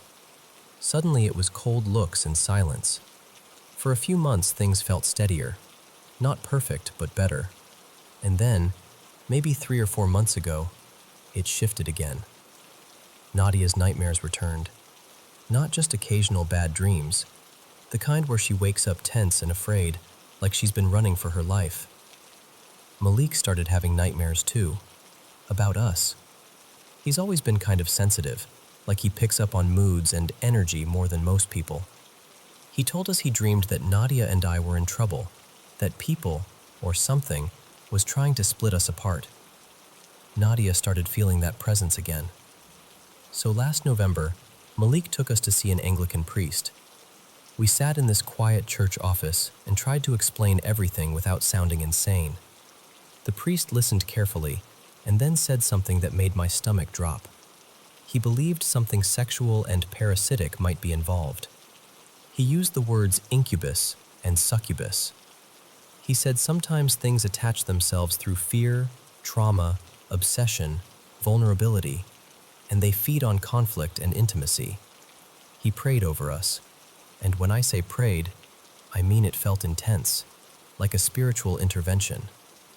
Malik later told me that during the prayers, he heard a low growl behind us, and that the priest actually glanced toward the sound like he'd noticed it too. Nadia felt better afterward, but only for a few weeks. And ever since then, intimacy has been complicated.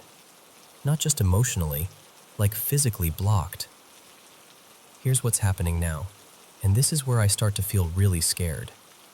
Nadia struggles to fall asleep, and when she does, she has nightmares constantly. Last week, we finally had a quiet moment where it felt like, okay, tonight. And I got sick out of nowhere. This weekend, we tried again. Saturday night, Nadia's stomach turned. Then the next night, she got this intense pain running through her arms and shoulders, like her body was warning her. And I know how this sounds, but it genuinely feels like there's an invisible wall between us, like something doesn't want us close. We've started fighting over nothing again. Little comments turn into arguments. We'll look back after and go, why did we even do that? I'm exhausted all the time. No motivation. I drag myself to work, and by the time I'm home, I'm empty. And then this morning, this is the part I haven't even told Nadia yet. I was in the bathroom, getting ready for work, and out of the corner of my eye, I saw something, like a pale, white, shadowy figure, move out of our bedroom. Not a full person, not a clear shape, but definitely not a trick of light. It moved with intention, like it walked. I froze. I stared, and it was gone. I know what denial feels like. I've been living in it for years. This didn't feel like imagination. So now I'm sitting with all these questions that I never thought I'd ask seriously. Did something follow us from the old house? Is this something new? Is someone doing something to us, like actual witchcraft? And I hate even thinking this, but could it be the neighbors? Could it be resentment, jealousy, spite? And then there's this other fear I can't shake. Are couples like us, coming from different religious backgrounds, more vulnerable spiritually? Like, does that create cracks something can slip through? I don't know. I really don't. I just know I'm scared, and I'm tired, and I want my wife to sleep peacefully again. I want our home to feel like ours, and I want to stop feeling like something is sitting just outside the edge of the room, waiting for us to fall apart.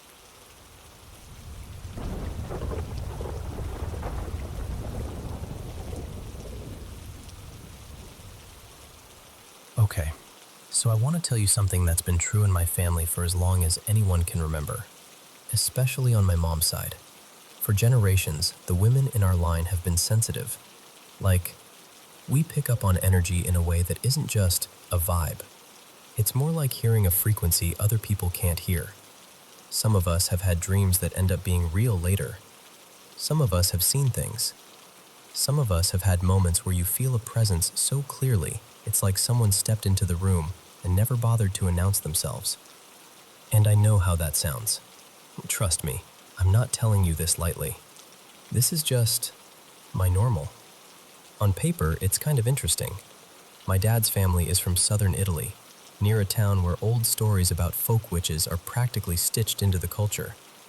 And my mom's side is French-Canadian, and they had their own version of light work, herbal remedies, prayer traditions, and quiet rituals that were never called witchcraft out loud, but kind of lived in that same neighborhood. But the real center of all of this, the thing that makes my stomach tighten even when I'm just thinking about it, is my mom's childhood house. It's in a small town in Connecticut, and it's old, built in the early 1900s by immigrant families. From the outside, it looks like a normal, slightly tired house, but inside, it doesn't feel like a house the way other houses do. It feels like a place with layers, like the air has memory, like something about the land is open. And I don't mean open like welcoming. I mean open like a door that never fully shuts. There are crawl spaces, weird little sealed-off corners, a third floor that's basically been left untouched for years because my grandma can't climb up there anymore. And on top of that, this is important, my grandma became a heavy antique collector over the years. It started harmless, like, oh, that's a beautiful old piece. But it slowly turned into something closer to hoarding. Rooms filled with objects, jewelry, old dolls, statues, trinkets from different cultures, things she picked up at fairs, estate sales, flea markets, all with their own history, their own residue. And I really believe objects carry energy. Some things feel neutral. Some things feel warm. Some things feel loud. That house is loud. The other day, I went there with my mom. We ended up going up to the third floor, where everything feels heavier, like the air is thicker. And I remember standing there and having this familiar sensation creep in. That same feeling I used to get as a kid, like someone was just a step behind me. Not touching me, not speaking, just present. And being in that house always puts me in this weird place emotionally, too. It's like the dysfunction in that side of the family gets amplified there.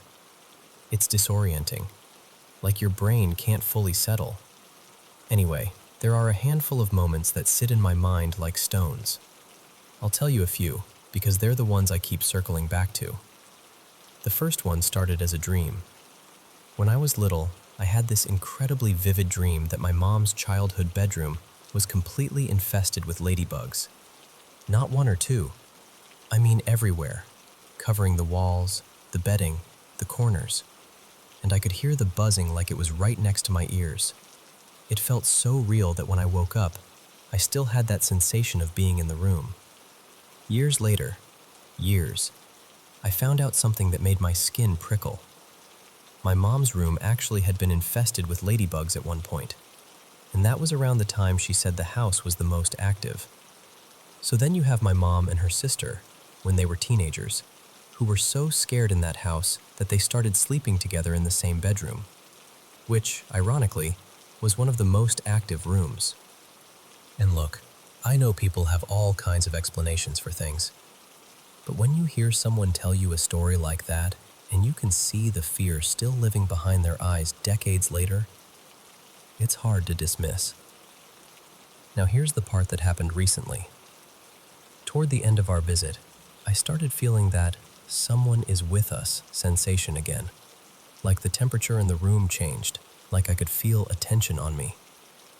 My grandma wanted to show me this old book that's been in the house forever, and she swears she can't get rid of it. Like she's thrown it away and it shows back up again, back in the house, or somehow in the trash like it never left. The book is disturbing. It's a wartime photo book, graphic images, written like a soldier's perspective. And it's tied, in my grandma's mind, to the first family that lived in the house. There's always been this ugly whisper around that family, like they weren't just some people who lived there, but people who brought something dark with them. And here's the thing, my family is Jewish on one side, Christian on the other. So there's an extra layer of discomfort there that I can't fully put into words. It feels personal in a way I don't want it to. I turned to my grandma, but directly, and asked her, "Are they still here?" And she looked at me like she knew exactly what I meant. And she said, almost under her breath, "He wouldn't dare." The second she said that, I opened the book, and this loose cabinet door nearby just fell off its hinges and hit the floor. Not a slow slip, not a gentle creak, a drop, like something punctuated the moment. I didn't even think. I just looked right at the space I felt it coming from and said out loud, "Do not follow me. You are not welcome." Then, because I don't always make the gentlest choices when I'm trying to confirm what I already know, I asked my grandma if I could step into her bedroom. The second I crossed the threshold, I felt it. Sadness. Heavy, weighted sadness. Not like someone had a bad day sadness, more like grief that's been steeping there for years. And I looked into one corner and I just knew someone was there. Not with my eyes, with that inner sense that goes cold and sharp. I said, "Mom, someone's here."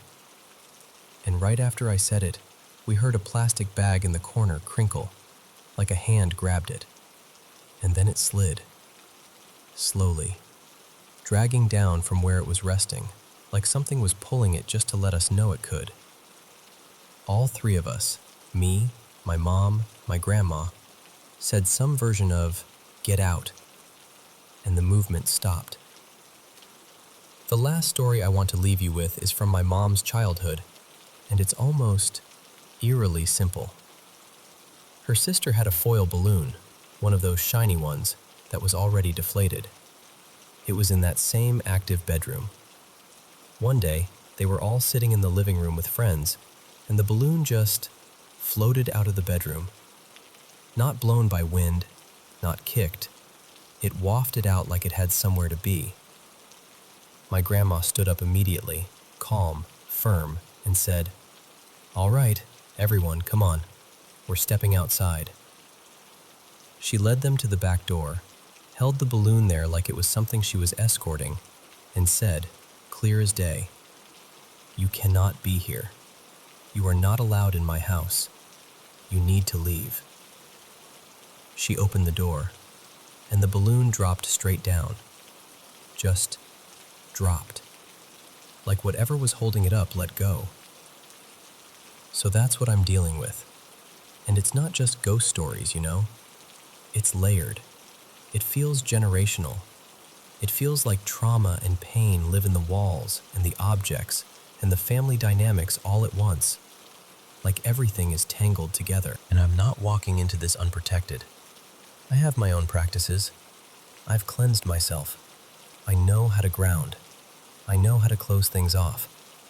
But I also know I'm going to have to face this more directly one day.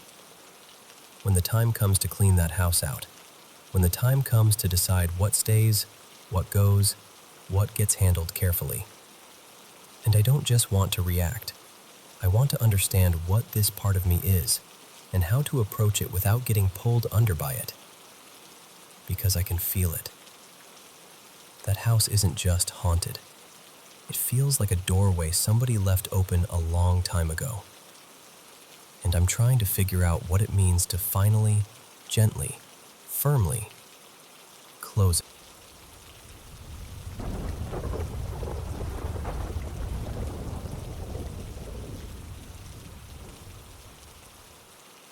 So, I grew up not too far from the Bay Area, and there's this day from when I was a kid that still sticks to me in a way I can't fully explain. I must have been around 11 or 12. My dad, his name was Ray, decided we should take a little day trip. We started near the water up in Benicia, by this ferry landing or dock area. I can't swear it was exactly Benicia, but it was somewhere around there. One of those places where the air smells like salt and metal and old wood. And I remember the sea lions. Not just a couple, a whole noisy crowd of them, barking like they owned the place. It was loud enough that you had to lean in when you talked, and I remember Ray being weirdly cheerful about it, like the chaos was part of the fun. His real goal, though, wasn't the waterfront. He wanted to show me this old historic building that was just a short walk away, something courthouse related. In my memory, it was described as one of the earliest courthouses in California. The building itself had this worn, interesting look to it, like it had stories baked into the walls. At the time, it was operating as a small museum. Inside, it was pretty simple. Old legal books, maybe a gavel or two, brittle-looking documents in glass cases, stuff that felt important but also kind of quiet, like a place that expected you to whisper. It wasn't huge. You could wander through and be done in 10 minutes if you weren't trying to stretch it out. But the part I remember most wasn't even the courthouse. Behind it, off to one side, there was this cabin. The courthouse sat on a tidy little lot, trimmed grass, clean paths, that kind of thing. But the cabin looked like it had been left behind by time. It was surrounded by overgrowth, like the plants were slowly trying to swallow it. There was a waist-high wooden fence around it, faded and rough. I drifted over there while Ray hung back talking with the guide, maybe 15 or 20 yards behind me. I can still picture him, hands in his pockets, nodding like he was genuinely interested. He always did that. He could make any stranger feel like what they were saying mattered. The guide mentioned something about the cabin having housed an important early political figure. If I remember right, she said it was connected to one of the first state senators. I didn't care much at the time. I was a kid. I was just sort of there. I leaned on the fence and stared at the cabin's front door. The door had a screen, like one of those old screen doors that clacks when it closes. The porch sat a little higher than the ground, so the doorway was elevated above where I stood. And while I was staring, someone stepped into view behind the screen. An older woman. I only saw her from about the chest up, but everything about her looked wrong in a very specific way. Not scary movie wrong, just off. Her clothing looked old-fashioned, like something out of a pioneer show. Not costumey exactly, just dated. And the light around her, or maybe the dimness inside the cabin, made her look kind of gray, like the color had been drained out of her. But the thing that really got me was the way she looked at me. She lifted her chin and stared down over her nose, like I'd interrupted her. It wasn't curious. It wasn't friendly. It felt sharp, almost like being sized up. And I remember this clear, instinctive thought in my kid brain. Why is she looking at me like that? I did what kids do when something doesn't make sense. I looked for an adult to confirm reality. I turned my head and called out to the guide. I didn't shout, but I spoke loud enough to be heard. Are there supposed to be people in there? And I swear to you, the moment she said it, I turned back, ready to point, ready to say, "Then who is that?" And the woman was gone. Just gone. No movement, no sound, no door opening, no footsteps on the porch. 1 second she was there behind the screen, looking down at me like I didn't belong. And the next second, there was nothing but a dark, empty doorway. I didn't tell anyone. Not that day. Partly because I didn't want to sound dumb. Partly because the feeling it gave me was so strange I didn't even know how to put it into words. and partly because I think some part of me was afraid that if I said it out loud, it would become more real. Years later, I asked Ray about that trip, just casually like, "Hey, do you remember that old courthouse museum we went to? The one with the cabin behind it?" And he didn't. Not even a little. That's what bothers me sometimes, how vivid it is for me, and how completely it slid off his memory like it never happened. Every now and then I'll do a quick search, poke around online, try to figure out exactly where we were. I've never done a full deep dive, but I've tried enough to realize my memory is fuzzy on the details. Waterfront town north of the bay, an early courthouse museum, a cabin behind it, sea lions raising hell nearby. And honestly, I still feel curious, not in a dramatic way, just in this quiet, human way. Like, I'd love to find the place again, stand by that fence, look at that screen door, and find out if anyone else ever saw a woman in there too.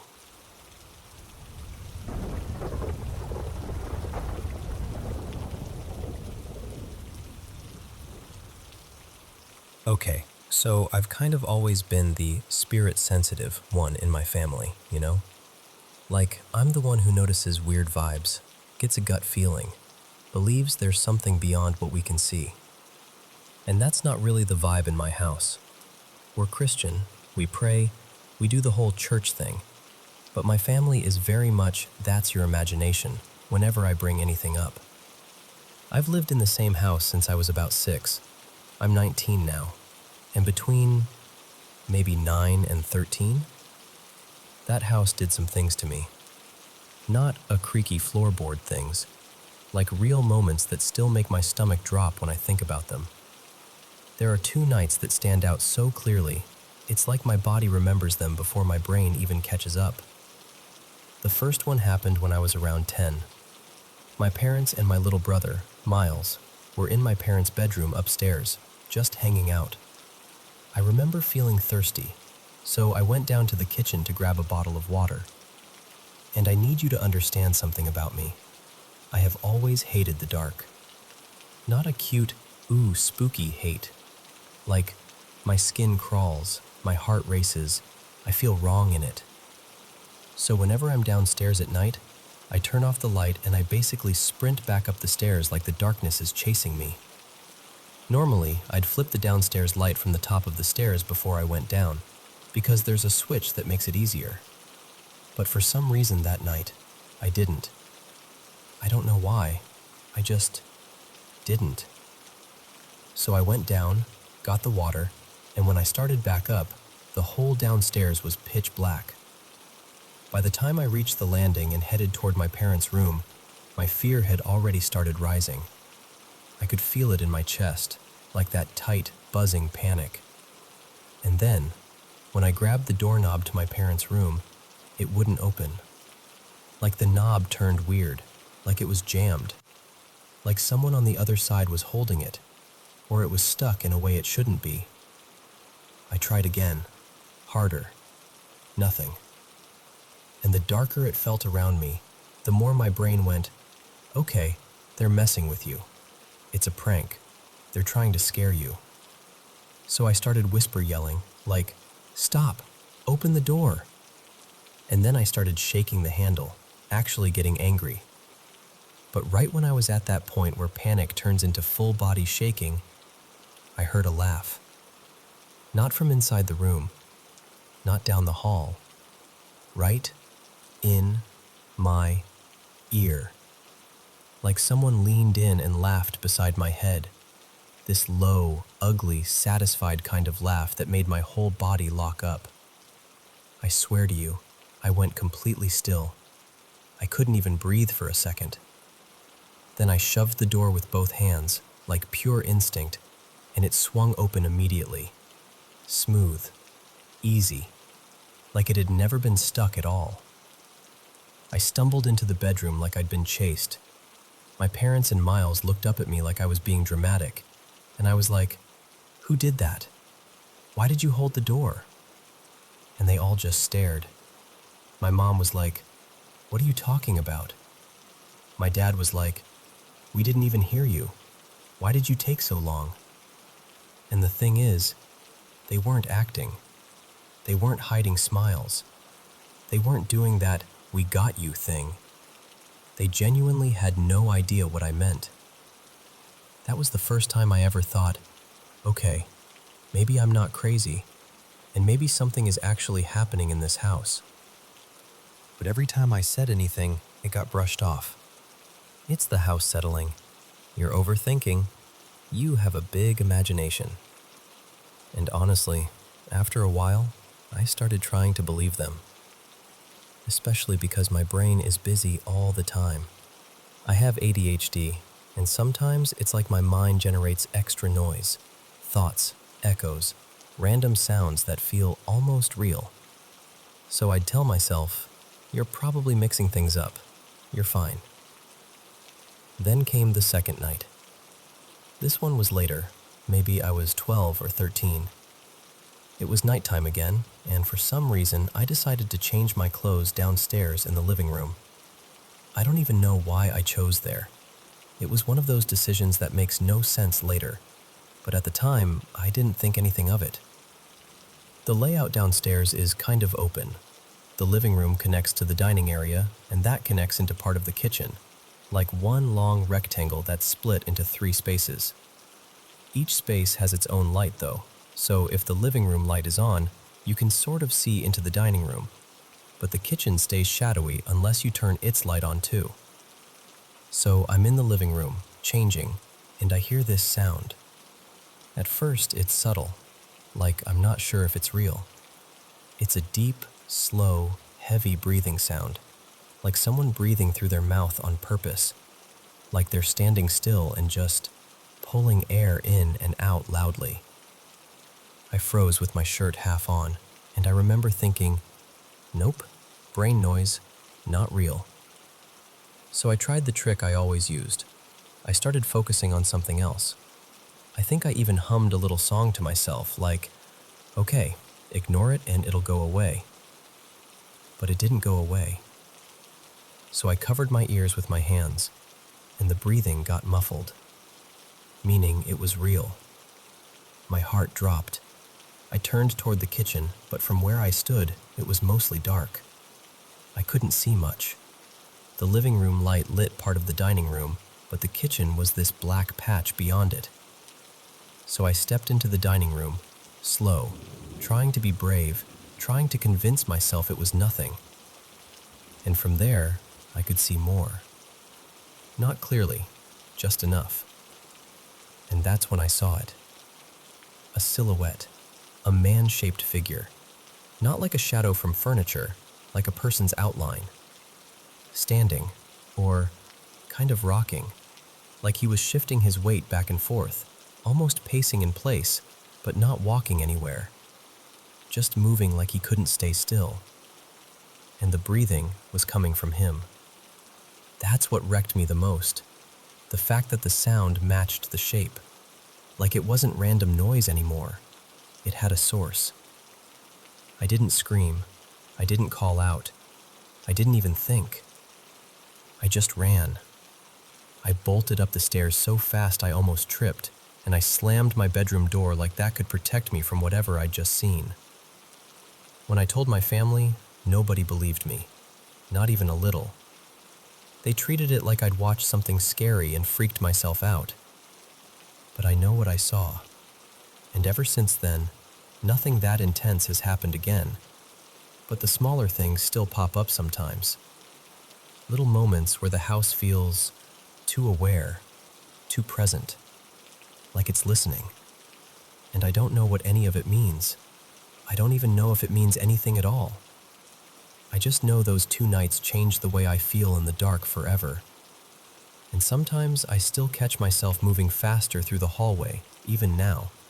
Like some part of me is expecting that laugh again. Or that breathing.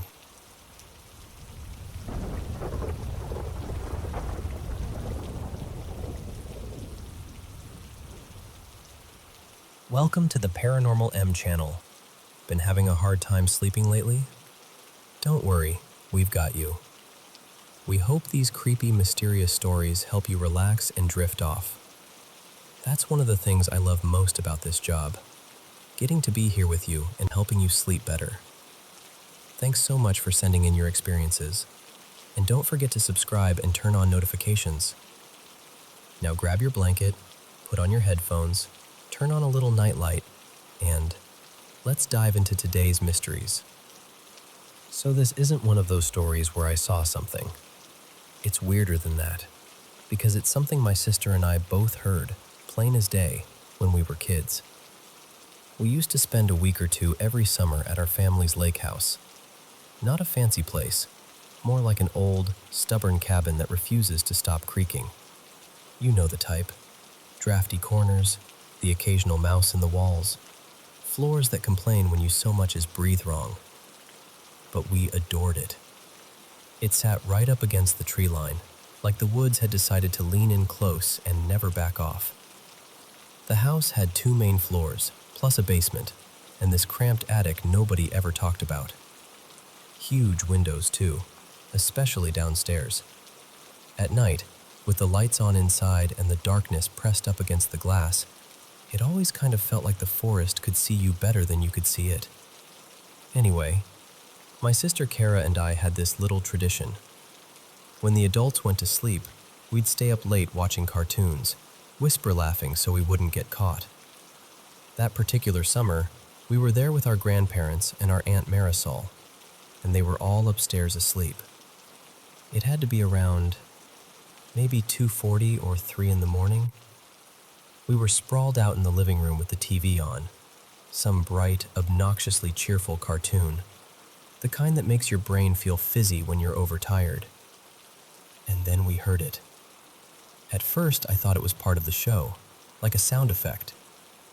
But then it happened again. Heavy footsteps from above us. Not a creak, not a settling house noise. Actual, deliberate thuds. Like someone in boots walking with purpose. Kara and I just stared at each other, like our faces were asking the question our mouths were too scared to say. I reached for the remote and turned the volume down. And that's when it became unmistakable. You could hear a slow, steady pace, moving like it was circling. Step, step, step. As if someone was walking laps in one spot. The second the TV went quiet, the footsteps slowed, then stopped. Like whatever it was had noticed us noticing it. We sat there frozen for a minute, trying to decide if we were being ridiculous. Then, after a while, we turned the TV back up, and the footsteps started again.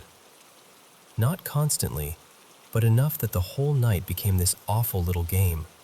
Cartoons on, footsteps above. Cartoons quieter, footsteps clearer. Like the house was keeping time.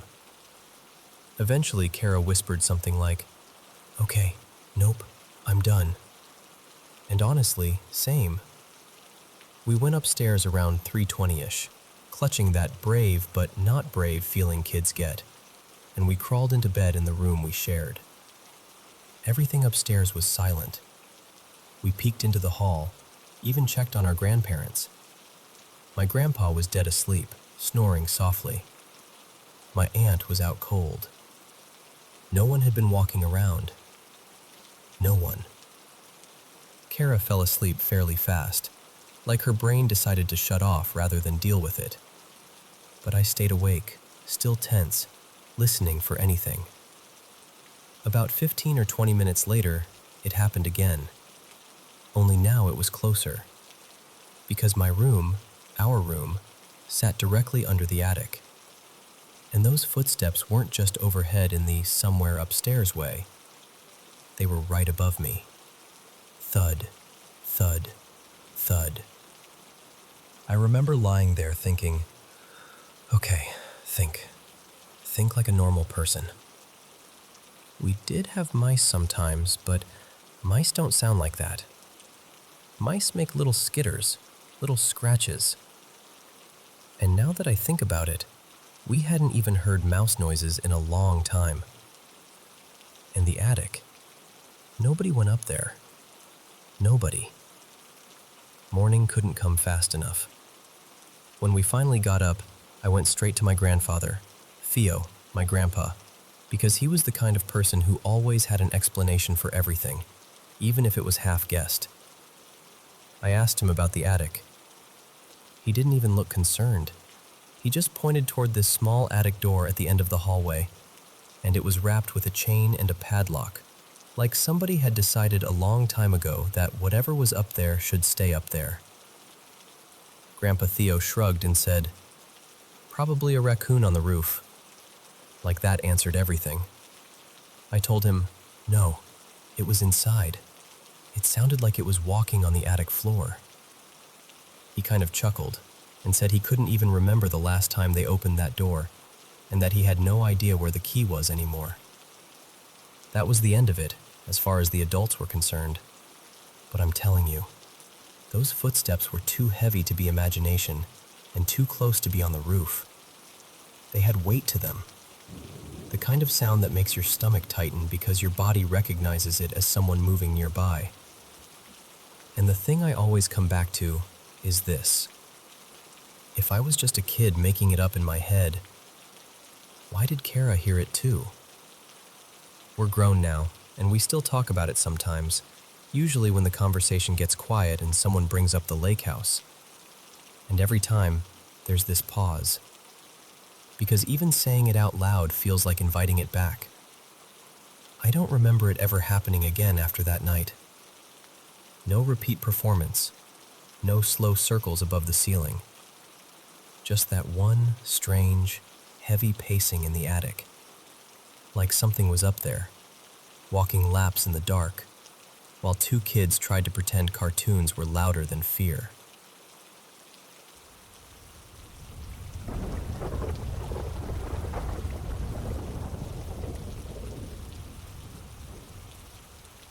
Hey, have you ever stumbled across a story that sticks to the back of your mind, like you can't quite shake it off?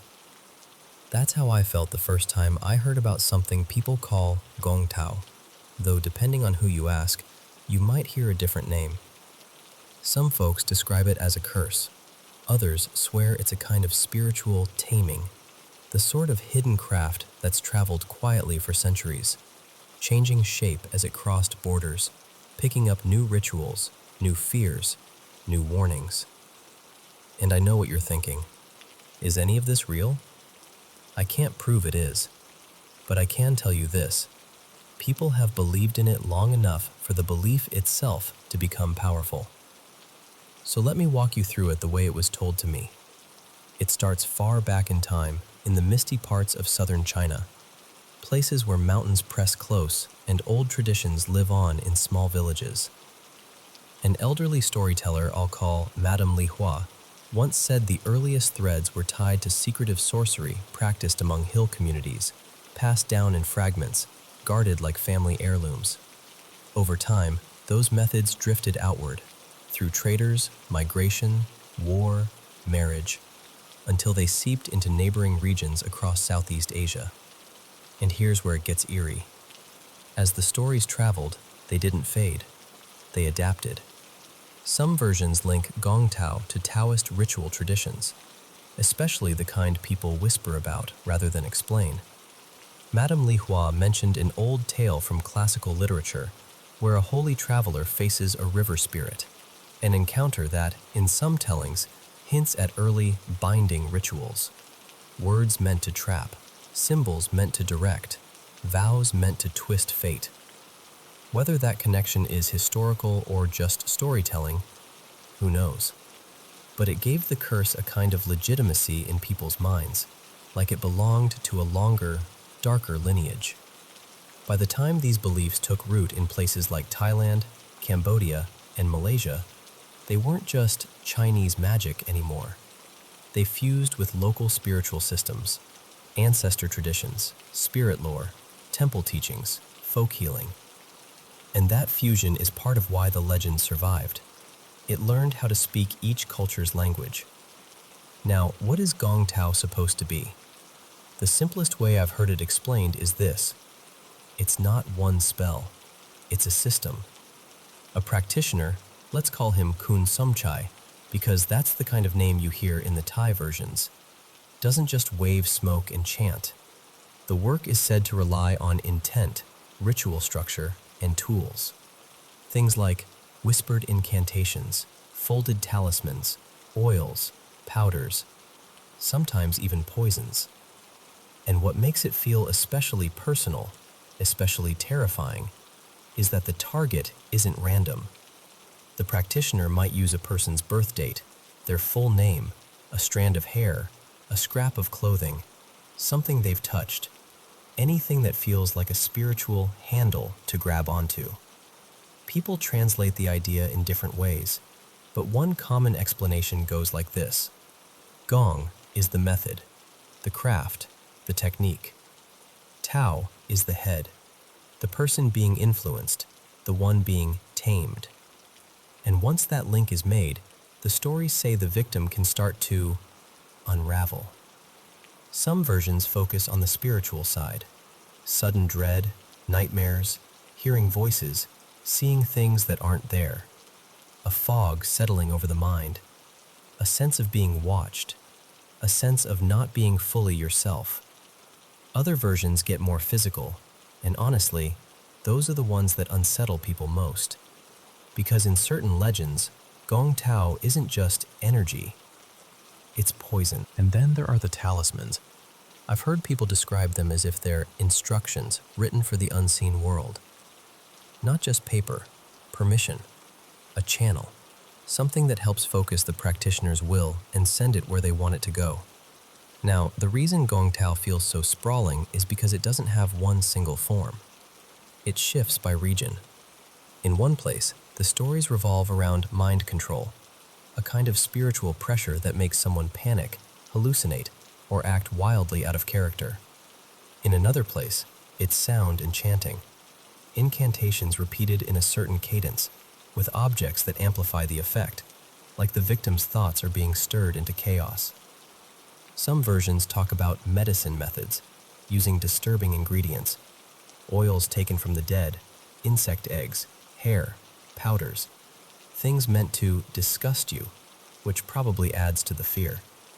And in parts of Thailand and Malaysia, the most infamous stories are the ones about love. Not sweet love, not romantic love, the kind that feels like obsession, like your heart doesn't belong to you anymore. People call it a charm that can tie someone to you, make them crave you, make them abandon reason, or, in darker versions, make love rot into revulsion overnight. The point isn't affection, the point is control. Then there are the truly supernatural tales, the ones you hear late at night when nobody wants to look out the window. A wandering auntie I'll call Soraya once leaned in and whispered about a floating head variant, where the practitioner's head is said to detach and drift through the dark in search of the target. I'm not telling you that to convince you it's true. I'm telling you because these are the stories people grow up with. Stories that make you keep the light on, even when you laugh at yourself for doing it. And whether the curse is spiritual, psychological, or chemical, people describe the effects in three main waves. First, the body. Unexplained aches, sudden fatigue, sharp pains, stomach twisting, migraines that don't respond to anything. In the most extreme stories, bleeding, collapse, organ failure. The scariest part is always the same. No one can find the cause. Second, the mind. Anxiety that blooms into terror, paranoia, depression, hallucinations, a sense of being trapped in your own thoughts. Some stories get very dark here, talking about impulses that feel alien, anger that erupts without warning, despair that doesn't match your life. Third, behavior. People making choices that destroy them, turning against loved ones, becoming hostile, impulsive, reckless, like the person you knew is still in there, but somebody else is pulling the strings. And when it gets to that point, the legends say the victim rarely fixes it alone. Because the cure, if you can call it that, usually involves someone trained in spiritual protection, an experienced ritual specialist, a monk, an elder healer, someone believed to know how to cut the thread. They might burn talismans, wash the body in blessed water, pray for days, perform cleansing rites meant to push out what doesn't belong. In many communities, that ritual isn't just magic. It's a form of care, a way of restoring order when life feels like it's slipping into chaos. And prevention? The warnings are always practical, almost mundane. Don't accept strange gifts too easily. Be careful with personal items, hair, nails, clothing. Don't bring unknown charms into your home. If you feel like something is wrong, talk to someone you trust, someone grounded, someone who can help you separate fear from reality. Because here's the part people forget. Even if Gongtao is only folklore, folklore shapes behavior. It shapes choices. It shapes how communities explain suffering and injustice when answers don't come easily. That's why this legend has lasted. So, do I think Gongtao is real? I think the story is real. I think the belief is real. And in some places, that belief is strong enough that it still changes how people live, who they trust, what they fear, what they refuse to touch. And honestly, that alone is chilling enough.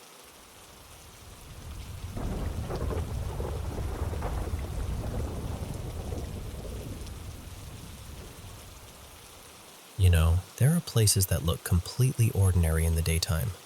Kids running around, laundry swaying on bamboo poles, aunties bargaining over fruit, and yet the ground underneath feels like it's holding its breath.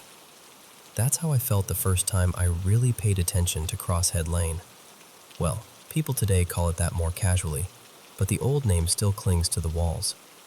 It sits over in Kowloon, tucked inside a district that's always buzzing, always moving. On the surface, it's just another public estate, crowded, practical, alive. But if you stand still long enough, you can almost hear the past knocking from behind the concrete. And the past here isn't gentle. Locals told me the name didn't come from some poetic legend. It came from something ugly, something meant to scare people into silence. During the occupation years, this area wasn't apartments and playgrounds. It was a place where men were detained, questioned, broken. People said that when executions happened, the remains weren't treated with dignity. Heads were displayed along a stone boundary, like warnings pinned to the land itself. Even the language around it changed over time. Someone once told me it might have started as a phrase closer to beheading wall, and then softened into something people could say without tasting iron on their tongue. Either way, the meaning stayed. And once a name like that is born, it doesn't really die. After the war, the city tried to heal the way cities always do, by building over the wound. In the years that followed, the land was cleared and reshaped. What had once been tied to graves, an old burial ground people remembered by nicknames and directions, the way elders do, was gradually emptied to make room for housing. Families were moved in. Survivors, working people, folks who needed a roof more than they needed answers. The estate rose up like a promise. Here, start again. But some places don't let you start clean. The stories I heard weren't dramatic at first. They were small, almost embarrassingly ordinary, the kind of thing people mention quietly while pretending they don't believe it. A corridor that always felt cold, no matter how sticky the summer got. Footsteps pacing above you when the upstairs flat was vacant. A faint crying sound, thin, far away, drifting through the stairwell at 3 a.m, even though everyone's doors were shut and locked. And then there were the ones people hesitated to tell, like they were worried the telling alone might invite something. A security guard named Mr. Liang, or maybe it was Uncle Liang, depending on who you asked, swore he once saw a figure at the end of a hallway. Long hair, pale dress, standing too still. He blinked, looked away for half a second, and when he looked back, the corridor was empty. Except for the feeling that someone was still there, watching him from the corners where the fluorescent lights didn't reach. That's the thing people always describe the same way. Not just seeing something, but feeling it. like the air gets heavier, like your lungs have to work harder, like the building is listening. The residents tried to do what people here have always done when a place feels unsettled. They gave it respect. Years later, a small temple went up nearby, funded quietly by neighbors, shopkeepers, families who'd lived there long enough to stop laughing at the rumors. They dedicated it to the earth god, the kind of guardian people turn to when the ground itself feels offended. They lit incense. They offered fruit. They asked, in the simplest way, "Please, let everyone rest." If you've never seen those ceremonies up close, it's hard to explain. There's this strange tenderness to it.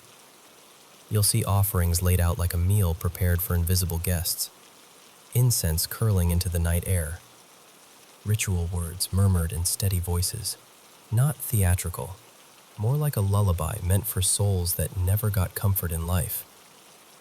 Some years, they even set up performances, simple operas, bright costumes, loud drums, meant to entertain spirits who might be wandering hungry and bored.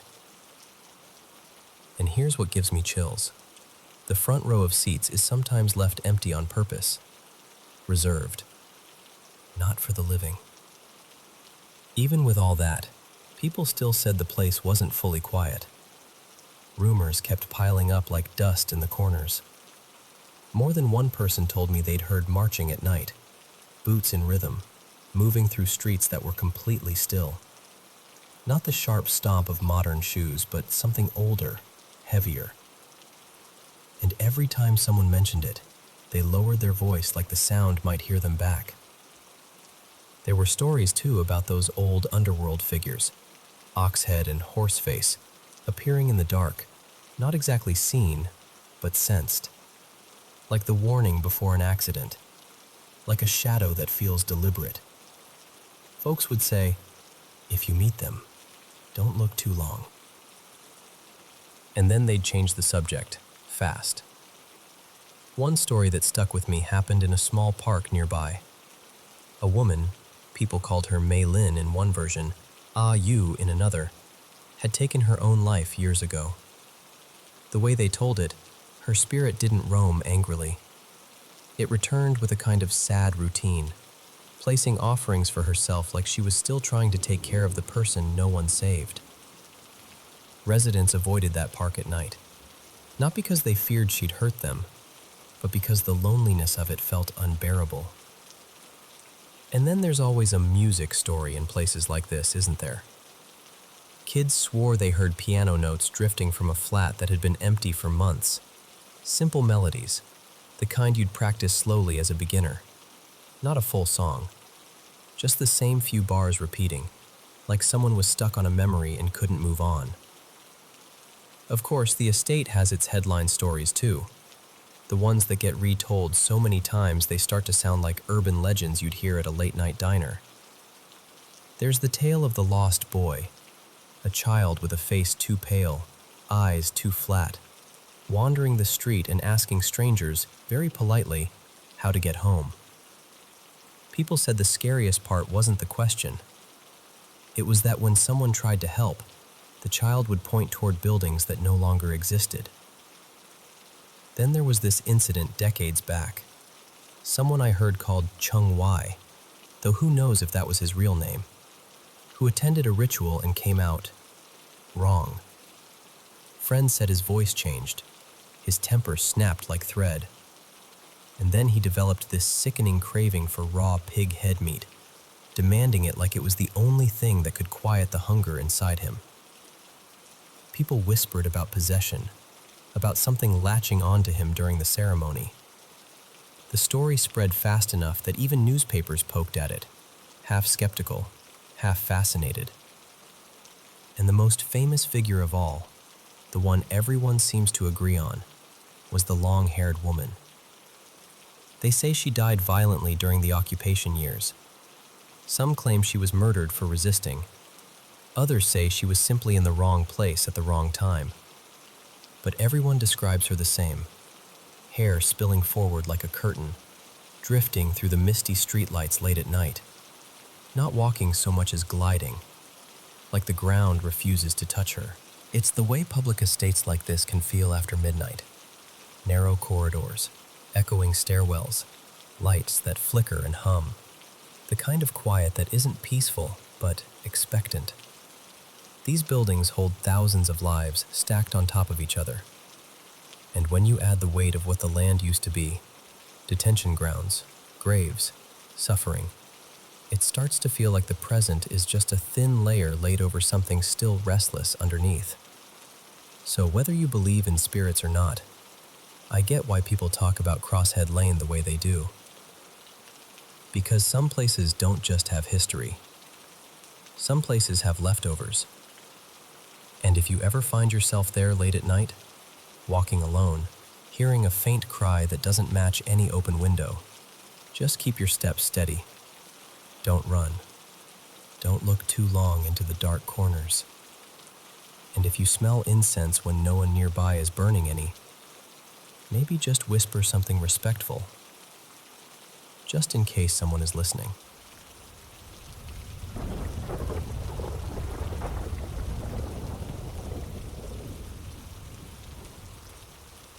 Okay, so you know how people say animals don't lie? Like they don't perform or exaggerate just to make a point. That's why I can't shake what happened last night. Because my dogs reacted in a way that felt unmistakably real. So I live and work on this old farm property. I'm basically the live-in caretaker. It used to be a dairy farm a long time ago, like early 1900s, and later it got turned into this small flower operation. It's beautiful during the day, fields, sheds, the whole thing. But at night, there's just a lot going on. Little sounds, weird knocks, movement when nothing should be moving. And the worst of it, like the place where it all seems to collect, is this massive old barn on the back stretch of the property. It's huge. It used to be where the cows would come in from the pasture, and now it's mostly storage and flower prep. Buckets, tools, shelves, stacked crates, all that. My partner, Rowan, calls whatever is in there the thing that gives the heebs and the jeebs, which is funny until you're standing near it and you realize you're not laughing. Because we've heard things in that barn. Not just settling wood, I mean, a low man's voice murmuring like it's talking to someone. Whistling, like someone trying to call the dogs by name. Heavy rustling through stored stuff that's too big to be a raccoon or a cat. Scraping sounds against the boards. Once, I heard this deep, irritated growl, like it came from a chest bigger than it should have been. But we never actually saw anything. Not clearly. Not until last night. So I'm doing my usual night walk with my dogs. My older boy, his name's Moose, he's getting up there, so I watch him close. My other dog, Tansy, is younger and fearless and always wants to sprint off and patrol like she owns the land. I've got my phone out with the flashlight on, not because I'm scared, but because it helps them see where they're stepping. Moose is sniffing around the farm truck, taking his time, and Tansy takes off toward the back like she always does. And while I'm waiting, I notice something moving near this line of bushes. Not far, but far enough that the light doesn't hit it clean. The beam kind of diffuses in the cold air, so at first I only catch shape, color, this pale, sandy tan. My brain immediately goes, deer, right? Long neck, tall shape, the size checks out. But the thing is, it wasn't looking at the dogs. It wasn't watching me. It was just angled away, like it didn't care that I was there. Almost absent, like it was listening to something else entirely. Then it turned its head toward me. And I swear to you, swear on everything I love, it changed. Not like, oh, I realized what it was, changed. Like it compressed. Like the tall shape folded down into something else. And suddenly it was very, very clearly a coyote. Close enough that my stomach dropped. Close enough that all I could think was, that is too close. That is too close to my old dog. I blurted out loud, like an idiot. "Oh my God, it's a coyote! Moose, now!" And the second the words left my mouth, it was just gone. Not ran off, not slipped behind the brush. Gone. And Moose, my sweet, slow, arthritic old man, moves like he's got one speed these days. But last night, he moved. I have not seen that dog hustle like that in years. Head down, ears pinned back, eyes huge, like full-on panic. He trotted straight to me and pressed in behind my legs like I was a shield. And that's the part that keeps replaying in my head. Tansy didn't seem to notice at first. She came back about a minute later, tail up, totally pleased with herself. But when she saw me and Moose frozen, both looking in the same direction, her whole body shifted. She stopped, stared into the dark for maybe 2 seconds. 2 seconds, that's it. And then she turned around and immediately wanted to go inside. And Tansy is not the "let's go inside" type. She's the "one more lap" type. So when she decided we were done, I didn't argue. We basically tripped over ourselves getting back to the house, and I know how this sounds, believe me, I do. I didn't even think to record, even though my phone was right there, because I wasn't thinking about proof. I was thinking about my 13-year-old dog and the fact that it's that time of year where coyotes can get bold. But here's what I can't get past. It didn't behave like a normal animal, and it didn't leave like one either. And I'm sensitive to things. I've always been.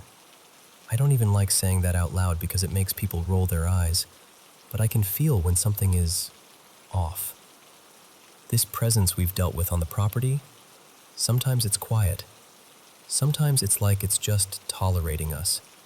But most of the time, it gives off this very clear message. Don't test me.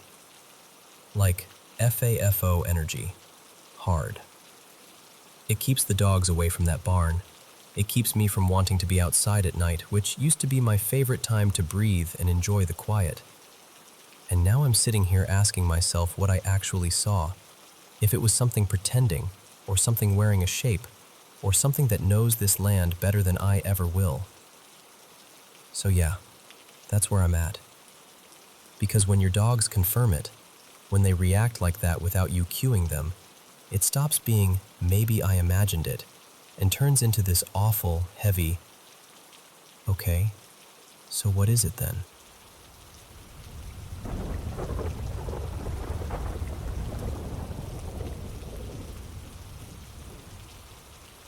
So this happened when I was 9. It was the spring of 2010, and I'd begged my mom to let me have a sleepover. I had a few friends from school over, Mason, Talia, and this kid named Jules, and we did exactly what you'd expect a bunch of 9-year-olds to do. Pizza grease on our fingers, loud laughter bouncing off the walls, and hours of taking turns on an old console until our eyes felt sandy. The living room looked like a tiny tornado had touched down. Blankets everywhere, snack bowls half finished, game cases tossed like frisbees. Eventually, we dragged ourselves upstairs. My room was set up like a little camp. My bed, my brother's bed, and a couple of mattresses wedged on the floor so everyone could fit. We whispered and giggled for a while. That cozy kind of talking, where the room feels safe just because your friends are there. One by one, they fell asleep. And then it was just me. I remember lying there, listening to the uneven rhythm of everyone's breathing. I couldn't sleep yet, so I reached over to my desk and turned on this small lamp. One of those warm bulbs that barely lights anything, and I started reading a comic. Not Batman this time. It was a Spider-Man one, the kind with big dramatic panels and way too many sound effects. When I finished, I shut the book, sat there for a second, and then clicked the lamp off. And right then, right as the room went dark, I saw it. On the wall, there was a shadow. The shape of an adult man, low to the ground, like he was crouching. My stomach dropped so fast it felt like I'd missed a step on the stairs. At first, I tried to talk myself out of it. You know how your brain scrambles for the normal explanation? Like maybe it was a weird angle from the streetlight outside, or the curtains, or a coat hanging somewhere. I even thought, for a split second, maybe there's a stain on the wall and my eyes are just making a person out of it. But then it moved. The shadow stretched an arm toward where Jules was sleeping on the mattress closest to me. I didn't scream. I didn't even breathe right. I just froze. I remember being absolutely convinced that if I moved even an inch, it would turn toward me.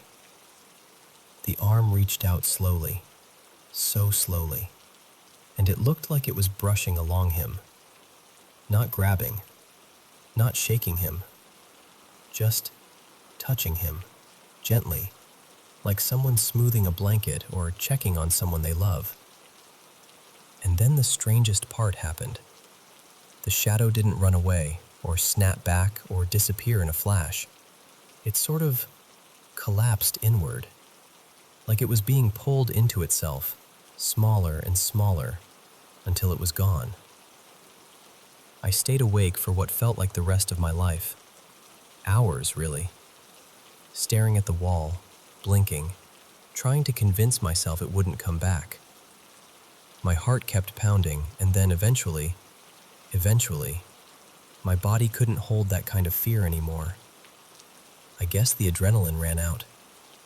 My eyes finally got heavy, and I just slipped into sleep, still tense, still half expecting something to happen. The next morning, the chaos of the sleepover came back like a wave. Footsteps, yawns, someone laughing too loud. My mom called us downstairs for breakfast. I remember sitting up and immediately staring at the wall. There was nothing. No stain, no mark, no shape that could have tricked me. Just a normal wall. At the breakfast table, I asked my parents if either of them had come into my room during the night, just to check on us. They both said no.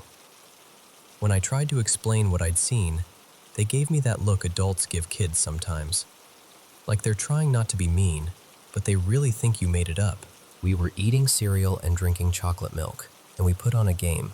One of those early Lego games, the kind where the camera angle fights you, and the levels are way harder than they have any right to be. We got stuck on this race section, and we kept passing the controller around, each of us swearing we were definitely going to beat it this time. But I kept glancing at Jules. I finally told everyone what happened, and he got really quiet. He admitted, almost like he didn't want to say it out loud, that he'd felt something brush against him during the night. He said it didn't scare him in the moment. He'd just sort of shifted and gone back to sleep. Then my mom called him over and told him he'd have to leave early because his mom was on the way. I asked why, and my mom said, "I'll tell you later." After everyone went home, I asked again, and my mom's face changed, softer, serious. She told me that Jules's grandfather had passed away during the night. I didn't know what to do with that information. I just remember sitting there, feeling this weird mix of things, like fear and sadness and confusion all tangled together.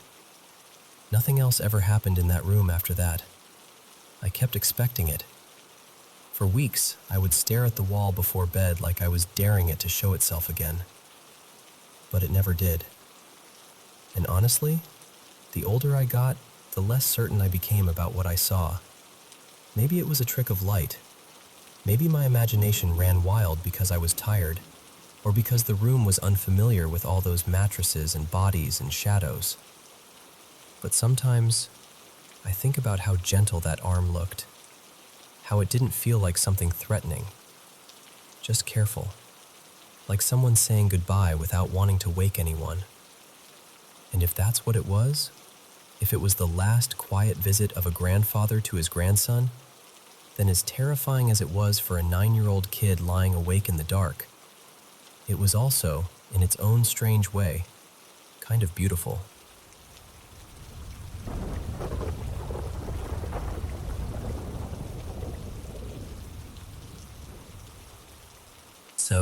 This is a story my uncle told us. One of those that gets quieter in the room the moment it starts. He lived out in this wide stretch of farmland where houses are scattered far apart. Each farm had just one house on it, and the next house over could be a full kilometer away, sometimes more. At night, it's the kind of place where the dark feels big, like it has space to breathe. Out there, everyone still knew everyone. My uncle was especially close with a guy from a neighboring farm. I'll call him Rafik. They were even loosely related somewhere way back in the family tree, like distant cousins. But more than anything, they were just friends. The kind that drop by without calling, sit on a cot, share a drink, and talk about nothing and everything. And yeah, drinking was their thing. But Rafik was on another planet with it. He was younger than my uncle, but he could drink like it didn't even touch him. Most days he was already half gone before the sun set. Eventually his family just stopped fighting it. They were tired. They'd seen it all. Then one day, Rafik didn't come home. At first, nobody panicked. It wasn't unusual for him to crash somewhere, on a friend's porch, in a shed, under a tree, sleep it off, show up later like nothing happened. But this time, one day turned into two, and then more. No one had seen him. No one had heard his voice. That's when the searching started, real searching. They found him in the worst way. His body was in a canal beside the highway. It had been there for days. The condition he was in, my uncle could barely describe it. The best anyone could piece together was that he'd been hit by a vehicle on the road and thrown down into the canal, where no one noticed him right away. Just a brutal, lonely end. The whole area went heavy with it for a long time. Now, this is where the strange part begins. A while before Rafik died, he and my uncle had bought matching shirts together. Same pattern, same color, identical, one for each of them. They weren't cheap either. The kind you save for weddings, big gatherings, special days. A few months after the funeral, in the middle of winter, my uncle had to attend a wedding in another town. He didn't think much about it. He just pulled out his good clothes and ended up wearing that shirt. The wedding ran late. By the time he got back, it was deep night. He got dropped off near the highway and had to walk the rest of the way home through the farmland. No streetlights, no houses nearby, just open fields and the moon, thin and cold above him. But for him, it wasn't unusual. He grew up walking those paths. He knew every bend, every patch of uneven ground. On the way home, he had to cross this small bridge over a canal, right at an intersection where the water ran under the road. He steps onto the bridge, and suddenly, he hears a laugh. Not a distant laugh, not someone far away. A laugh that sounded close, like someone was right there enjoying a private joke. My uncle stopped mid-step. He turned his head slowly, scanning the dark. And then he saw him. Rafik. And then he spoke.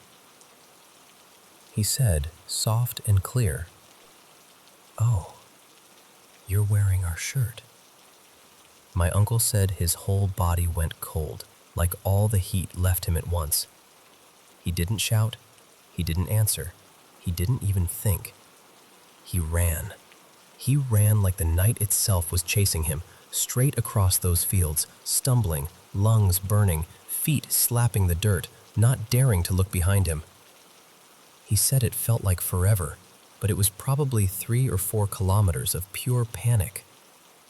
By the time he reached home, he was drenched in sweat, shaking, barely able to breathe.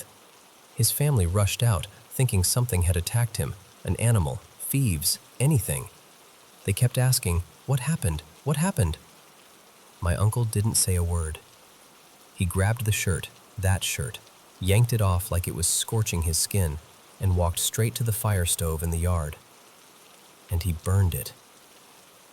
Only after he watched it catch and curl and blacken did he finally speak.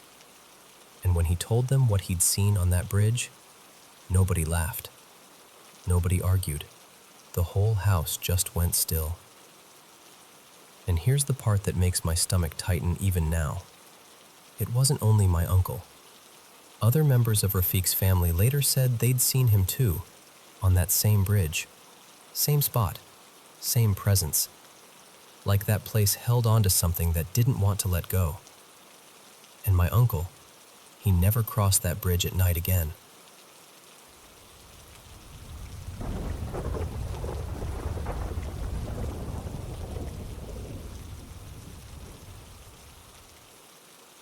Okay, so this happened one winter back in 2017, just outside Gothenburg, in a quiet neighborhood where the snow sticks around long enough to make everything feel muffled. I was 19, maybe just turning 20, and I was staying at my parents' place while they were out of town. My girlfriend at the time, let's call her Maya, was with me. We were house sitting, basically, and taking care of our two family dogs, Loki and Freya. Sweet dogs, normally fearless, the kind that bark at plastic bags like they're intruders. Here's the background that matters. My grandparents had passed away not that long before, maybe 4 or 5 months earlier, and my parents had brought a bunch of their things into the house. Old furniture, paintings, little sentimental stuff you don't know where to put, so you tuck it away. Most of it ended up in my parents' bedroom. The door to that room was kind of always in view from the living room. Like you'd be sitting on the couch and there it was, diagonally across, just present. And in the hallway between the kitchen and the living room, my parents had placed this small antique love seat that used to belong to my grandparents. Faded fabric, carved wooden arms, one of those pieces that feels like it's been quietly watching people for decades. And the dogs? They would not go into my parents' bedroom, not even for treats. They'd step up to the doorway, sniff the air like they were testing it, and then back away fast, ears low, tail tight. It wasn't dramatic barking or anything. It was worse than that. It was like decision. Like, no, not in there. And honestly, I got it.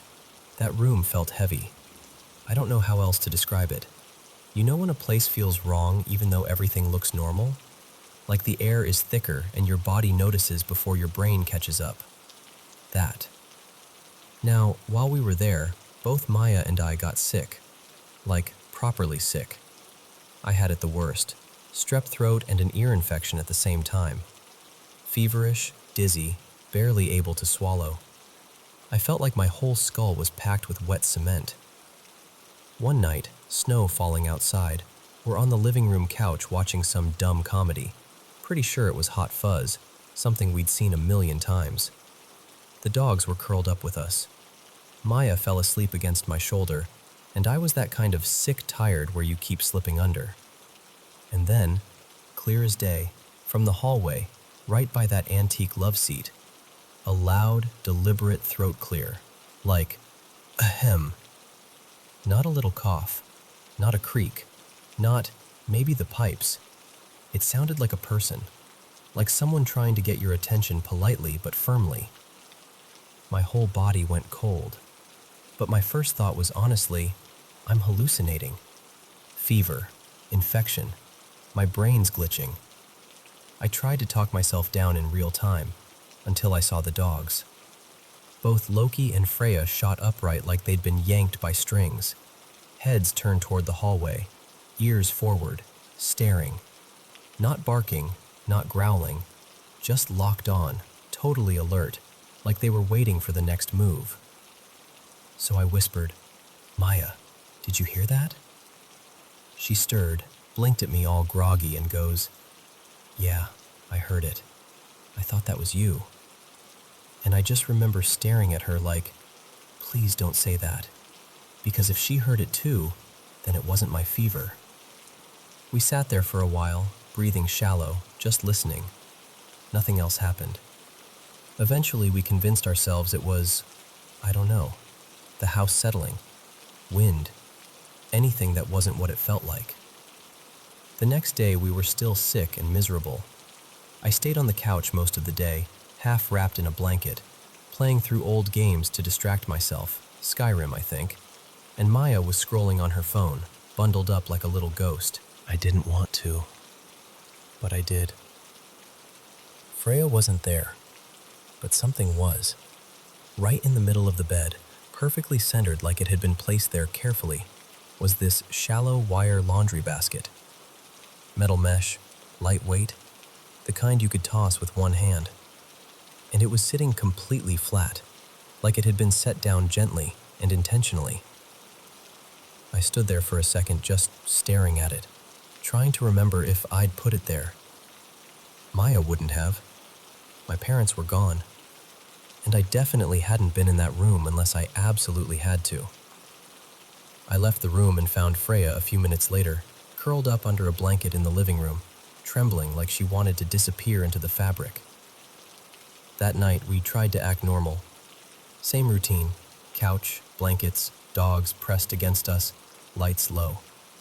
Around 10-ish, we decided to go to bed in my old room. The dogs followed, and for a moment it felt safe, like we were retreating into a smaller, familiar space. We turned off the lights and had just settled in, like that exact moment right before sleep. And then the house exploded with a crash. A heavy, violent slam, like something big being thrown or dropped from a height. The kind of sound that hits your ribs. I sat straight up and went, "What the hell was that? Someone's in the house." Maya was instantly wide awake, whispering my name like she didn't want to make noise. The dogs were tense, nails scraping softly against the floor. I don't know why I did this, sick, half delirious, but I grabbed the biggest kitchen knife we had and started checking rooms. Slow, shaking, trying to breathe quietly, listening for footsteps. Kitchen, nothing. Bathroom, nothing. Living room, empty. Hallway, still. And then I reached my parents' bedroom. The door was open, and on the floor, upside down, was the wire laundry basket. Not near the bed, not gently tipped over. It looked like it had been launched, like it had hit the floor with enough force to make that awful crash. And the bed? Soft, high. There was no reasonable way for that basket, lightweight, wide, shallow, to end up on the floor like that, upside down, with that kind of sound, without someone grabbing it and throwing it. I called Maya in, and she stood behind me in the doorway, peering around my shoulder. And when she saw it, she didn't even speak at first. She just made this tiny sound, like her breath caught, and grabbed my arm hard. And I swear to you, we didn't do the tough horror movie thing where you investigate further. We didn't cleanse the house or call a neighbor or anything brave like that. We just froze. Like our brains were refusing to process what our eyes were seeing, because once you accept it, you can't unaccept it. I don't even remember how we got through the rest of the night. It's like the memory turns blurry right there. Fear does that. I just remember the dogs pressed against us, both of us wide awake, listening to the house in the dark, waiting for another sound that we didn't want to hear, but couldn't stop expecting.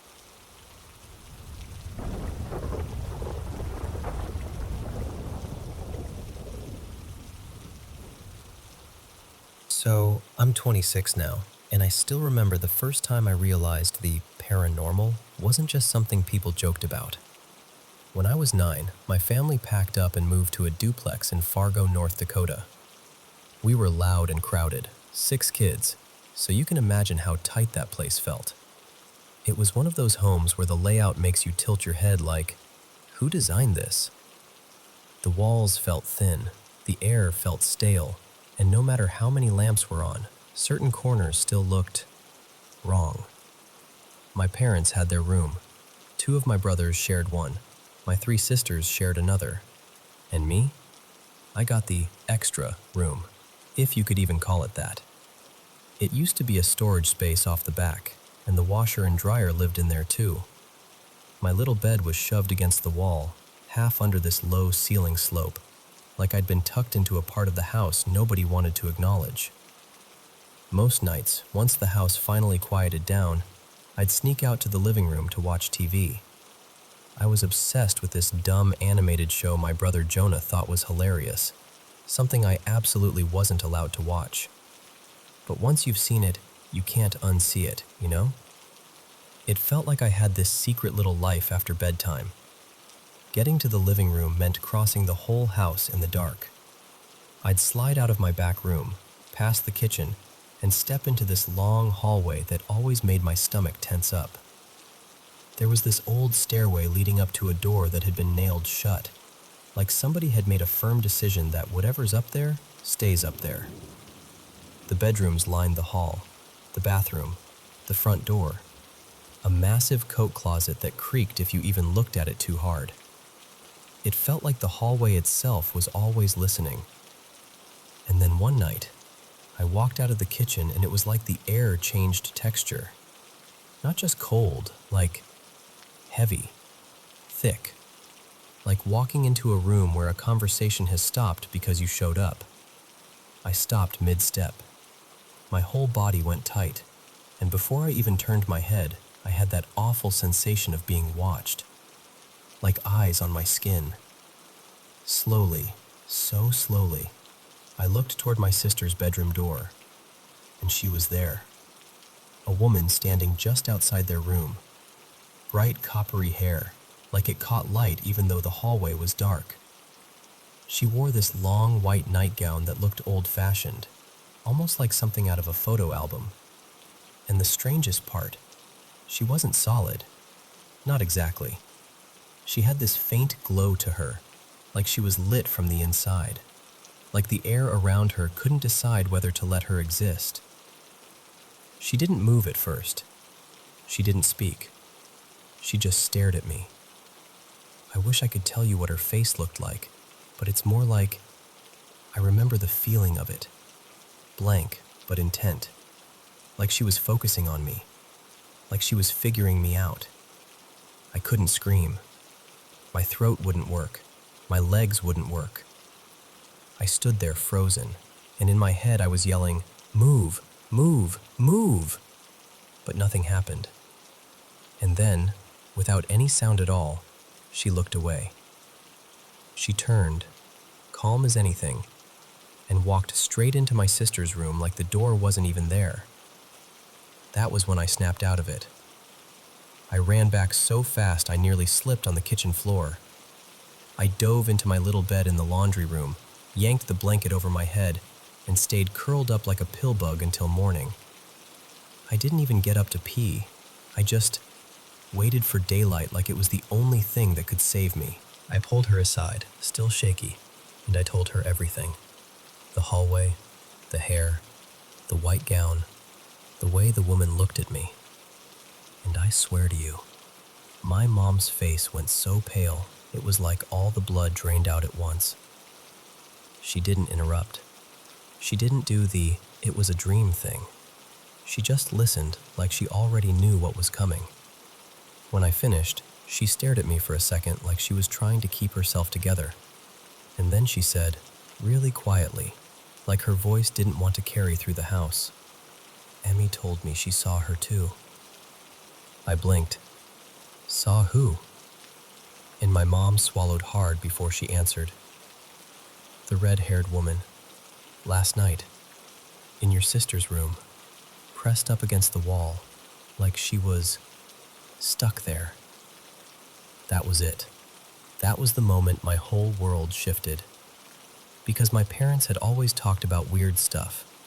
Footsteps when nobody was upstairs. The doorbell ringing with no one outside. Soft voices in the hallway. I'd rolled my eyes. I thought they were just spooking themselves. But after that night, after her, I never laughed about it again.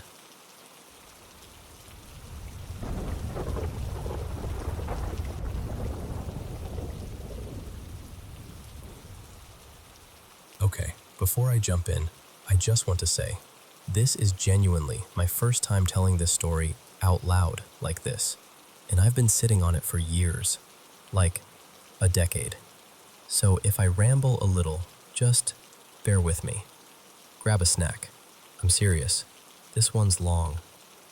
So, back when I was maybe 15-ish, somewhere between 14 and 16, I was home alone watching our family dog, Nova, this big fluffy husky with attitude for days.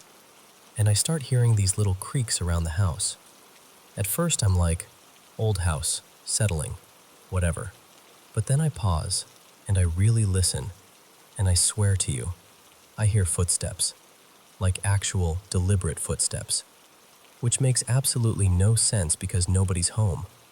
So I get quiet, like full statue mode, and I look at Nova to see if she's reacting. She is. Not barking, not growling, just uneasy. Ears weird, body stiff. That I don't like this vibe. And instead of doing the smart thing and calling for help right away, I do what a lot of teenagers do. I start gaslighting myself. Like, you're being dramatic. You're imagining it. But here's the thing.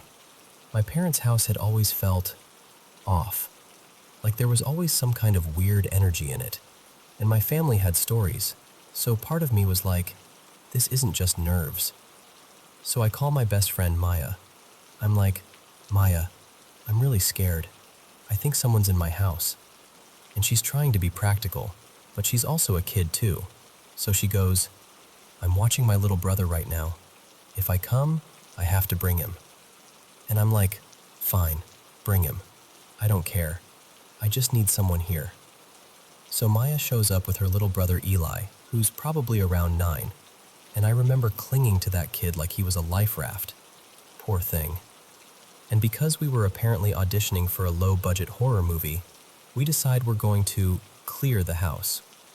We both grab kitchen knives, like that's going to help us against anything. And we start in the basement and work our way up, room by room, trying to act brave even though our hearts are basically trying to claw out of our rib cages. The whole time, I keep hearing faint movement.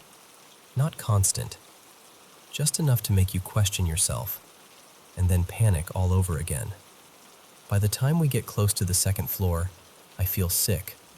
That's the only way I can describe it. Like my stomach drops and my skin feels wrong, like I shouldn't be there. Maya goes into my parents' room first, checks it, and she suddenly yells, "We have to check the attic." And I'm like, no, we check every room first, every room. Then we talk about the attic. So we start walking toward the 3 doors lined up next to each other. My bedroom, my older brother's bedroom, and the bathroom. Maya steps out of my parents' room, right into the hallway. And I swear on everything. All 3 doors slam shut at the same time. Not gently, not like a draft, like someone punched them closed. And here's what makes it worse. No windows were open, and that bathroom didn't even have a window. Eli shrieks. I grab him so hard I probably bruised him. Maya and I both jump like cartoon characters. I remember thinking in this split second, okay, so we're not crazy. We open the bathroom, nothing. We open my room, nothing. Then we open my brother's room, and there's no person in there, but it's not nothing either. The air feels wrong, heavy, and the closet is half open, and my brother's closet had one of those little attic access panels built into the ceiling inside it. It won't really budge, but it does move, just a tiny bit, like a centimeter, enough to make us stare at each other like, did you see that? We even recorded little clips on Maya's phone, messing with it using a hanger, because at that age, that's what you do. You're terrified, but also like, we need proof. Then we check my parents' closet attic panel too, and that one feels like it's sealed shut, like glued. After that, we're kind of shakily like, okay, maybe it's fine, because what else can you do? Maya takes Eli home, and I'm left in the house trying to pretend I'm not completely wrecked. Now, fast forward about a year. My dad was overseas for work. My brother and his girlfriend were over earlier, but it's late now and everyone's asleep. By this point, we had 2 dogs, Nova the husky and this massive German shepherd named Bruno. Like, huge. Absolutely could have ended someone if he had to. I'm in my room on a video call with this guy named Caleb, and I tell him, I feel really uneasy, like someone's watching me. And he laughs a little and goes, maybe because we're on video? But I'm not joking. I keep hearing faint sounds downstairs. Then I look at my dogs. Bruno looks terrified. Not alert, not protective, scared. Nova is tucked behind him like she's using him as a shield. That's when I get this cold realization. If the dogs are scared, it's not in my head. My mom always slept with her door cracked open when my dad was away, so the dogs could roam and guard the house. So even though every part of me wanted them in my room, I try to push them out. They refuse like they've suddenly turned into statues. Legs locked, full body breaks, no movement. I'm literally apologizing out loud like, I'm so sorry, but you need to go protect Mom. Finally, they creep out, reluctant, slow, heads low. And the second they clear my doorway, Caleb and I both hear it. Stomping, like someone sprinting up the stairs. Fast, heavy, like they're trying to be heard. I slam my door and lock it so hard my hand hurts. The stomping stops at the top of the stairs. And then, quieter now. There are footsteps coming down the hallway. Toward my room. Toward my brother's room. And I swear, this is the part that still makes my stomach twist. The footsteps stop right outside my door. Just standing there. I don't know how long it was. It felt like 20 minutes, but it was probably 2. Time does that when you're terrified. Then I hear one step, like it backs away. And I tell Caleb, trying to sound casual even though my voice is shaking, hey, I'm gonna get some sleep. I can't deal with this right now. The next morning, I'm half awake, and I hear my mom on the phone with my dad. And I hear her say something like, it sounded like someone was in the house last night. I even felt someone sit on the bed, and when I looked, no one was there. Hours later, the house is empty again, and I can't let it go. I start checking rooms, trying to see if anything looks disturbed, like maybe there was an actual person, maybe something moved, maybe there's an explanation. I check my parents' room. My stomach is in my throat. I check my brother's room. Then I go into his closet. And everything looks normal until I glance up. And the attic panel is gone. Not closed, not painted over. Gone like it never existed. I just stared at the ceiling, trying to process what I was looking at. Like my brain couldn't accept it. I'm like, Maya, the attic in his closet. It's gone. And she goes silent for a second and then just blurts, no way. Because she remembers it. Eli remembers it. My mom remembers it. My brother remembers it. But when we bring it up to my dad later, he gets weirdly defensive and insists there was never an attic in that closet. Like, not even, I don't remember. He's adamant, angry. So I'm like, fine, we have proof. Because of those videos we took. So I ask Maya to send them. And this is the part that makes me feel insane all over again. The videos will not load. They're there, but they don't open. Ever. Not once. Like corrupted files. Like blank. And over time, my dad convinces my mom she must be imagining it too. But I know what I saw. Because even before all of this, when we first moved into that house, my parents let me choose my bedroom first. And I remember stepping into my brother's room, seeing that attic access in his closet, and immediately going, nope, I'm taking the other room. I don't want an attic in my closet. I remember the thought so clearly because I felt relieved, like I avoided something. And to this day, that attic is still missing. I don't know what happened. I don't know what it means. And I fully understand how unbelievable it sounds. But I'm telling you, this is exactly how it happened. 10. The name in the quiet. So this was last summer, right? I come home from the grocery store thinking the place is going to be totally empty. I'm juggling bags, kicking the door shut with my foot, already picturing 5 minutes of peace. But then, my brother Eli is home anyway. He's like half visible down the hall, and I'm like, oh, okay, cool. No big deal. I'm exhausted though. Like that heavy, sleepy kind of tired where your body feels 2 seconds from powering down. So instead of going upstairs like a normal person, I just toss the bags on the kitchen counter and collapse on the living room couch. Shoes still on. One of those, I'll close my eyes for a second, naps. I'm drifting. Warm sunlight coming through the window, everything quiet, and then I hear it. Right next to my ear, super soft, like someone's leaning in close. Maya. I snap awake immediately, like full jolt.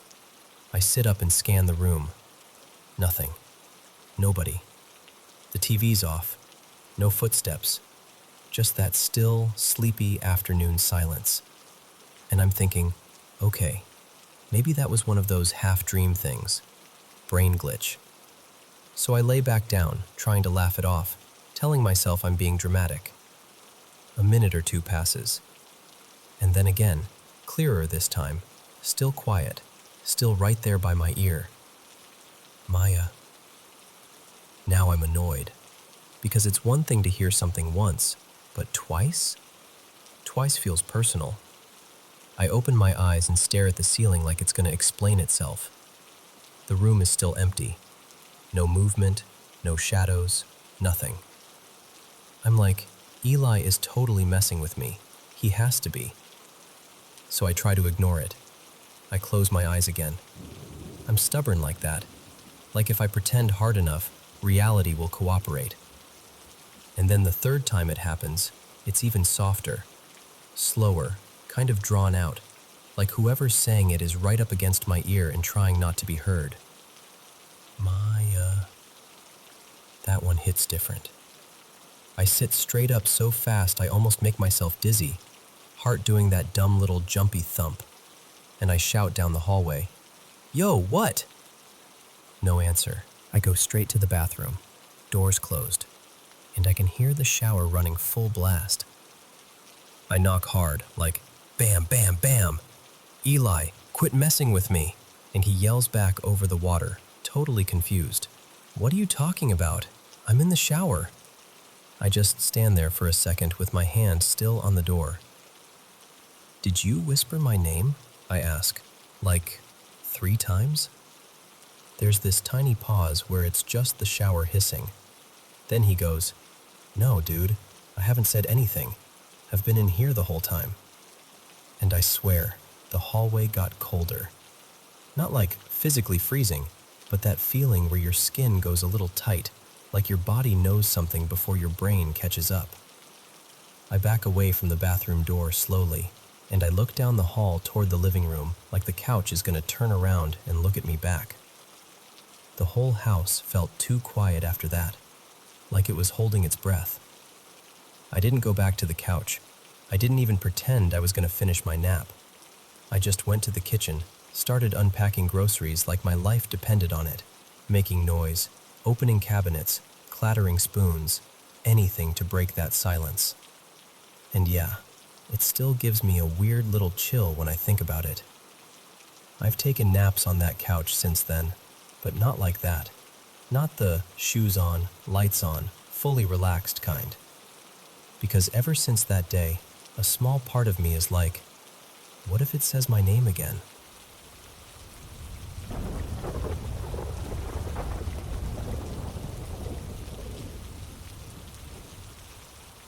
So this was last summer, right?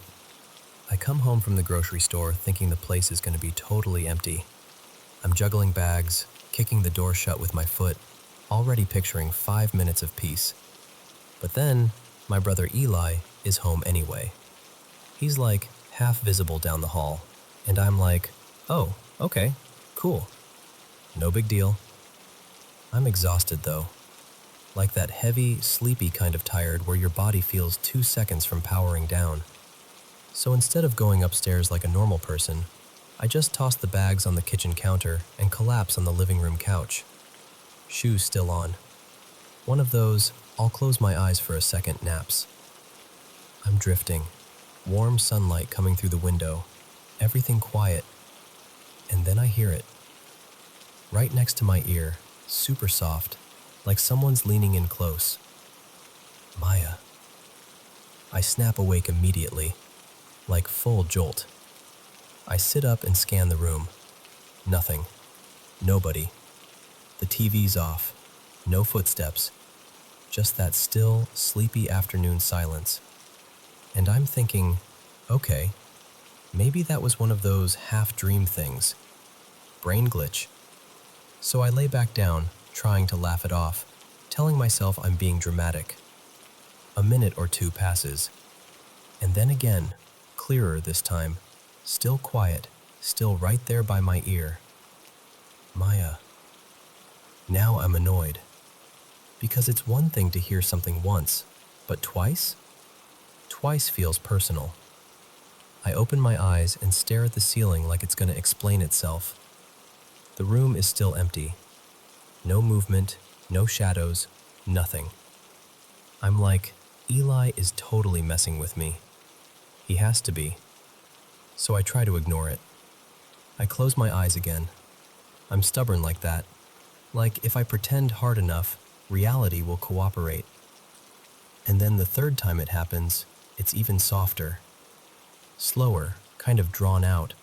Like whoever's saying it is right up against my ear and trying not to be heard. Maya. That one hits different. I sit straight up so fast I almost make myself dizzy, heart doing that dumb little jumpy thump. And I shout down the hallway, "Yo, what?" No answer. So now I'm mad and freaked out, which is the worst combo. I get up and walk down the hall, trying to stomp a little louder than necessary, like I'm proving I'm not scared. I go straight to the bathroom, doors closed, and I can hear the shower running full blast. I knock hard, like bam, bam, bam. "Eli, quit messing with me." And he yells back over the water, totally confused. "What are you talking about? I'm in the shower." I just stand there for a second with my hand still on the door. "Did you whisper my name?" I ask. "Like 3 times?" There's this tiny pause where it's just the shower hissing. Then he goes, "No, dude, I haven't said anything. I've been in here the whole time." And I swear, the hallway got colder. Not like physically freezing, but that feeling where your skin goes a little tight, like your body knows something before your brain catches up. I back away from the bathroom door slowly, and I look down the hall toward the living room like the couch is going to turn around and look at me back. The whole house felt too quiet after that, like it was holding its breath. I didn't go back to the couch. I didn't even pretend I was going to finish my nap. I just went to the kitchen, started unpacking groceries like my life depended on it, making noise, opening cabinets, clattering spoons, anything to break that silence. I've taken naps on that couch since then, but not like that. Not the shoes on, lights on, fully relaxed kind. Because ever since that day, a small part of me is like, what if it says my name again?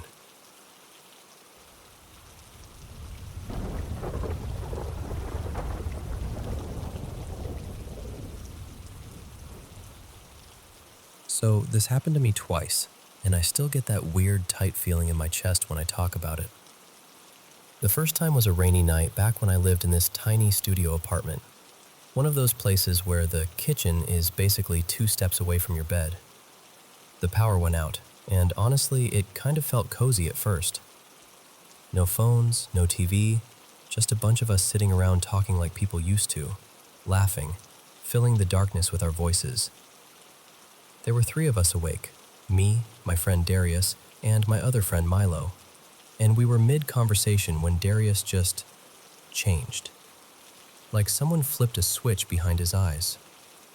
His face went blank for half a second, then it tightened up like he'd suddenly remembered something terrifying. And he didn't say a word. He just stood up really slowly and walked toward the kitchen. Now the layout matters here. The kitchen was behind this sliding glass door. You had to slide it open to the left before you could see the little hallway and the sink area. Darius slid that door open like he was moving through water, and then he just stopped. He stared toward the cupboards by the sink for, no exaggeration, almost a full minute. Dead still, not blinking like normal, just staring. Milo and I exchanged that look, you know the one. Curious, annoyed, anxious, all mixed together, and we both leaned forward. Quiet, like we were scared to make the air move. And then we peeked. I don't even remember who leaned in first, but we both saw what Darius was looking at. There was a figure, a man-shaped shadow, like darker than the dark around it. He had this old-timey vibe, high hat, the outline of a cane or walking stick, and he was leaning against the counter like he belonged there, like he'd been waiting. And the part that makes my skin crawl just thinking about it, he looked like he was smiling. Not a big, friendly smile, more like a private little grin, like he knew something we didn't, like we were late. And he didn't move, not even a twitch. No sound, no footsteps, no breathing, nothing. Just standing there in the kitchen, grinning in the dark. We didn't scream. Nobody said a word. It was like our mouths collectively forgot how to work. Eventually, we don't even talk about how it happened, we all ended up back in the main room, sitting down again. Like we could just ignore it back into not being real. And we forced conversation to continue, but it got stiff, like we were all pretending we hadn't just seen the same impossible thing. And then the talking ran out. That natural lull hit. I remember staring at the floor for a second, and then I finally said, really quietly, "You both saw it too, right?" No one answered. No denial, no, "What are you talking about?" Just silence. And somehow that silence was the loudest answer. That was in late 2021, I'm pretty sure. Could have been early 2022, but it was around then. Then, I didn't see him again for a long time. I tried to file it away as some kind of shared trick of the darkness. Stress, sleep deprivation, anything. But about 6 weeks ago, it happened again. This time I wasn't alone, but it wasn't that same exact setup. There were like 7 of us hanging out at a friend's place. Music earlier, snacks, people crashing on couches. Eventually, everyone started passing out one by one, and it got to that late, quiet hour when the whole house feels like it's holding its breath. It was just me and my friend Renee still awake, barely talking, kind of half laughing about nothing. And then I saw him. Not fully at first, just that shape in the corner of my vision, that wrongness, like the darkness had a spine. But this time, something else happened, and I can't explain it without sounding insane. The more afraid I got, the more present he became. Not like he literally got taller or bulkier in a normal way, more like my fear gave him definition. Like he fed off being noticed. Like every heartbeat in my chest drew his outline sharper. I could feel my face change. I didn't even have to speak. Renee looked at me and her whole expression shifted. She whispered, "You see something." And I swear to you, I hadn't said a word yet. I hadn't even pointed. She just knew, because I must have looked like I'd seen a car coming straight at me. I nodded, barely able to breathe, and she said, "I believe you." That almost broke me, because it meant it wasn't just in my head, at least not entirely. Not if someone could read it off me that clearly. The next afternoon, when everybody was finally awake, we were all eating and joking and trying to shake off the weirdness of staying up too late. And then someone, my friend Jace, casually says something like, "By the way, Kendrick saw something last night." And Kendrick's not the kind of guy who scares easily. Like, he's the type who's been through real things. Solid, grounded, nobody messes with him. Jace said Kendrick had woken up in the middle of the night, sat straight up, and just froze. Like he was seeing something in the room that hit his nervous system like a stun gun. He didn't want to talk about it much, but the vibe was familiar. And I remember sitting there, fork halfway to my mouth, feeling cold spread across my shoulders, because suddenly, the pattern wasn't just mine. Here's the part that messes with me the most. Both times, it didn't end because someone turned on a light or because I ran away. It ended because I did something internal. I told it with my whole chest, that I wasn't afraid. Not fake bravado, not "yeah, whatever bro" energy. I mean the kind of steady, real refusal. The kind where you feel your fear still there, but you're not giving it the wheel. And every time I do that, when I genuinely mean it, the figure starts to fade. Slowly, like mist evaporating. But even as he disappears, that grin stays. Like he's amused. Like he thinks it's funny. Sometimes I even swear it looks like he's holding back a little laugh, like a silent giggle in the curve of his mouth. And then he's gone. So yeah, that's my story. I don't know what he is. I don't know why he shows up. I don't know if it's something external or something psychological that more than one person can tap into. But I do know what it feels like. It feels like being watched by something that wants you to notice it. Something that gets stronger the more you panic. Like fear is the invitation. And it feels like the only way to shut the door is to stop feeding it. I just needed to say it out loud, because keeping it inside makes it feel bigger. And I'm tired of pretending it didn't happen when I remember every detail like it was stamped into me.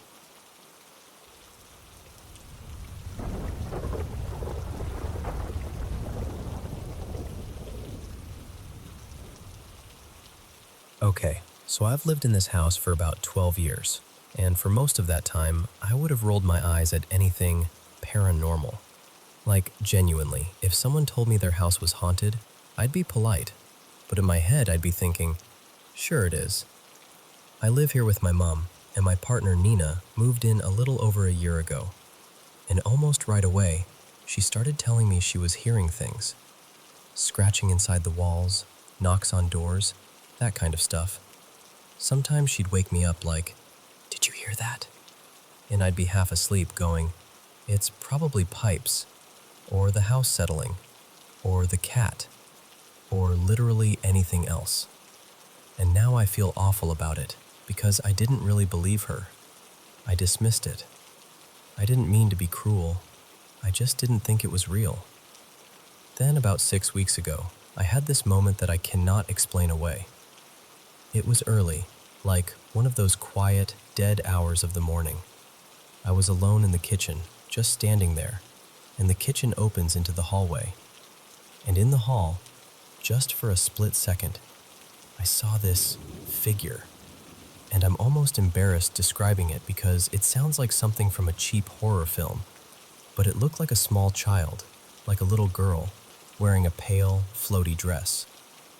It was there, and then it wasn't. Not like it ran off, not like it faded dramatically, nothing cinematic. It was just there, and then gone, like my brain had blinked and the world changed. At the time I was freaked out, but I'd had a couple drinks, wasn't drunk, just a little buzzed, so I tried to convince myself it was that. Tired eyes, weird lighting, my imagination filling in shapes. But I told Nina anyway. And here's the part that made my stomach drop. She went quiet and said she'd seen something too, standing in the corner of our bedroom near the door. And she described it without me prompting her, without me telling her what I saw. And she described basically the same thing. A small girl, a dress, that corner of your eye feeling. After that, it wasn't just a one-time thing. Both of us started seeing her, mostly in the upstairs hallway, usually in our peripheral vision. Never a full, clear look. Always like your eyes catch on something and your brain screams, "Someone is there," and when you look straight at it, there's nothing. And Nina, who hasn't had panic attacks in years, is now getting them again. The worst ones are in the early hours. Sometimes she wakes up already in a full panic, like something yanked her out of sleep. And the noises have increased too. Not just vague house sounds, more frequent, more deliberate. Scratches, thumps, a bang that makes you stop mid-sentence and just listen. But the most unsettling thing that happened, it was a few evenings ago. We were in our bedroom, just talking, and my mom was in her room next door. It wasn't late, it was early evening, normal time, normal mood. And Nina and I both heard, clear as day, my mom screaming my name like she was hurt, like real pain, real panic. She called out for me, like she needed help immediately. I jumped up and ran into her room so fast, I don't even remember crossing the hallway. And she's just sitting there, calm, confused. She looks at me like, "What's wrong with you?" I asked if she'd yelled. She said no. I asked if she'd heard anything. She said no. And I believed her instantly. My mom isn't the type to play games like that, and she looked genuinely baffled. Then there's this other weird layer. Food has started going missing. Not like, oh, we ate it and forgot. I mean things I know we had. Things I specifically remember seeing are just not there later. Stuff that couldn't realistically have all been used up since the last time I noticed it. It's small, but it's constant enough that it's become a pattern. So I actually dug out a security camera, and I'm planning to set it up in the kitchen just to rule out anything normal. Sleepwalking, forgetfulness, whatever. And look, I know how this sounds. I do. If I heard this story from someone else a year ago, I would have been the skeptic in the room. But I'm not anymore. Because it's not just events. It's the feeling. The air in the house sometimes feels occupied. Like you're not alone even when you're alone. Like something is waiting just out of sight. Now, I don't know if any of this matters, but I've used a Ouija board once, like over a decade ago, and nothing weird happened afterward, so I never thought about it again. Nina also told me that when she was younger, she swore there was something in her dad's house. Bad enough that her family actually brought someone in to bless the place. Lately, on her mom's advice, we bought some incense and a couple things like selenite, stuff meant to cleanse or calm the space. And part of me feels ridiculous doing it. But another part of me is like, why wouldn't we try everything? So yeah, that's where we are. Two people who were living a normal life, and now we're whispering about hallways and listening for footsteps, and wondering why a house we've known for years suddenly feels unfamiliar. And honestly, I don't even know what I'm asking for anymore. I guess I just want to know what you do when you feel like something has noticed you back.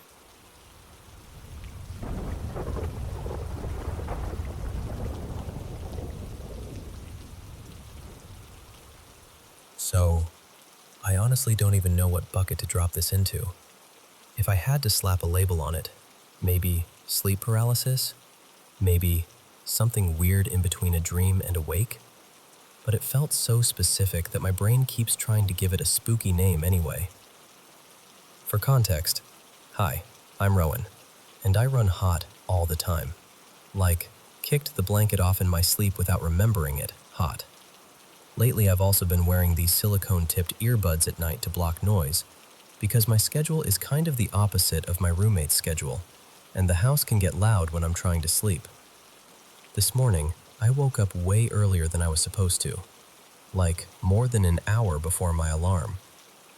I remember blinking at the clock, doing that annoyed little sigh, and rolling onto my stomach like, okay, we're going right back to sleep. Easy. Nope.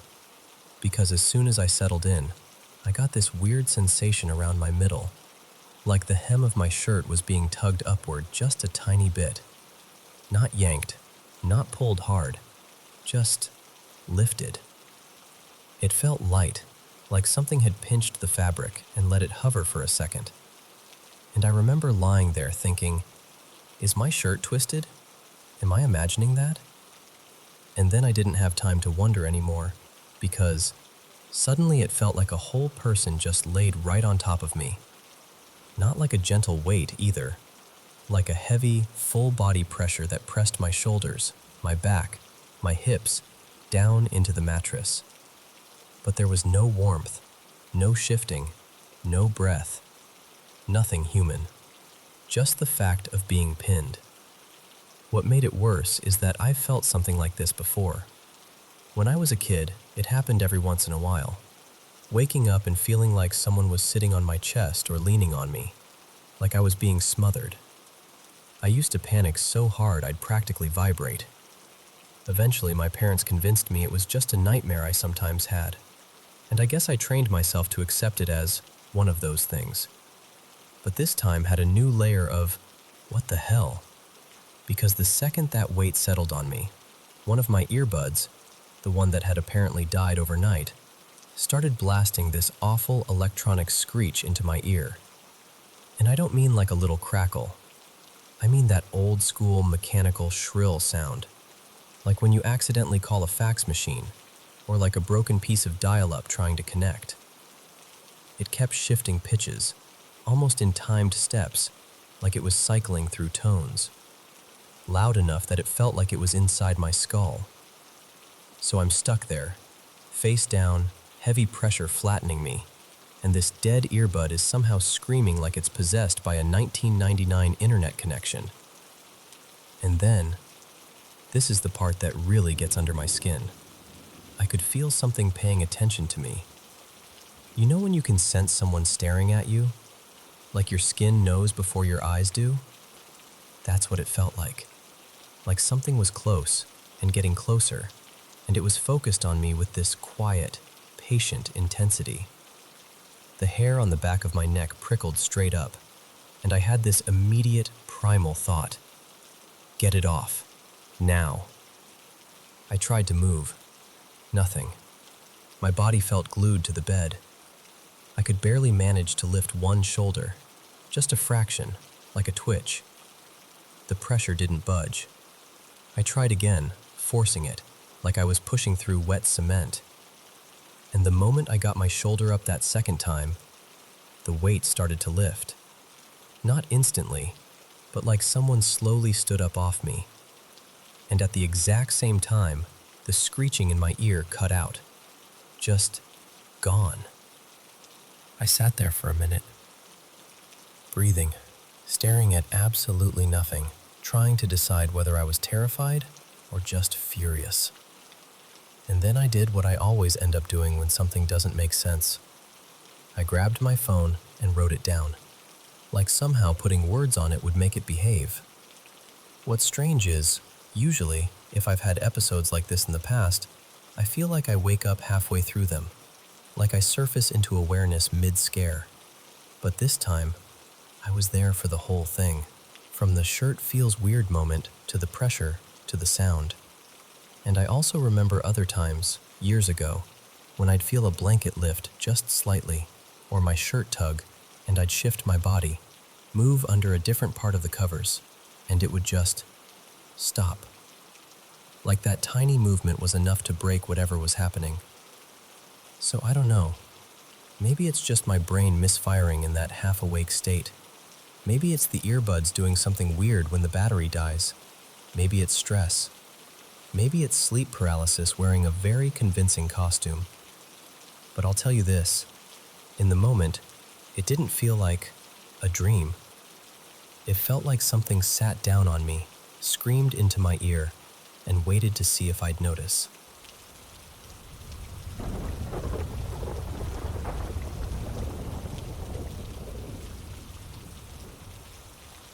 So, this was about 6 years ago now, and I still don't know what to make of it. Back then, I was dating this woman named Mara. She could be honestly so affectionate, like the kind of person who'd hold your face in both hands and tell you you were safe with her. But then, she'd flip. No warning, just this sudden, violent temper that felt like a door slamming in your face. One time she grabbed a knife during an argument, and when I tried to get it away from her, I ended up with a cut on my palm. Nothing life-threatening, but it told me everything I needed to know about how unpredictable things could get. Her place matched that energy too. The whole apartment felt heavy. Dark art everywhere. Those paintings where you can't tell if the figures are angels or monsters. And she had this creepy-looking occult book just sitting out like it was a cute decoration. Even the lighting was dim all the time. It was like her home was permanently set to midnight. Anyway, one night I stayed over. We were in bed, kind of melting into the mattress, watching movies, laughing a little, calm for once. At some point, I got up to go downstairs and grab a soda from the fridge. The kitchen was mostly dark, just that single warm light over the stove. You know that quiet kind of dark where you can hear the fridge hum and your own footsteps sound too loud? That kind. I opened the fridge, bent down, grabbed the drink, and as I stood back up and swung the door closed, I froze. Because something was right there. Not on the wall. Not a shadow cast by the stove light. Right in front of me. It was like a person-shaped darkness, taller than me, solid in the sense that it blocked the space, like it had weight. No face, no features, just a silhouette made out of absence. And it wasn't moving like a trick of light. It was just there, as if it had been waiting for me to look up. My whole body reacted before my brain did. I jumped back, heart punching my ribs, and the second I did, the thing vanished. Not like it walked away, more like it blinked out, like someone switched off a picture. And I just stood there with my soda, staring at nothing, trying to convince myself I'd imagined it. On the way back upstairs, I kept replaying it. It was my shadow. It was the fridge light. It was the stove light. But none of those fit. The angle was wrong. The placement was wrong. And most of all, shadows don't stand in front of you like a person. I got back into bed and tried to act normal, but I know I looked shaken. I didn't want to bring it up, didn't want to start anything, didn't want to sound crazy. So I just slid under the blanket and stared at the TV like it was the most interesting thing in the world. But Mara noticed immediately. She turned the volume down a little and went, "What's wrong?" And I said something stupid like, "Nothing, just startled myself downstairs." She didn't laugh. She didn't ask what I meant. She just looked at me, really steady, and said, "You saw him, didn't you?" I remember blinking at her and going, "Saw who?" And she said it like she was naming a neighbor, like it was casual, like it was nothing. The shadow man. The air in the room changed. I swear it did. I asked what she meant, and she just shrugged and told me she'd been seeing him since she was a kid, that he showed up sometimes, that it wasn't dangerous, that I shouldn't worry about it. Like she was telling me there were ants in the kitchen, and every single time something happened, Mara was never surprised, never scared. She'd just look around like, there it is again, and go back to whatever we were doing. But that night in the kitchen, that was the only time I saw something directly. And it wasn't subtle. It was unmistakable. Even now, years later, I still catch myself thinking about the exact shape of it, and the way my body knew it wasn't normal before my mind could even form the thought. And I'll be honest with you. Sometimes I still wonder, did I see something real? Or was I just losing it? Right there in her dark, quiet kitchen.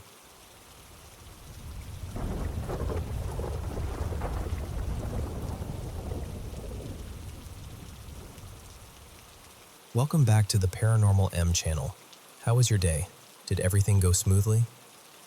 It's finally my favorite time of day, sitting here and sharing my paranormal experiences with all of you. Thank you so much for always supporting the channel and for sending in so many of your own stories. Don't forget to subscribe and turn on notifications so you won't miss our latest videos. Now get cozy in bed, switch on your nightlight, and let's listen to today's paranormal experiences together. So, this happened to me more than 10 years ago, which means I was probably 9, maybe 10. Back then, our house layout was kind of weird in a way that's hard to explain unless you've walked it. It was like a loop. You could start in the kitchen and dining area, go through one door into my dad's music room, cut through into my parents' bedroom, then take this long hallway past all the kids' rooms, and boom, you'd end up back where you started. Like the house was one big circle you could keep walking forever if you wanted. Anyway, it was a Sunday morning, and my older sister, Nadia, and I were getting ready for church. I remember I was in the dining area eating cereal, but not sitting like a normal person. I was standing at the counter, half awake, shoveling bites in like I had somewhere important to be. Nadia was nearby fussing with her hair in the mirror, doing that concentrated stare people do when they're trying to get a ponytail perfect. And then we heard it. This rapid click, click, click sound, like a dog running on tile with nails that haven't been trimmed in way too long. The door between the dining area and the music room was wide open, and I swear on everything, I saw something dart out of the music room. It was gray, skinny, low to the ground. It moved so fast, but my brain latched onto these sharp details. Long limbs, a bony spine, the way it ran on all fours like it didn't want to be seen upright. It slid right under our dining table like it had done it 100 times.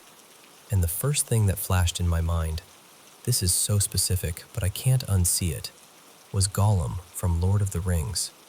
Like that vibe. Not exactly the same, just that same kind of wrong-looking thinness, only smaller, almost like a child-sized version. I couldn't see its face. It was hunched and moving too quickly, like it knew I was watching and didn't care.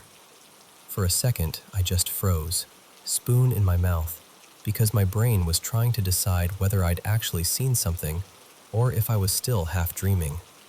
Then I looked at Nadia, and she was staring too, eyes wide, mouth slightly open.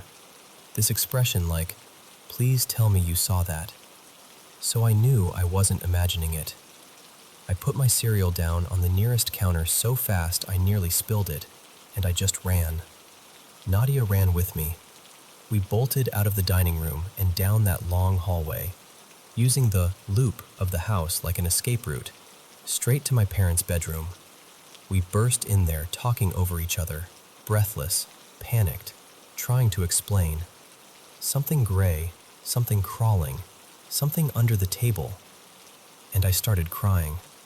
Like real crying. Not "I'm upset" crying. More like my body was dumping fear out through my face because it didn't know what else to do. My mom, Marisol, sat up, confused, and she did that calm parent voice right away. She was like, Hey, don't worry. It was me. I was looking for something." She told us she'd lost a microphone and was crawling around trying to find it. Which, I mean, sure, if you want to say that out loud. But Nadia and I just looked at each other like, no, that was not our mother. We both knew. The movement wasn't human. The shape wasn't right. And also, no offense to Marisol, but my mom was not out here scuttling like a hairless gremlin under the dining table at church o'clock. Nadia hated talking about anything she couldn't explain. That's just how she is. If it doesn't fit into a box, she'd rather never open the lid again. So the story kind of died. We grew up. Life moved on. We didn't bring it up much. Until about 3 years ago, and my mom's face changed. Not like she was annoyed. Not like she didn't remember. More like she remembered too well. And that's when she finally admitted, okay, it wasn't me.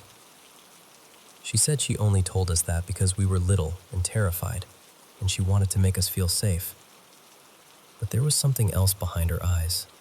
like she was choosing her words carefully. So I pushed a little, and Nadia, even though she hates this stuff, pushed too. And finally my mom told us why she'd lied so quickly. Because she had seen it before. My parents built that house in the early 2000s. When they first moved in, my dad was working late nights, so for the first few days my mom would be there alone at night. She said she kept feeling this heavy dread, like the air in the house was pressing down on her. That kind of fear that doesn't come from a thought. It just shows up in your body like it belongs there. Then one night, she said she heard that same sound. Nails on tile. Clicking, fast, moving. And it sounded like it was coming from near the closet, close to the music room side of the house. She told us she woke up and couldn't move, like her body was locked in place. She could open her eyes, she could breathe, but she couldn't sit up or turn her head the way she wanted. And at the foot of the bed, she saw it. Not a blur, not a shadow. A small figure. A little man, she said. Gray, hairless, just standing there, watching her. She told us she squeezed her eyes shut and started praying. Not even like a polite prayer, more like a desperate, God, please help me kind of prayer. And she kept praying until she fell asleep. After that, she said it never happened again, at least not to her, until the morning Nadia and I came running into her room, sobbing, describing the exact same thing. And I remember sitting there as an adult hearing this, and feeling my stomach drop in the exact same way it did when I was a kid. Like my body recognized the truth before my brain did. Because it wasn't just something weird we saw once. It was, my mom saw it first. In the same house, with the same sound, the same description. I told her, why didn't you ever tell us? And she just looked torn, like she'd carried it for years and didn't want to hand it to us too. I'll be honest with you, I've had a couple other experiences that feel similar, and I don't even know what to do with that. I go back and forth between trying to rationalize it and realizing some things don't neatly fit into rational explanations. And yeah, I looked up possible explanations over time. One that really got under my skin was duende, because the second I read about it, I got that sick, sinking feeling like, oh, that's what it felt like. I don't know what it was. I just know what I saw. And I know my sister saw it too.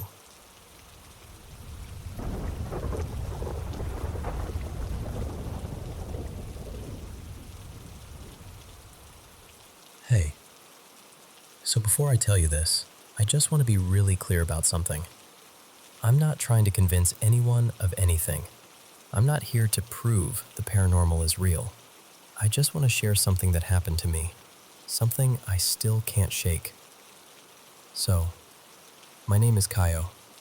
I'm Brazilian, and I grew up around an Afro-Brazilian spiritual tradition where mediumship isn't some rare, dramatic thing.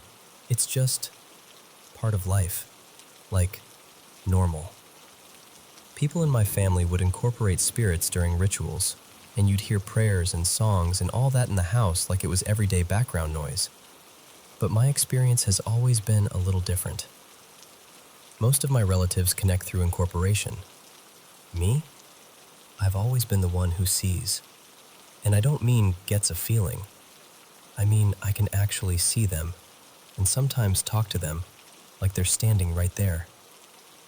My mom, Renata, is the most spiritually advanced person I've ever met. She's basically a leader in our religion, the kind of person who's so connected that it doesn't even seem weird when you hear her speaking out loud to spirits while she's cooking or folding clothes. That was just my childhood. This happened when I was around, I don't know, somewhere between 11 and 13. We were having money problems, so the sleeping arrangements got cramped. I ended up sharing a room with my older sister, she's adopted, and my cousin who had moved in with us for a while. Back then, I didn't fully understand what was going on with my cousin. I only learned later that she'd struggled with drugs and had been trying to quit. But she was slipping again around that time. And I swear to you, the atmosphere around her was heavy. Like the air felt dirty. Everything about that period had this energy, even when nothing was happening. Anyway, one night, in the middle of summer, I went to bed like always. Nothing unusual. And then, I woke up. Not slowly, not groggy. I snapped awake like my body had hit an alarm. I remember looking at my phone because I needed to anchor myself in something real, and the time was 3:07 a.m. I still remember that so clearly, like it got carved into my brain. And the first thing I felt was this pressure, like something was pressing down on my entire presence. Not physically. It wasn't like someone was on top of me. It was more like that primal fear your body produces when it thinks you're about to die. Like your instincts are screaming, you are not safe. I turned my head and scanned the room, trying to convince myself it was just a nightmare. And then I looked toward my cousin's bed, and I saw it. There was something standing over her, something tall, way too tall. It didn't look like a person. No hair, no real features I could make out. Just this stretched, shadow-like form, like darkness shaped into a body by the little bits of light in the room. It wasn't transparent. It wasn't misty. It looked present. I froze, and I just stared. I couldn't even think. My mind went blank except for one thought repeating over and over. Don't react. Don't react. Don't react. Minutes passed. I'm not exaggerating when I say it felt like forever. I remember checking the time again later and realizing I had been staring for something like 20 minutes, maybe more, hoping it would vanish the way some things do. But it didn't. And that's when I realized something that made it even worse. I wasn't paralyzed. I could move. So I started thinking maybe I was hallucinating. Maybe I was half asleep. Maybe it was my brain playing tricks on me. And then I remembered something my mom had told me since I was little. Like a rule you live by when you grow up seeing things other people don't. Basically, don't acknowledge. Don't feed it. Don't make yourself a target. So I forced myself to get up like everything was normal. My hands were shaking, but I acted casual, like I was just thirsty. I went to the kitchen, drank water, and splashed my face. I did it a few times, kind of like a ritual. Like if I reset my body, maybe I'd reset my vision too. Then I walked back to the room, and when I looked again, it wasn't over my cousin anymore. It was standing over my sister, just watching her sleep. And that contrast, oh my God, it messed me up. My sister looked so calm, so safe, so innocent in that moment. And that thing was just looming over her like it owned the space. I got back into bed, trying to breathe quietly, trying to act like I didn't notice it. But I couldn't stop watching from the corner of my eye.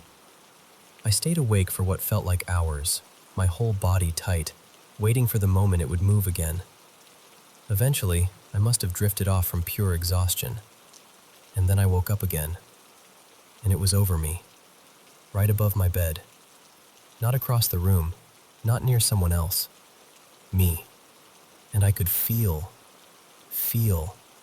that it was looking directly at my face.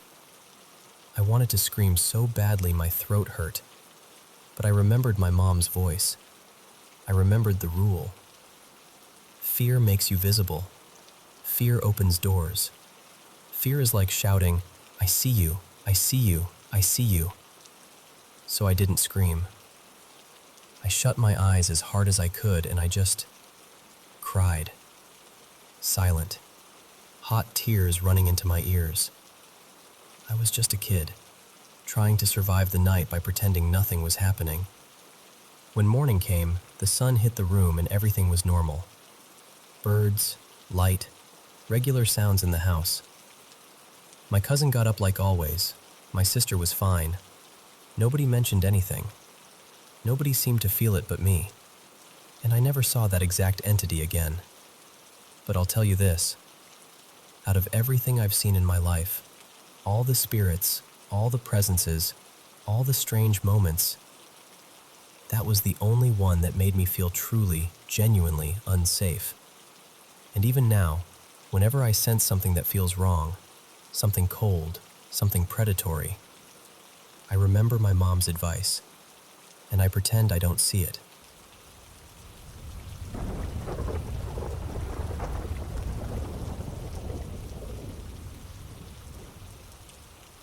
Okay, so I'm not totally sure if this is something genuinely strange, or if it's just my brain playing the world's most annoying game of coincidence. For about a year now, it's been happening on and off. I'll have a dream, and then the next day, something from that dream shows up in real life. Not in a dramatic, I predicted the lottery numbers way. More like these weird, pointless little moments that don't actually change anything. Except they make me feel unsettled. And lately it feels like it's happening more often. Like one time, I swear this is real. I dreamed I walked into the staff break room at work, and sitting at this tiny table were these two famous brothers, the Hawthorne brothers, just casually having coffee like they belonged there. And even in the dream, I remember thinking, wait, don't they hate each other? It felt so random. The next morning I wake up, still half asleep, and the first thing I do is scroll social media. First post I see? A headline about their band announcing this huge reunion tour. And what makes it creepier is I'm not even a diehard fan. I don't listen to them constantly. They weren't on my mind. It was just there. Dream first, then reality. But the one that really got me was about our puppies. We had two little pups, Miso and Clover, and they were due to be spayed. The night before, I dreamed I was talking to my dad, Martin, and he said they couldn't do the surgery because the puppies were all fused together inside, and they'd need a specialist. I woke up feeling gross about it, but I told myself, okay, I'm just anxious. That's all this is. Still, that morning I told my dad about the dream, kind of joking, kind of not. And then I told one of my clients about it too, mostly because I wanted to say it out loud and laugh it off like it was nothing. And then, this is the part that makes my stomach flip even now. My client is leaving, and we both see my dad out on the driveway. And he tells me, they couldn't do the spay. One puppy had something like a false pregnancy going on, and the other, they'd started the operation and found that everything inside was all tangled and not where it should be. The vet had stopped and said she'd need to see a specialist. My client actually froze and went, "Oh my God, didn't you literally just tell me that dream?" I was honestly relieved I'd told someone beforehand, because otherwise it would have sounded like I was making it up after the fact. But at the same time, I felt sick, because I hadn't made it up. I'd dreamed it. Even the money part was weird. In the dream, my dad said the specialist would cost £1,600 for both pups. In reality, the one puppy who actually saw the specialist cost £800. The second puppy hasn't been spayed since, so I still don't even know if she has the same issue or not. Which, honestly, makes my brain want to spiral if I let it. And then there was another one, more recent, that wasn't even connected to anything practical, just emotionally disturbing. I told my mom I dreamed my sister Eliza was pregnant again. And separately, my sister told our mom she dreamed I was pregnant, except in her dream, the baby didn't survive. We both had those dreams the same night, the night before, completely unconnected, like neither of us prompted the other. And it's not like it makes sense either. I don't plan on having kids, and she doesn't have any immediate plans for another one. So why would we both dream something like that? on the same night, about each other. And that's the thing. Most of these dreams are random and pointless. They don't do anything. They don't warn me of something I can stop. They don't give me some heroic message. They just show up, and then life mirrors them back at me like it's winking. But I'm at the point now where I don't know what to do with it mentally. Because when the dreams are harmless, like some celebrity reunion, fine, whatever. But when I have a horrible dream about someone getting sick, or dying, or something going wrong, I wake up anxious, and I don't know if I'm supposed to treat it like nonsense or like a sign. And I don't even know what I believe in, so I don't know what sign would even mean. I just know it makes me tense and scared, like I'm waiting for something awful to happen. And to make it even more complicated, my dad has had this kind of thing his whole life. These small, strange dreams that seem to happen the next day. Usually pointless stuff, but enough that when I told him about mine, he didn't laugh. He just kind of nodded like, yeah, that happens. So I'm left sitting with this weird question that I can't quite shake. Is this just my brain noticing patterns and getting lucky with timing? Or is something genuinely odd going on? And more than anything, I just want to know if other people have experienced this too, because I'm starting to feel nervous every time I wake up from a dream that feels too specific.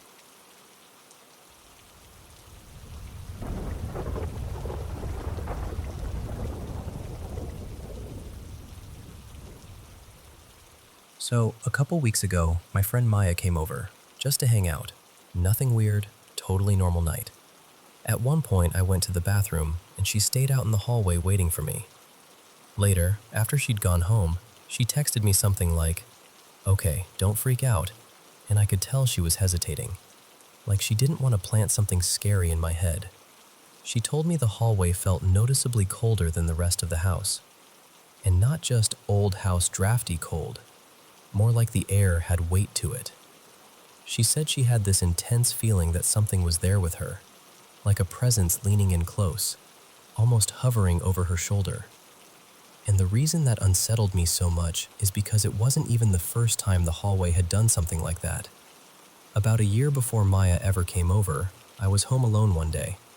Quiet house, nothing on, just me and my dog. And then I heard it. A man's voice coming from the hallway. Not muffled, not far away, like someone was actually standing there talking. My stomach dropped so fast. I genuinely thought someone had broken in. I had my phone in my hand ready to call the police, and I was trying to stay calm and listen. Like, what do I do right now? And then my dog. She didn't bark. She didn't growl. She didn't run. She just froze, like statue still, staring straight toward the hallway. And that part is what made it 10 times worse, because my brain immediately went, she sees him. She's looking at the man. I checked the entire house, closets, rooms, behind doors, everything. And then I checked again because I didn't trust it. No one was there. Nothing was open. Nothing was disturbed. Just empty. After Maya told me what she felt, I brought it up to my dad. I wasn't even dramatic about it. I was just like, hey, this is going to sound weird, but Maya said the hallway felt off. And my dad just kind of nodded, like it wasn't surprising. He told me he's felt it too, like a presence in the hallway. And he's also heard a man's voice before. Except he said to him it sounded older than what I heard, like a more elderly man. That's when it stopped feeling like a one-off moment, or maybe I imagined it, and started feeling like, okay, this is a pattern. So I did what I knew to do.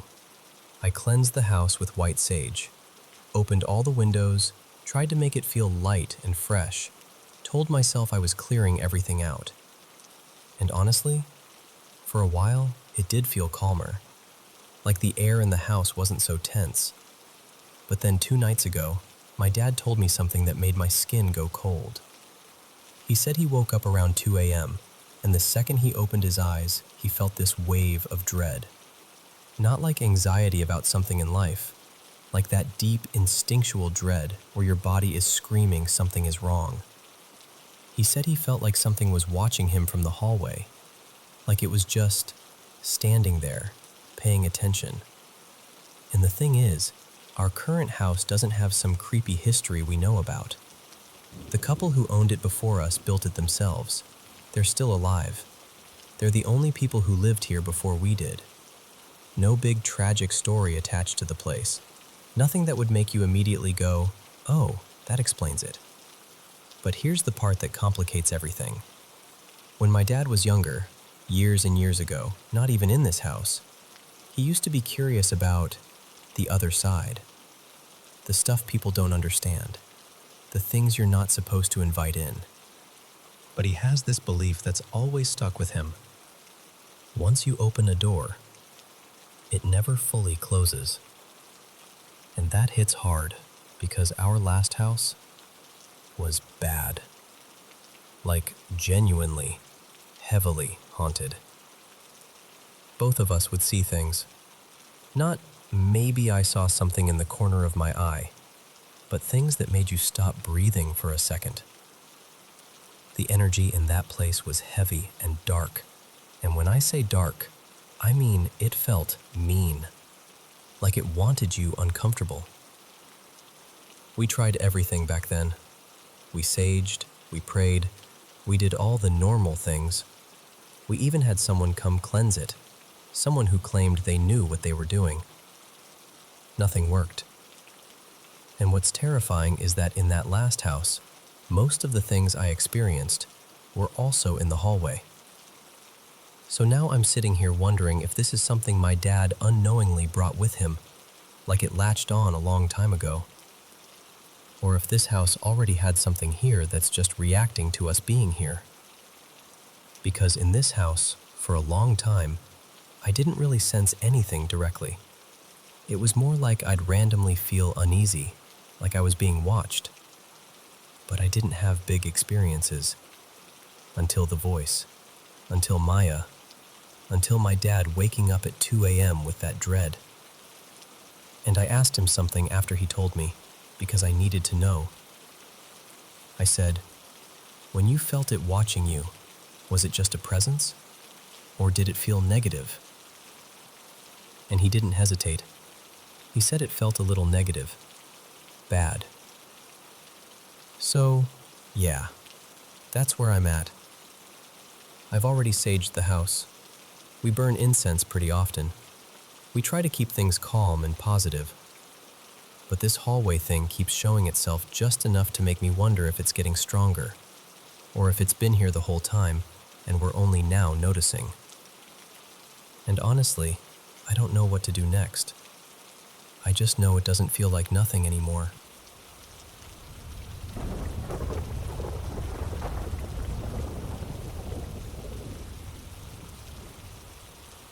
So, right after high school, I was playing in this scrappy little garage band with a couple friends. Me, Jonah on bass, and Maya on guitar. We somehow stumbled into the most ridiculous practice space you could imagine. This giant old house the state had renovated. The upstairs had been turned into county offices, but the downstairs was basically untouched. Big rooms, high ceilings, thick doors. The kind of place that somehow makes even a cheap amp sound expensive. Jonah's grandparents, Evelyn and Frank, worked there. Like, worked there. They were the only two people running the place most days. And for whatever reason, they trusted us. They'd lock up for the evening, wave us in like we belonged, and let us rehearse downstairs after hours. We could play loud, record, stash our gear, all of it, completely free. I still don't know how we got that lucky. The house itself felt like a mansion someone tried to make cozy. Built sometime in the 60s, I think. Hardwood floors, heavy trim, wide staircases, and this weird, clean smell that never quite matched how old it was. And the acoustics, oh my God. Everything rang in a way that made you want to keep playing just to hear it bounce back at you. But there was always this feeling. Not like footsteps or cold spots or anything you'd see in a movie. Just this lingering sense that the building was aware of you. Like you were guests, and it hadn't decided whether it liked you yet. We ignored it because, come on, free practice space in a beautiful building? We weren't about to get picky. We played there for a couple years, mostly at night. And as a group, we had a few small moments that made us glance at each other like, "Did you feel that?" But nothing really compared to what happened to me one night. It was a normal rehearsal. Loud, sweaty, excited. One of those nights where a new song is almost taking shape, and you can feel it starting to breathe. After a while, we took a break. Jonah was fussing with his tuning, Maya was digging through a notebook of lyrics, and I said something classy like, "I gotta pee," and got up. We were set up in this big room with the best sound. From where my drum kit was, there was a long hallway behind me that led toward the garage. At the very end of that hallway was this tiny bathroom. Just a small door, a little sink, basic stuff. I'd walked down there 100 times. It was always dark, sure, but it was familiar. So I start down the hallway, half thinking about the beat we'd been working on, half hurrying because I wanted to get back and keep playing. And I'm telling you, when I was just a few steps from that bathroom door, I stopped like I'd hit an invisible wall. Nothing touched me. No wind, no sound, no footsteps. It wasn't physical. It was a feeling. But not like nervousness, not like being spooked. It was anger.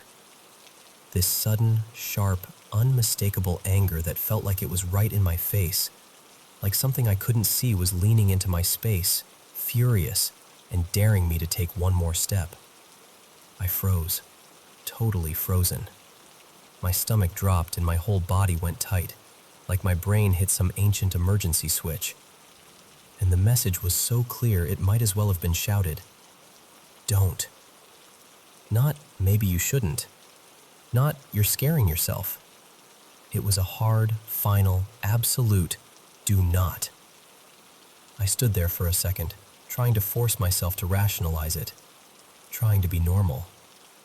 But the closer I even thought about taking another step, the more intense that rage felt, like it would punish me for pushing it. Just, okay. Then I turned around and walked back down the hallway, as calmly as I could manage, like I wasn't completely rattled. When I got back into the room, Jonah and Maya were still doing their thing, chatting like nothing in the world was wrong. I tried to play it cool, but I know my face gave me away. They asked what happened and I told them, kind of stumbling over the words, that something didn't want me in that hallway. That I was walking to the bathroom and this presence shut it down, like I'd been warned. And I know how that sounds. Trust me, I do. But I swear it wasn't imagination spiraling. There was no creeping, I scared myself buildup. It was instant, like flipping a switch.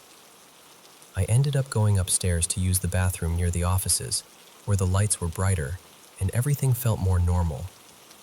And even then, I kept thinking about that moment, how precise it was, how personal it felt, like I'd crossed into someone's space without permission.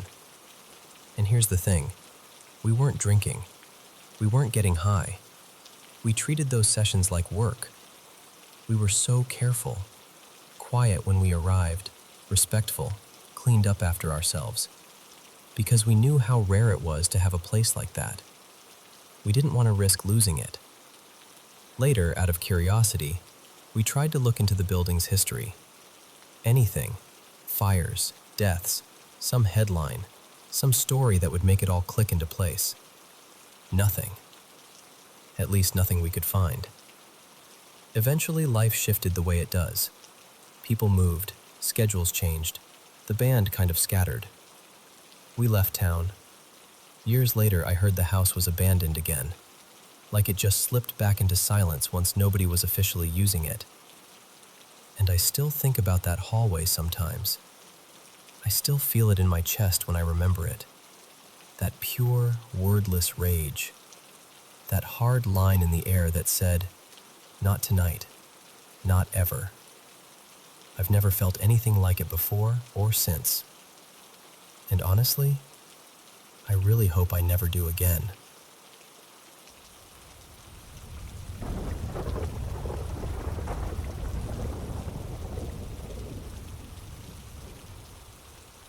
Hey, before I start, I need you to know something about me.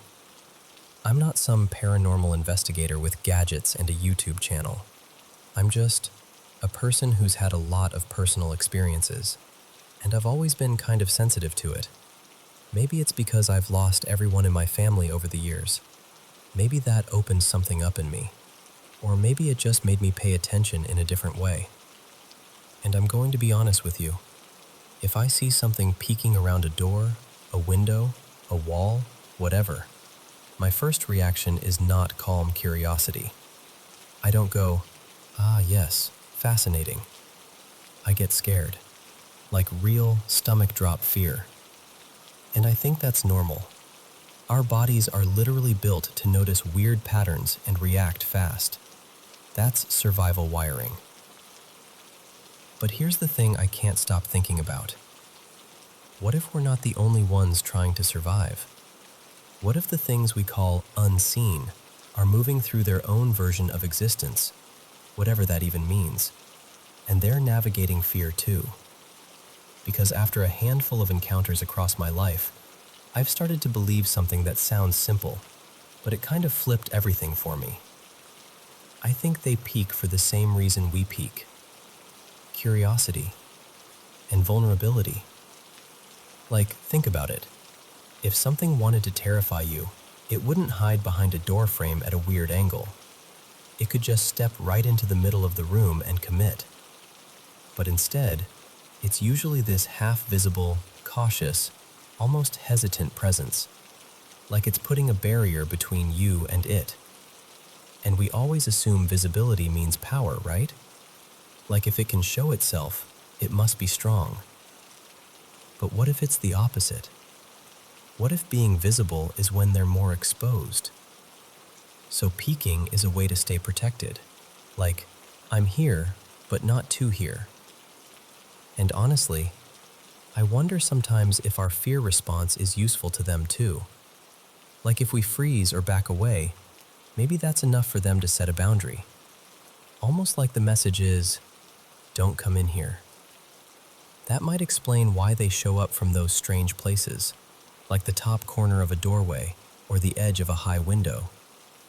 It feels eerie, but it's also strategic, out of reach, safer. And I also don't think what we see is necessarily what they are. Their appearance could be our brain trying to interpret something it doesn't have a template for, or it could be them choosing a form we'll recognize, or both. I genuinely don't know. None of us can really know. But I do know this. It doesn't mean I'm going to stroll up to one if I see it. Because listen, if you were hiding behind something and the person you were afraid of suddenly rushed toward you, even if you weren't trying to hurt them, you'd probably defend yourself. Animals do the same thing. That instinct is everywhere. So if these entities are real, and if they're vulnerable in their own way, it makes sense they'd react similarly.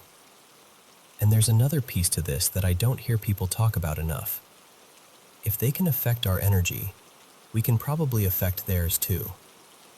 Maybe that's why so many encounters happen when people are alone, or already feeling raw, like grief, exhaustion, stress. Those states might change something about us that makes us easier to notice, or harder to ignore. And maybe they don't want to be around us any more than we want to be around them. Maybe we feel overwhelming. Maybe we're loud to them, emotionally. Okay, so here's where this gets personal. Anyway, old buildings, old shelters especially, they hold a kind of weight, not just dust and peeling paint, emotional weight. Because people pass through those places during the hardest chapters of their lives. And sometimes, people don't make it out of those chapters. A few weeks back, I was staying briefly in this really old support shelter, nearly 100 years old at least. They've renovated it here and there, but it's mostly patch on top of patch, like the building is holding itself together out of habit. And the moment I walked in, I felt it. The air was heavy. Not physically, more like emotionally. Like grief soaked into the walls. Like the place remembered too much. One night, I was asleep in the women's ward, 5 of us in the room. And I'm a light sleeper, always have been. I snapped awake because I felt movement, like someone shifting near the doorway. And immediately, I felt that presence feeling. You know the one, when the room feels occupied even if you can't explain why. I looked toward the open doorway and saw what looked like an older man's face and shoulder, just barely visible, peeking in. Not fully stepping in, just watching. And my mind went, that makes no sense, because this was the women's area. The odds of an elderly man wandering around in there at night were basically none. The light switch was right beside my bed, so I reached over and flicked it on. Instantly, gone. No footsteps, no shuffle, no shadow retreating. Just absence. And I laid there with my heart pounding, trying to talk myself out of it, trying to convince myself it was a half dream. But deep down, what it actually reinforced was that idea I keep circling back to. They don't usually want confrontation either. It felt less like a threat and more like a cautious check-in, like curiosity that got too close. And I swear, part of me almost laughed afterward because I imagined the other side of it. Like maybe it was thinking, wait, she can see me? And panicked right back out of sight. So yeah, that's where I'm at with it. I'm still scared when it happens. I don't think that makes me weak. I think it makes me human. But I also can't shake the feeling that sometimes the thing peeking from the doorway isn't a predator. Sometimes it might be something just as startled as we are. And I really do want to know what you think about that.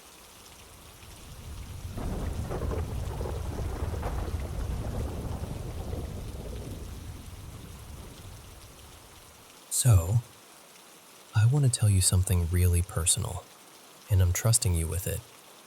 For as long as I can remember, my family's had a lot of mental illness and trauma running through it, like this heavy thread woven into everything. And for me, it showed up in a bunch of diagnoses over the years: major depression, anxiety, OCD, ADHD, and eventually psychosis. The kind that doesn't just feel off, but terrifying. It got so bad that I ended up being involuntarily admitted to a psych ward. And I'm not saying that lightly. It was brutal. I was hearing this constant voice, always there, feeding me disgusting thoughts, twisting everything, telling me I should kill myself. It felt relentless, like I couldn't get even one quiet moment to breathe. Around that time, I was taking a stimulant I'd been prescribed, Adderall XR, and honestly, I think it made things worse. I'd also been smoking weed a lot before all this, but the scariest part was, even after I quit, the psychosis didn't just disappear. It lingered. Weeks went by and the voice was still there, like it had planted itself in me. And the truth is, I couldn't find a neat, sensible explanation for why it started, or why it later eased up. But I'm going to tell you what I believe was really happening. Because when you go through trauma and abuse, you start reaching for comfort anywhere you can find it, even if it's wrecking you. For me, it was stuff I'm not proud of: drinking, hookups, porn, getting high, chasing anything that made me feel less empty for 5 minutes. And I got pulled into friendships that were basically built on shared pain, like we were keeping each other afloat by drowning together. I started a lot of that in early teens, and it just snowballed until I hit about 16, and everything cracked wide open. That's when I got obsessed with tarot and spiritual stuff. I'd always been curious about it, even as a kid, but this was different. It wasn't curiosity anymore. It was like a hunger, a fixation. I started thinking I was getting messages, like a voice, or flashes in my mind, and I convinced myself it was something good, a guide, the universe, something light. And I'm not going to drag you through every detail, but I'll tell you this. That voice didn't lead me to healing. It led me to shame. It pushed me into lustful, degrading choices, things that made me feel like I was losing pieces of myself. And what really terrified me was how controlling it became. It would tell me what to do, and if I resisted, it would threaten me, like this pressure in my head, this fear that something awful would happen if I didn't obey.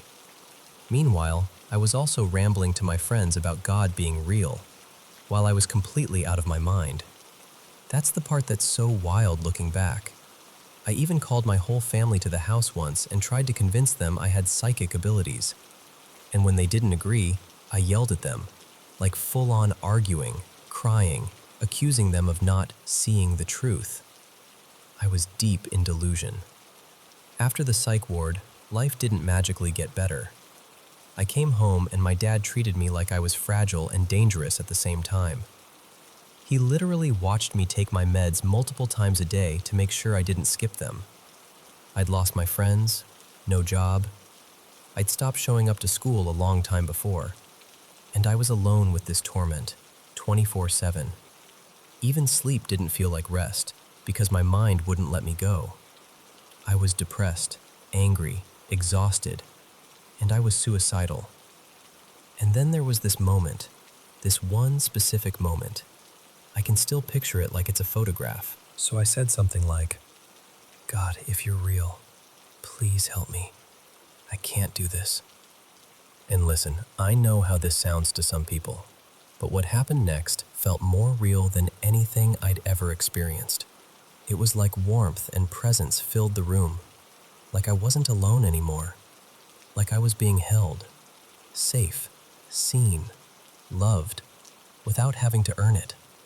I can't fully explain it, and I'm not trying to be dramatic. It just felt like a father wrapping his arms around a child who's been crying too long. After that, things started shifting. I got my first Bible, and this is where it gets hard to describe without sounding unbelievable. But I'm telling you what I lived.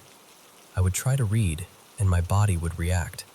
Like convulsions, my stomach tightening, my spine jolting. This burning anxiety-like feeling that would flare up and twist through me. It felt like something in me hated what I was doing. And slowly, I started believing that the core issue wasn't just chemical. I'm not saying mental illness isn't real. I'm saying in my case, I felt like there was something spiritual tangled up in it. Something dark that had gotten invited in through the stuff I was playing with. I remembered this verse. The sacrifices of pagans are offered to demons, not to God. And I do not want you to be participants with demons. So I made a choice that scared me. I stopped taking the medication. Not because I thought I was invincible. Honestly, I was terrified. But I felt this conviction in my chest like, this isn't the route. My family begged me not to. The psychiatrist wanted me back on a strict plan. But when I tried to schedule follow-ups, the appointment got canceled. She was out for personal reasons, and everything just stalled. My dad kept pushing. The pressure stayed heavy, and I had to cling to what I believed God was doing in me. And now, it's been almost a year since that whole nightmare. I'm not here pretending I'm perfect. I'm still healing. I still have things I'm working through. But the constant voice, it's gone. The crushing depression, it lifted. The suicidal thoughts that used to scream at me, they're not running my life anymore. Sometimes after I read scripture, my head feels so quiet, like actual peace. Not numbness, not sedation. Peace, the kind no pill ever gave me. And my life has changed in ways I honestly didn't think were possible back then. I've been holding down a job. I went back to school. I quit drugs, vaping, alcohol, porn. Things I used to cling to like life rafts. And for the first time in a long time, I actually feel like I have purpose. Because there was this void in me, This ache. And I tried to fill it with everything. Pleasure, attention, escape, spiritual power, anything. But nothing even comes close to what I felt in God's presence. That love, steady, holy, real. did something to me that I can't fake. When I look back now, I'm honestly stunned. Like, stunned by grace. By the fact that I was protected even when I wasn't looking for protection. Even when I didn't believe. Even when I was messing with things that harmed me. And I don't expect everyone to understand this. I really don't. But if you're still listening, thank you. I mean that. I hope nobody has to go through the kind of hell I went through to reach for God. I hope people can find him before it gets that dark. But if you feel broken or ashamed or like you're too messed up to come to him, please hear me. You don't have to be perfect. You just have to be willing. Because God didn't send his son into the world to condemn it, but so the world could be saved through him.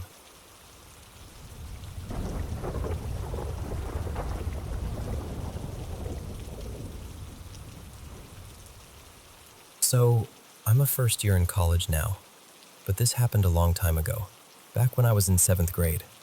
And I swear, it still sneaks into my thoughts when the house is quiet and I'm trying to fall asleep. It was this cold night in early December, maybe around 8:30.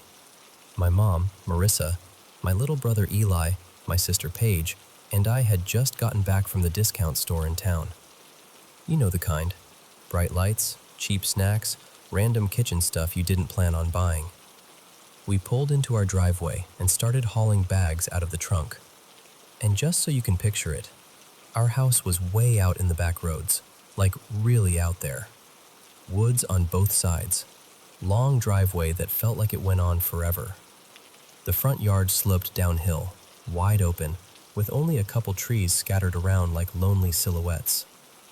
Then on the far side, the forest got thick, dark and tangled. Paige and Eli ran inside first, leaving me and my mom outside to grab the last few bags. We were halfway to the porch when we heard it. Leaves crunching, slow and deliberate, like something was pacing or shifting its weight. We both froze at the exact same time and stared out into the yard. At first I thought, deer, because we saw deer all the time. And in the dark, with the porch light barely reaching, it kind of made sense. Something low to the ground, partly hidden behind one of the trees. But then it stepped backward into the light, and my stomach just dropped. It wasn't a deer. It was pale, like paper white, and it looked wrong. Naked skin, no fur, no color. Too thin, like stretched, like there wasn't enough of it to fit over the bones. It was down on all fours, but not like an animal, more like a person trying to imitate one. And the head, I still don't like thinking about the head. There wasn't a face, not really. It was smooth in a way that reminded me of a store mannequin, blank and featureless, like someone forgot to finish it. And its body had this awful, twisted shape. If you've ever seen those monster designs in shows, that kind of vibe, except this was right there in our yard, breathing real air. It turned its head toward us, like it knew we were there. Then it stood up. Not slowly, not cautiously, just up, rising onto its back legs like it was deciding it didn't need to pretend anymore. And it ran.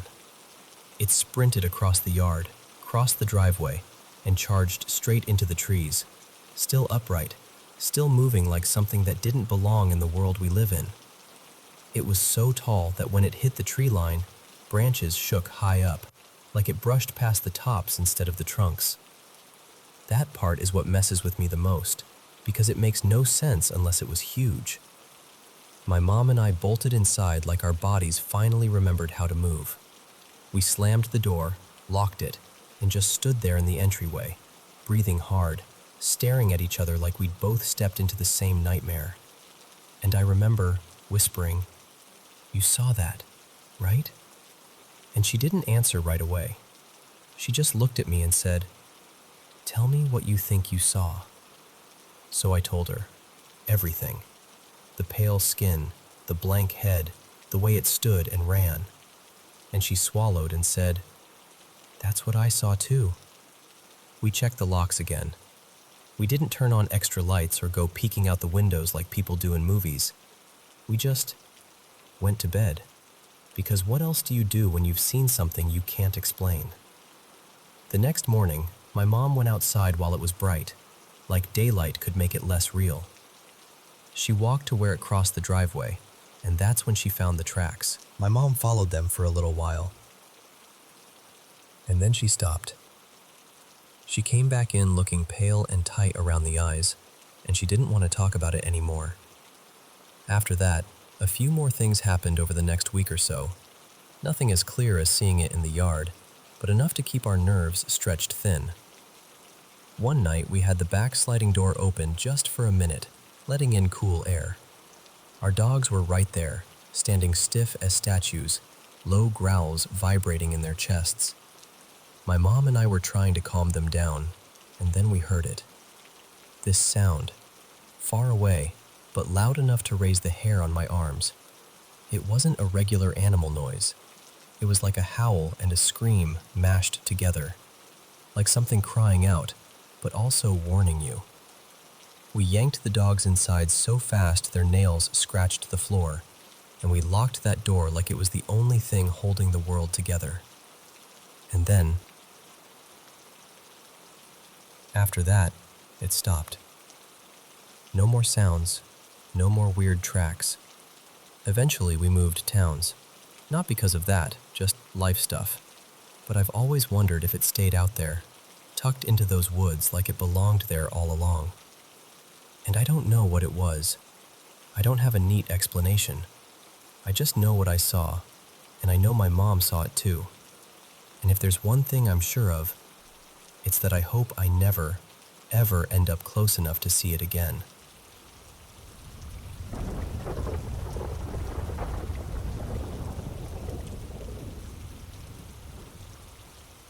So, I want to tell you a few things that still sit with me in that strange place between grief and comfort. It started last summer, early July, I think. My cat Juniper got really sick out of nowhere. The moment I heard, I felt this heavy drop in my stomach, like my brain had already jumped ahead and decided how the story ended. I tried to shake it off, but it just kept growing, this dread that wouldn't let me pretend everything was fine. A couple days later, the vet told us it was cancer. Nothing dramatic, no big speech, just that calm, careful tone people use when they're trying not to break you in half. And we had to make the decision. The kind of decision you never feel ready to make, even when you know it's the kindest one. We did it at my mom's place because it felt calmer there. I remember holding Juniper in my arms while my mom's neighbor, she's worked with animals before, helped her go peacefully. And I know this sounds weird, but in the middle of all that pain, I felt this sudden wave of relief. Not happiness, not okay, just peace. Like the tension finally unclenched. And I swear it felt like Juniper relaxed too, like she wasn't fighting anymore. That night I went back to my dad's house and basically collapsed into bed. I was just staring at the ceiling, replaying everything, feeling hollow. Then, sometime around 10, maybe a little after, I felt something climb up onto the bed. I'm not exaggerating. I felt the mattress dip. I felt that familiar pressure settle against my shin, like a small animal curling up. Juniper used to do that exact thing. Hop up, circle once, then press in close like she was claiming her spot beside me. I didn't even move at first. I just froze, and my eyes filled up, because it felt so real. And instead of scaring me, it helped. It felt like a final little, I'm still here, or maybe, you're going to be okay. And I fell asleep. The next morning I told my dad and my brother. They're not really the paranormal type, more like, show me proof or it didn't happen. But even they went kind of quiet, like they didn't know what to do with it. Honestly, the rest of that day is blurry. I know I had a job interview later, and it felt surreal doing normal life things while my chest still felt cracked open. When I told a couple friends, they didn't hesitate. They were like, that was Juniper. She came back to check on you. And I didn't argue. I just let myself hold that. The second thing happened a while earlier, fall of 2022, maybe September. My family had to put my dog down. His name was Milo. That night I was doom scrolling on my phone, just trying not to feel anything, when I got recommended this random religious channel video, and the topic was literally grief and loss. Like, specifically. It hit me so hard I just stared at it for a minute. Now I can explain that one logically. Algorithms pick up on what you're watching, what you're searching, the mood you're stuck in.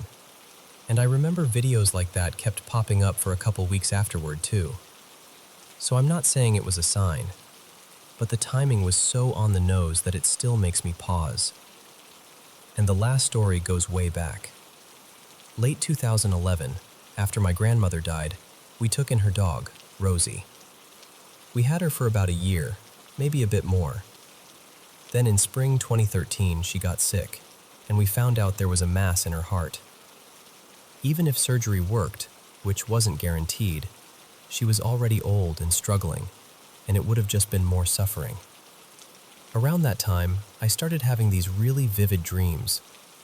Not every night, but often enough that it felt like something was trying to process through my sleep. Rosie looks at me, just a long look, like she's memorizing me. Then she turns and walks into the light. No rushing, no fear. And then the door closes and the dream ends. I don't remember exactly when I had that dream. It might have been weeks or even a couple months after she passed. And sure, it could just be grief doing what grief does, trying to create a goodbye you didn't get to fully feel in the moment. But something about it felt different. Like it wasn't only my brain, like it had its own calm gravity to it. And here's the thing that makes all of it even stranger to me. I've never really had anything like that with people in my family. And my family is huge, dozens and dozens of relatives.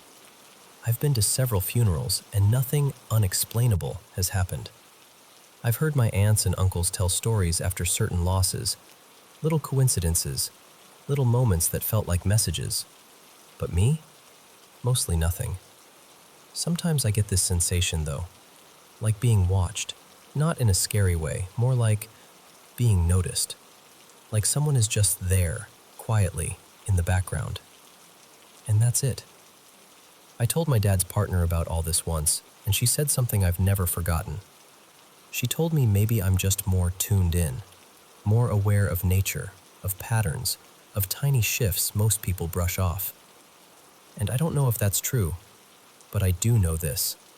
When I was at my lowest, something, whether it was memory, love, grief, or something I can't explain, made the bed feel a little less empty. And sometimes, that's enough.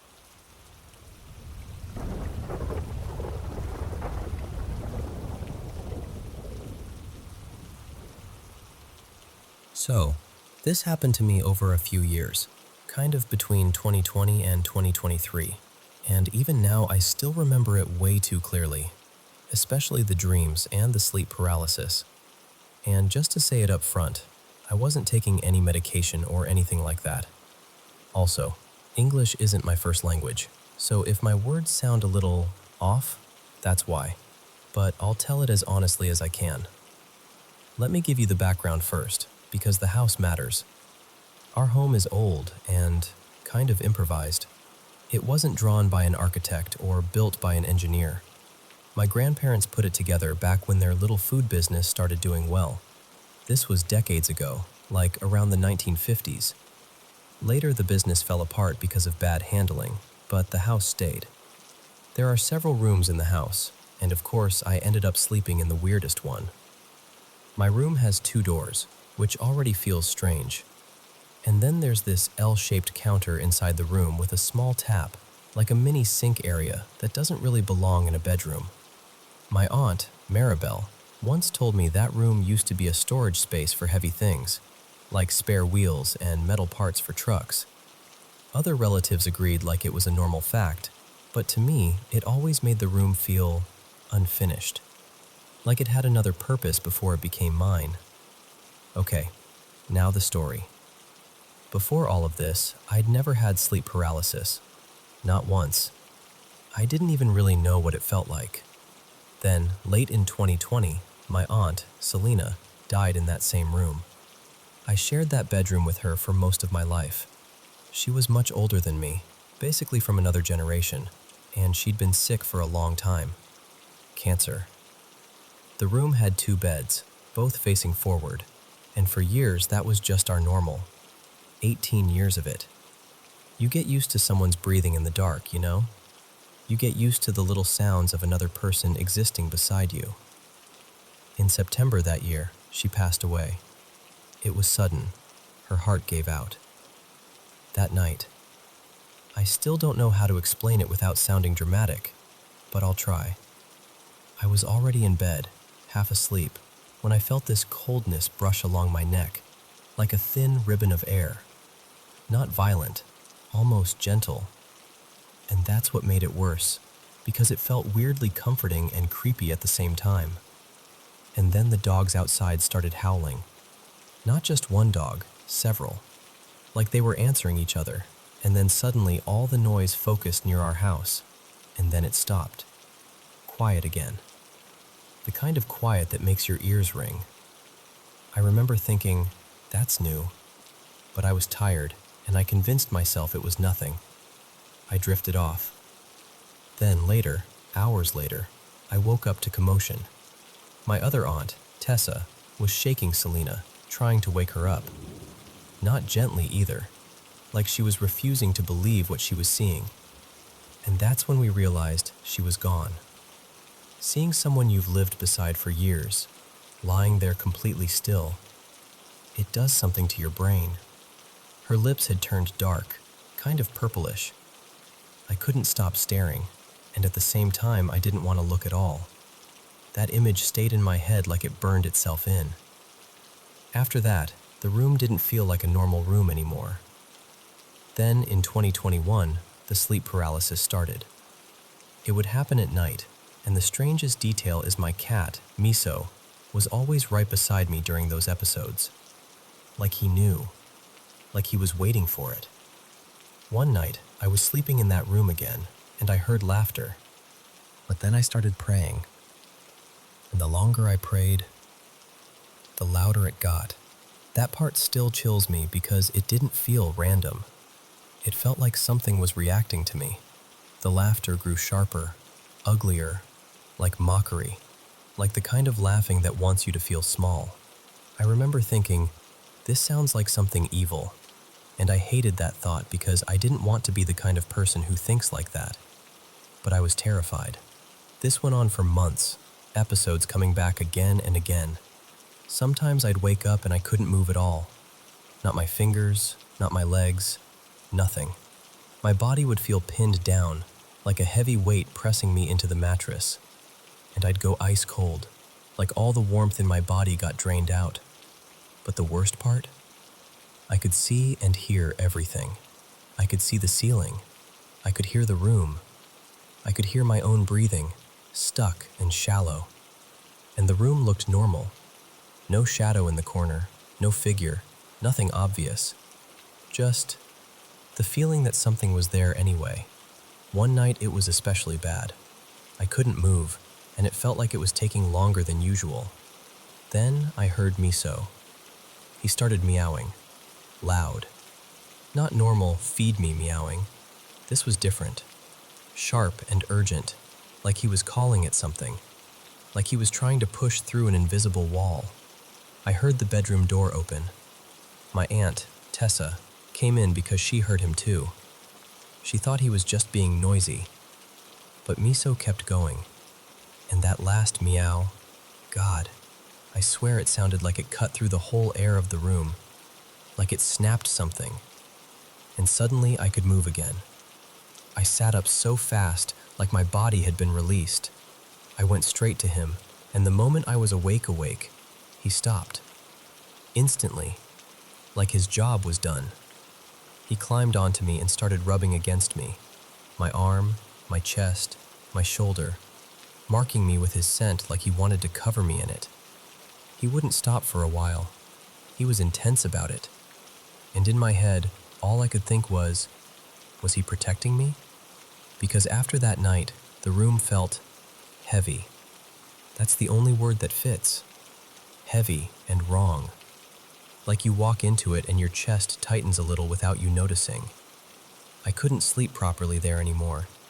So I started sleeping in another room in the same house, beside my aunt again, because being alone in that room felt impossible.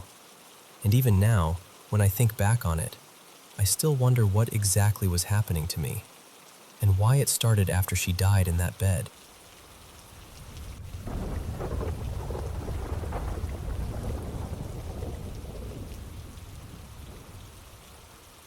Hey, so my best friend, Mara, died late last year. She was 28, and I'm still trying to say that sentence without my throat doing that thing where it tightens up like it's bracing for impact. Mara had this intense relationship with death. Not in a dramatic, I'm so edgy way, more like it genuinely her, and she couldn't stop circling it. She'd bring up funeral plans the way some people bring up weekend plans. She told me what songs she'd want, what she'd wear, even what she didn't want people to say. And she used to joke, half joke, half not, that if she died first, she'd come back and haunt all of us. But she'd say it with this grin, like she was trying to soften it. Like, don't worry, I'll be a helpful ghost. I'll find your missing stuff. I'll do chores. I'll scare off weird men. I'll be the friendly haunting. That was very Mara, dark humor with this weird, protective tenderness underneath. So, here's the part I can't stop thinking about. A few weeks ago, I was in the kitchen and I heard this heavy slamming sound, like a cabinet door or a pantry door, something with weight. It happened again another night. Not a little creak, a slam. And then there was this moment with the bathroom that genuinely made my skin go cold. I remember walking past and seeing the bathroom light on. I remember the door being half open. And I watched the door swing shut like someone had pushed it. My partner was right there, so I was like, "Did you see that?" They opened the door again, and the light was off. Off. Like it had never been on in the first place.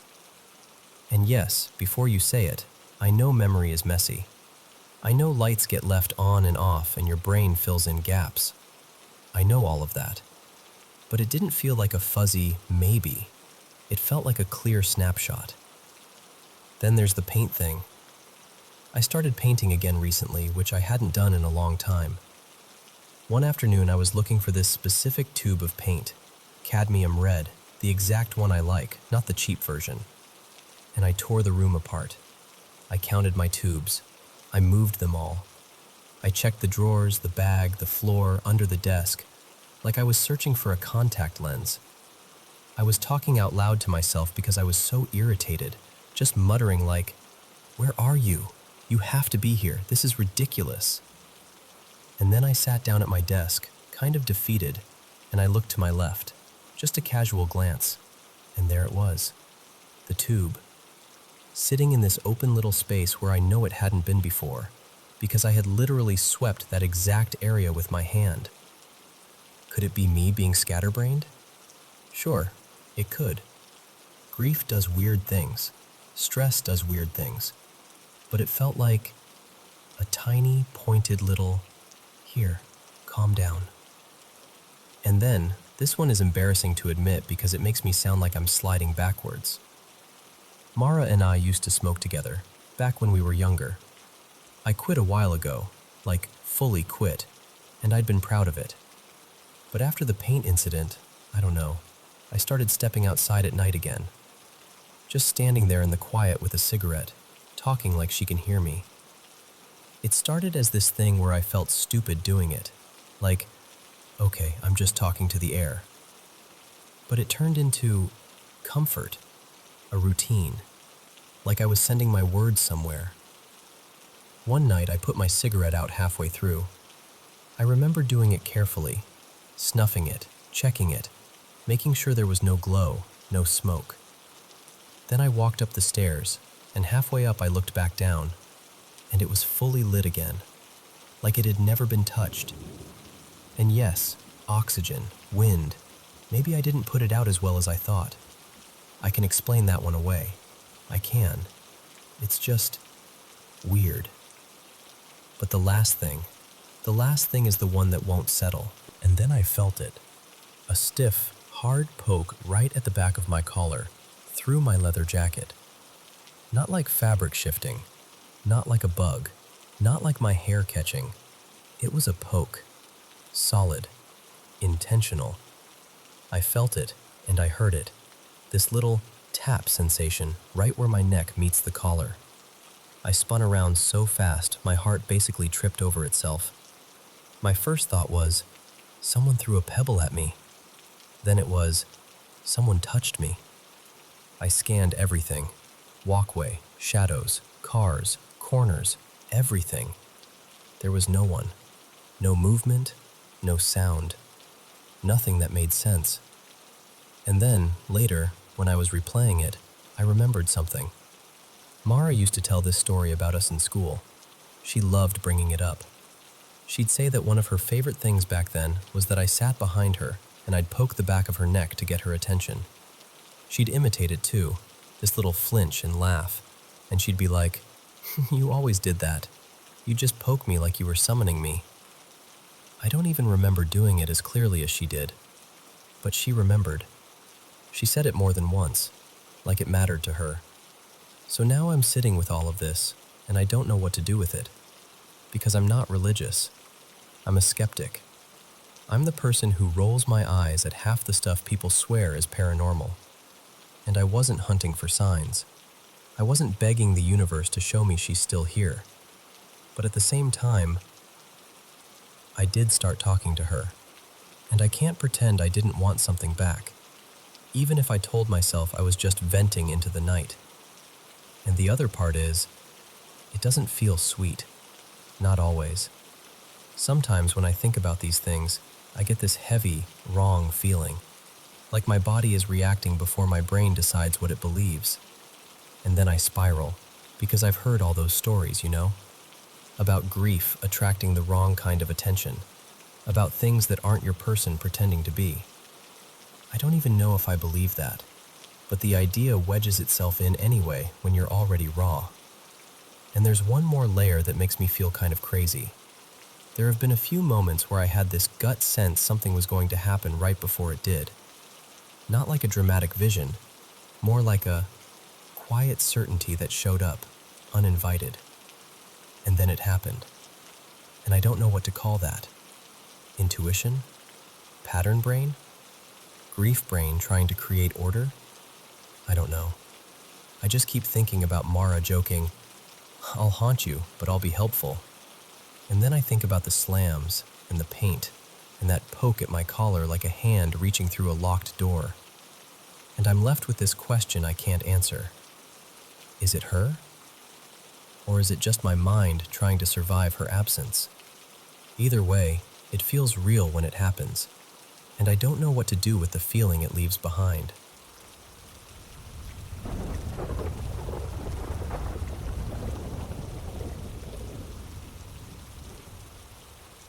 Okay, so you have to promise you'll hear me out, because I know how this sounds. I live in this really old high-rise, like ancient old. It's over a century old, and it used to be a hotel back in the day. The kind of place where you just feel the history the second you walk into the lobby, you know? When I first moved in, I had my cat. Her name was Miso, and she started doing this thing that I couldn't explain. I'd leave to run errands, grab groceries, whatever, and when I came back, she'd be posted up in the living room staring at the same spots like she was watching a person standing there. And not just a casual glance, no. This was intense, like locked in. And I'd walk through the door, and she'd flick her eyes over to me like, "You seeing this?" And she'd make this sound, this low, angry little rah, then snap her stare right back to the exact same place. Then she'd look at me again, rah, and back again. like she was trying to translate something for me and getting frustrated that I didn't speak the language. At first, I tried to laugh it off. Cats are weird. I told myself that 100 times. But deep down, I knew. I just knew she was seeing something. And then, it didn't take long for whatever it was to make sure I knew too. It started small, kind of, but not really. One day I'm in the hallway, not even near the kitchen, and I hear this sudden crash that's so loud my stomach dropped. I ran in and a glass had flown off the counter and shattered like someone had swiped it with a hand. And the thing is, nothing was unsteady. No vibration, no wind, nothing. It didn't fall. It got thrown. After that, it escalated. Lights would do this insane thing where they'd flare up so bright it looked like a stadium spotlight turned on in my living room. My lamps, the overhead lights, everything. Just blazing for a second, then snapping back to normal like nothing happened. Like something was showing off. Like, hi, I can do this. And then, the voices started.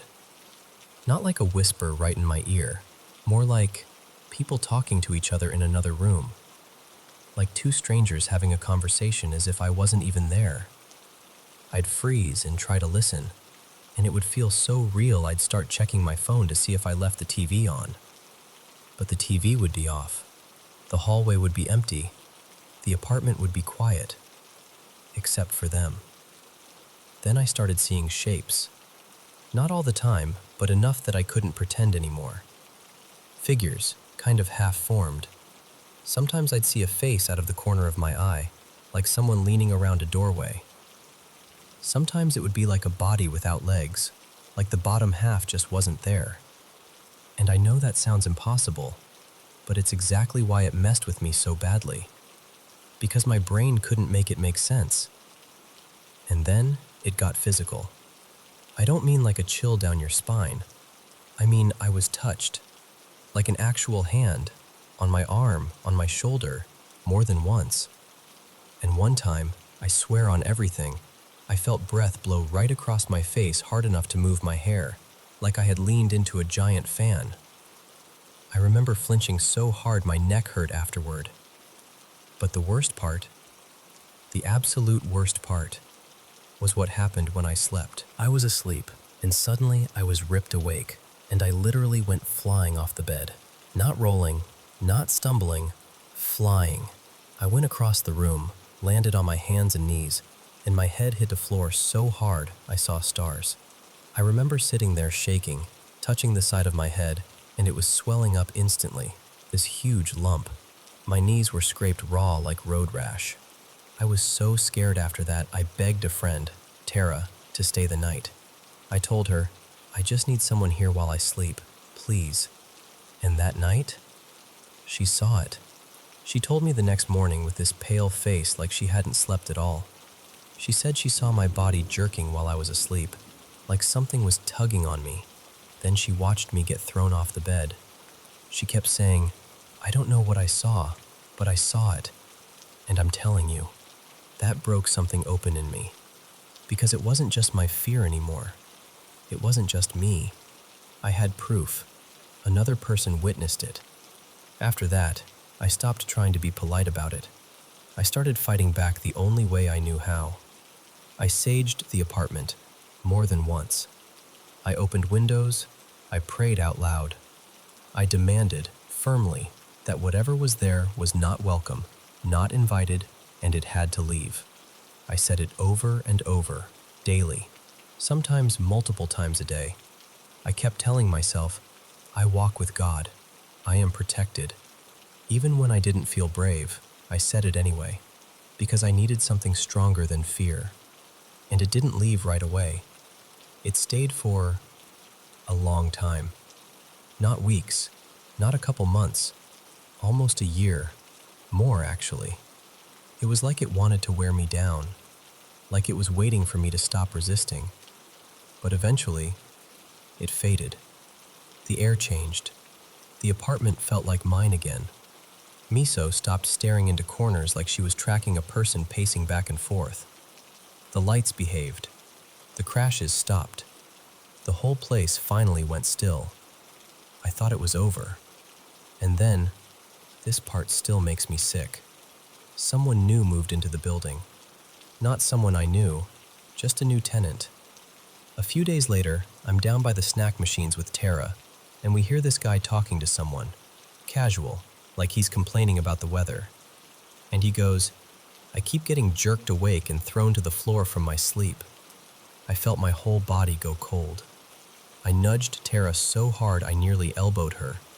My mouth was hanging open, my eyes probably the size of dinner plates. And Tara was staring at me with the exact same face like, "No, no way." And she mouthed, "Oh my God." Just like that. No sound, just the words. Because we both knew. It didn't disappear. It just moved. And if you're wondering why I stayed, why I didn't run the first time my cat did that angry little rah, it's because real life isn't always simple. I'm in my 50s, living on a fixed income, and I don't have a big support system. I couldn't just pack up and go. If I could have, I'm telling you, I would have been gone at the first sign. But that's why I'm so certain. Not 90%, not maybe. I am completely, undeniably convinced there's something paranormal in this world. I lived it. I felt it. And I had someone else see it too. And I'm just grateful, so grateful, that it finally let me go.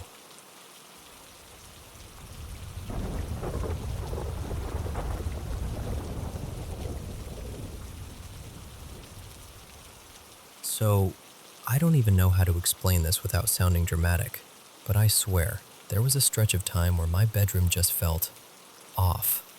Like, you know that feeling when you're alone, but your body doesn't believe you're alone? That.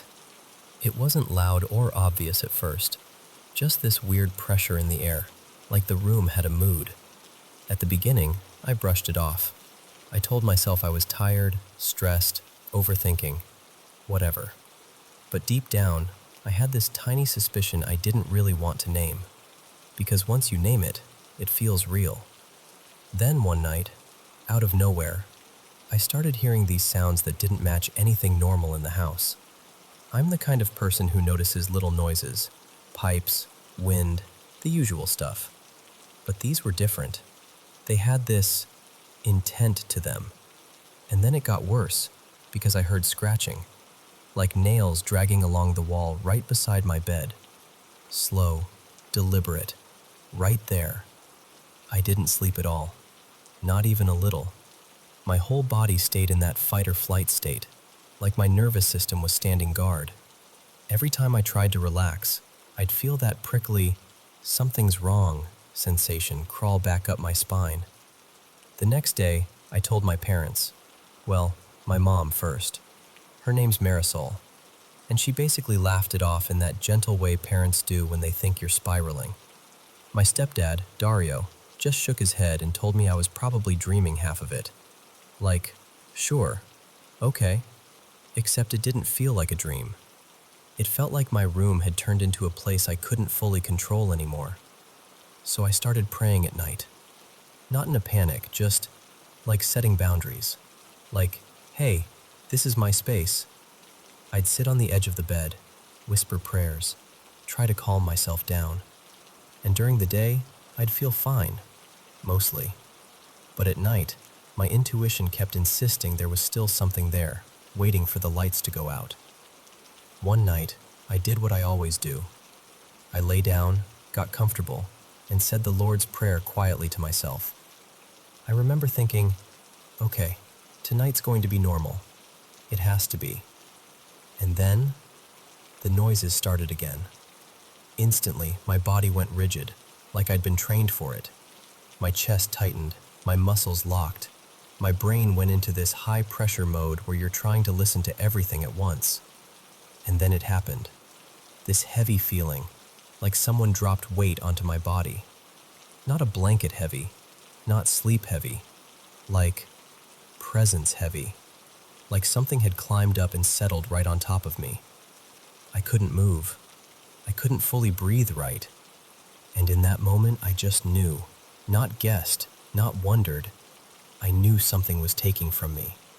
Like it was feeding on whatever energy I had left. When morning came, I felt wrecked. Not, I slept badly, tired. More like I'd run for miles in my sleep. My body felt drained, like my battery had been left open all night. And then, this part still freaks me out when I think about it. My necklace snapped later that day. A necklace I wore constantly. It didn't get caught on anything. It didn't tug. It just broke. Right in my hands. And I remember staring at it like, oh, so this isn't just in my head. That's when I decided to do something more traditional. Something my aunt used to talk about. An egg cleansing. I know some people think it's superstition, but at that point, I didn't care.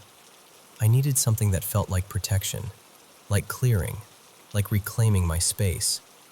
I did it carefully, quietly, trying to be respectful about it. But at night, I still catch that feeling sometimes. Not as intense, not as terrifying, but like something is lingering around the edges, hoping I'll slip back into fear. And here's the thing. I'm not sitting here shaking in terror. I'm not. It's more like they're annoying. Like an unwanted visitor who doesn't understand boundaries. They don't leave you alone easily. And maybe that's the whole point. I'm sharing this because I know I'm not the only one. There are so many people who felt something unexplainable. Something that doesn't fit neatly into logic or coincidence. And I don't need everyone to believe me. I just wanted to say, this happened to me, and I know what I felt.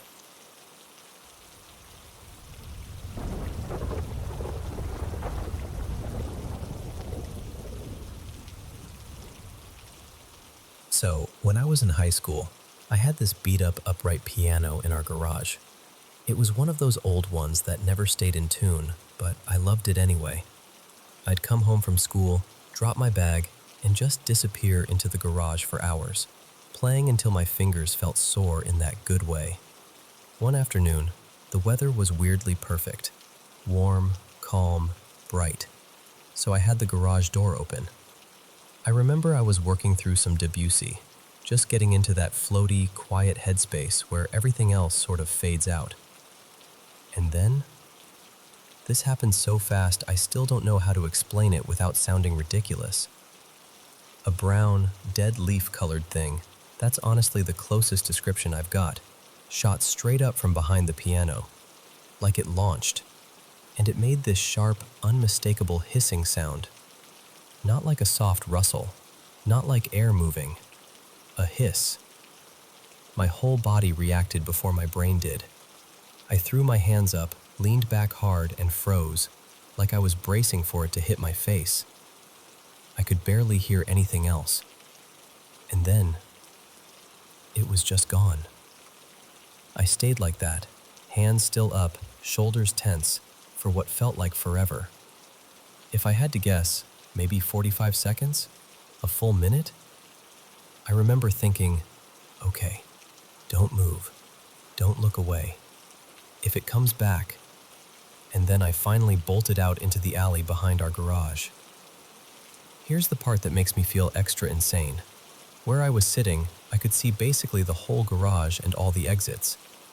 The garage was empty. No car parked inside, no stacked boxes, no cluttered corners to hide in. My back was against the side wall, so I was facing outward, looking into the space. It's a simple square garage. No weird storage loft, no little nook behind shelving. So I have no idea where it came from or where it went. I stood in the alley for a minute, breathing like I'd just sprinted, still in shock. Then, when my nerves calmed down enough that curiosity started wrestling with fear, I walked back in, slowly, and searched everywhere. Under the piano, behind it, around every side.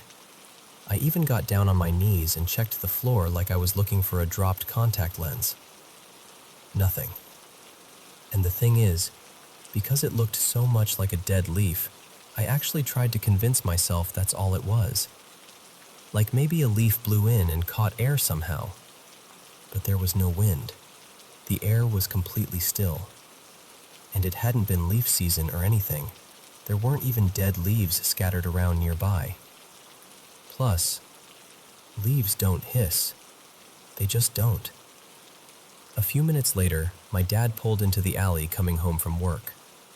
I was still shaky, and when he got out of the car, I walked right up to him and told him what happened. And I started crying, which embarrassed me even as it was happening. I wasn't trying to be dramatic. I was just genuinely terrified and confused. My sister Mara was there too, and they both kind of laughed it off. Like, not in a mean way, more like, "What are you talking about?" They didn't believe me. My younger brothers were little, and either don't remember or never really took it seriously. But my mom said she believed me. She didn't pretend to know what it was, but she looked at me like, "I know you're not making this up." I tried researching it later because what else do you do when something impossible happens? But nothing matched. This was in a Midwest city, and most of the creature stuff online either sounds like folklore from somewhere totally different, or it's so vague it could be anything. And here's the part that messes with me a little. About 3 weeks after I saw it, my grandpa passed away. He was really old, and it wasn't sudden, so I don't genuinely think it was connected. But it still planted this weird seed in my head. Like the timing made everything feel heavier. And honestly, that stretch afterward was rough. Just bad luck stacked on bad luck. I even got clipped by a car a couple months later, not horribly, but enough to leave me rattled and bruised, and wondering if the universe had quietly put a target on my back. I've been in that garage plenty of times since then. I've played music out there again.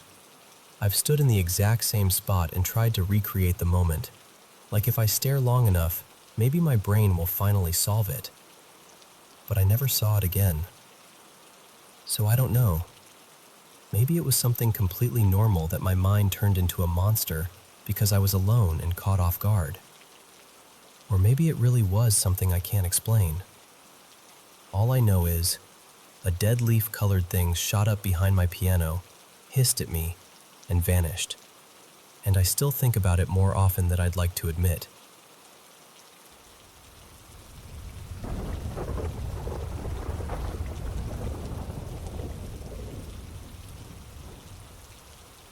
So, I've had a pretty wild life, honestly. And there's this one weird thing that's followed me for, God, close to a decade now. It's changed shapes over the years, but it's been consistent. Like a roommate that never pays rent and never shows its face. It started out simple, if you can even call it simple. I'd be lying in bed and feel my mattress breathing under me, like the whole thing had lungs. And then there were nights where I'd feel someone sit on the edge of the bed, clear as day, except when I'd look, there was nobody there.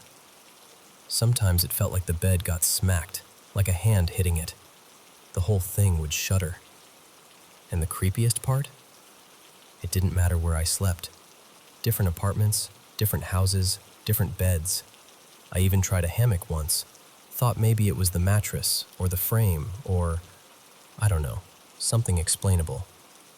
But in the hammock it turned into this poking feeling, like someone tapping the air right into my body. I got so fed up that I slept on the floor for years. Years. I figured, all right, you want to mess with my bed? Fine, no bed. And at first I'd bolt upright and run, like full panic, heart hammering, lights on, checking corners like that would help. But over time, it stopped being scary. Not because it got nicer, just because I got tired. You know how you can get used to almost anything when it keeps happening long enough? Still, there were phases where it got more intense. Like when it started feeling like someone was sitting on my legs, not heavy exactly, but enough to pin me in place. And then it would tap my legs up and down, like it was drumming on me. Sometimes I'd feel it under my arms, or like something shifting under the pillow. like a presence trying to get comfortable right next to my head. Most nights it's just this steady, annoying thing. It feels like invisible hands pressing down on the bed beside me, over and over, gently lifting and lowering the mattress like it's kneading dough. All night. Long enough that I just learned to ignore it the way you ignore a neighbor's loud TV. And then it'll disappear for months, like it forgets I exist. But when life gets rough, when I'm stressed or sick or worn down, it comes back stronger, like it can smell weakness. There were a few nights where it felt like it was powerful enough to shove me, like actually push my body. For a while, I even had this sharp feeling that it wanted to push me away from my partner at the time, like it was trying to wedge itself between us. Her name was Tessa. She left about 5 months ago, so now I live alone. Which brings me to last night. Last night was different, completely. I was lying there with one arm stretched out, half asleep, not even thinking, and I felt a hand take mine.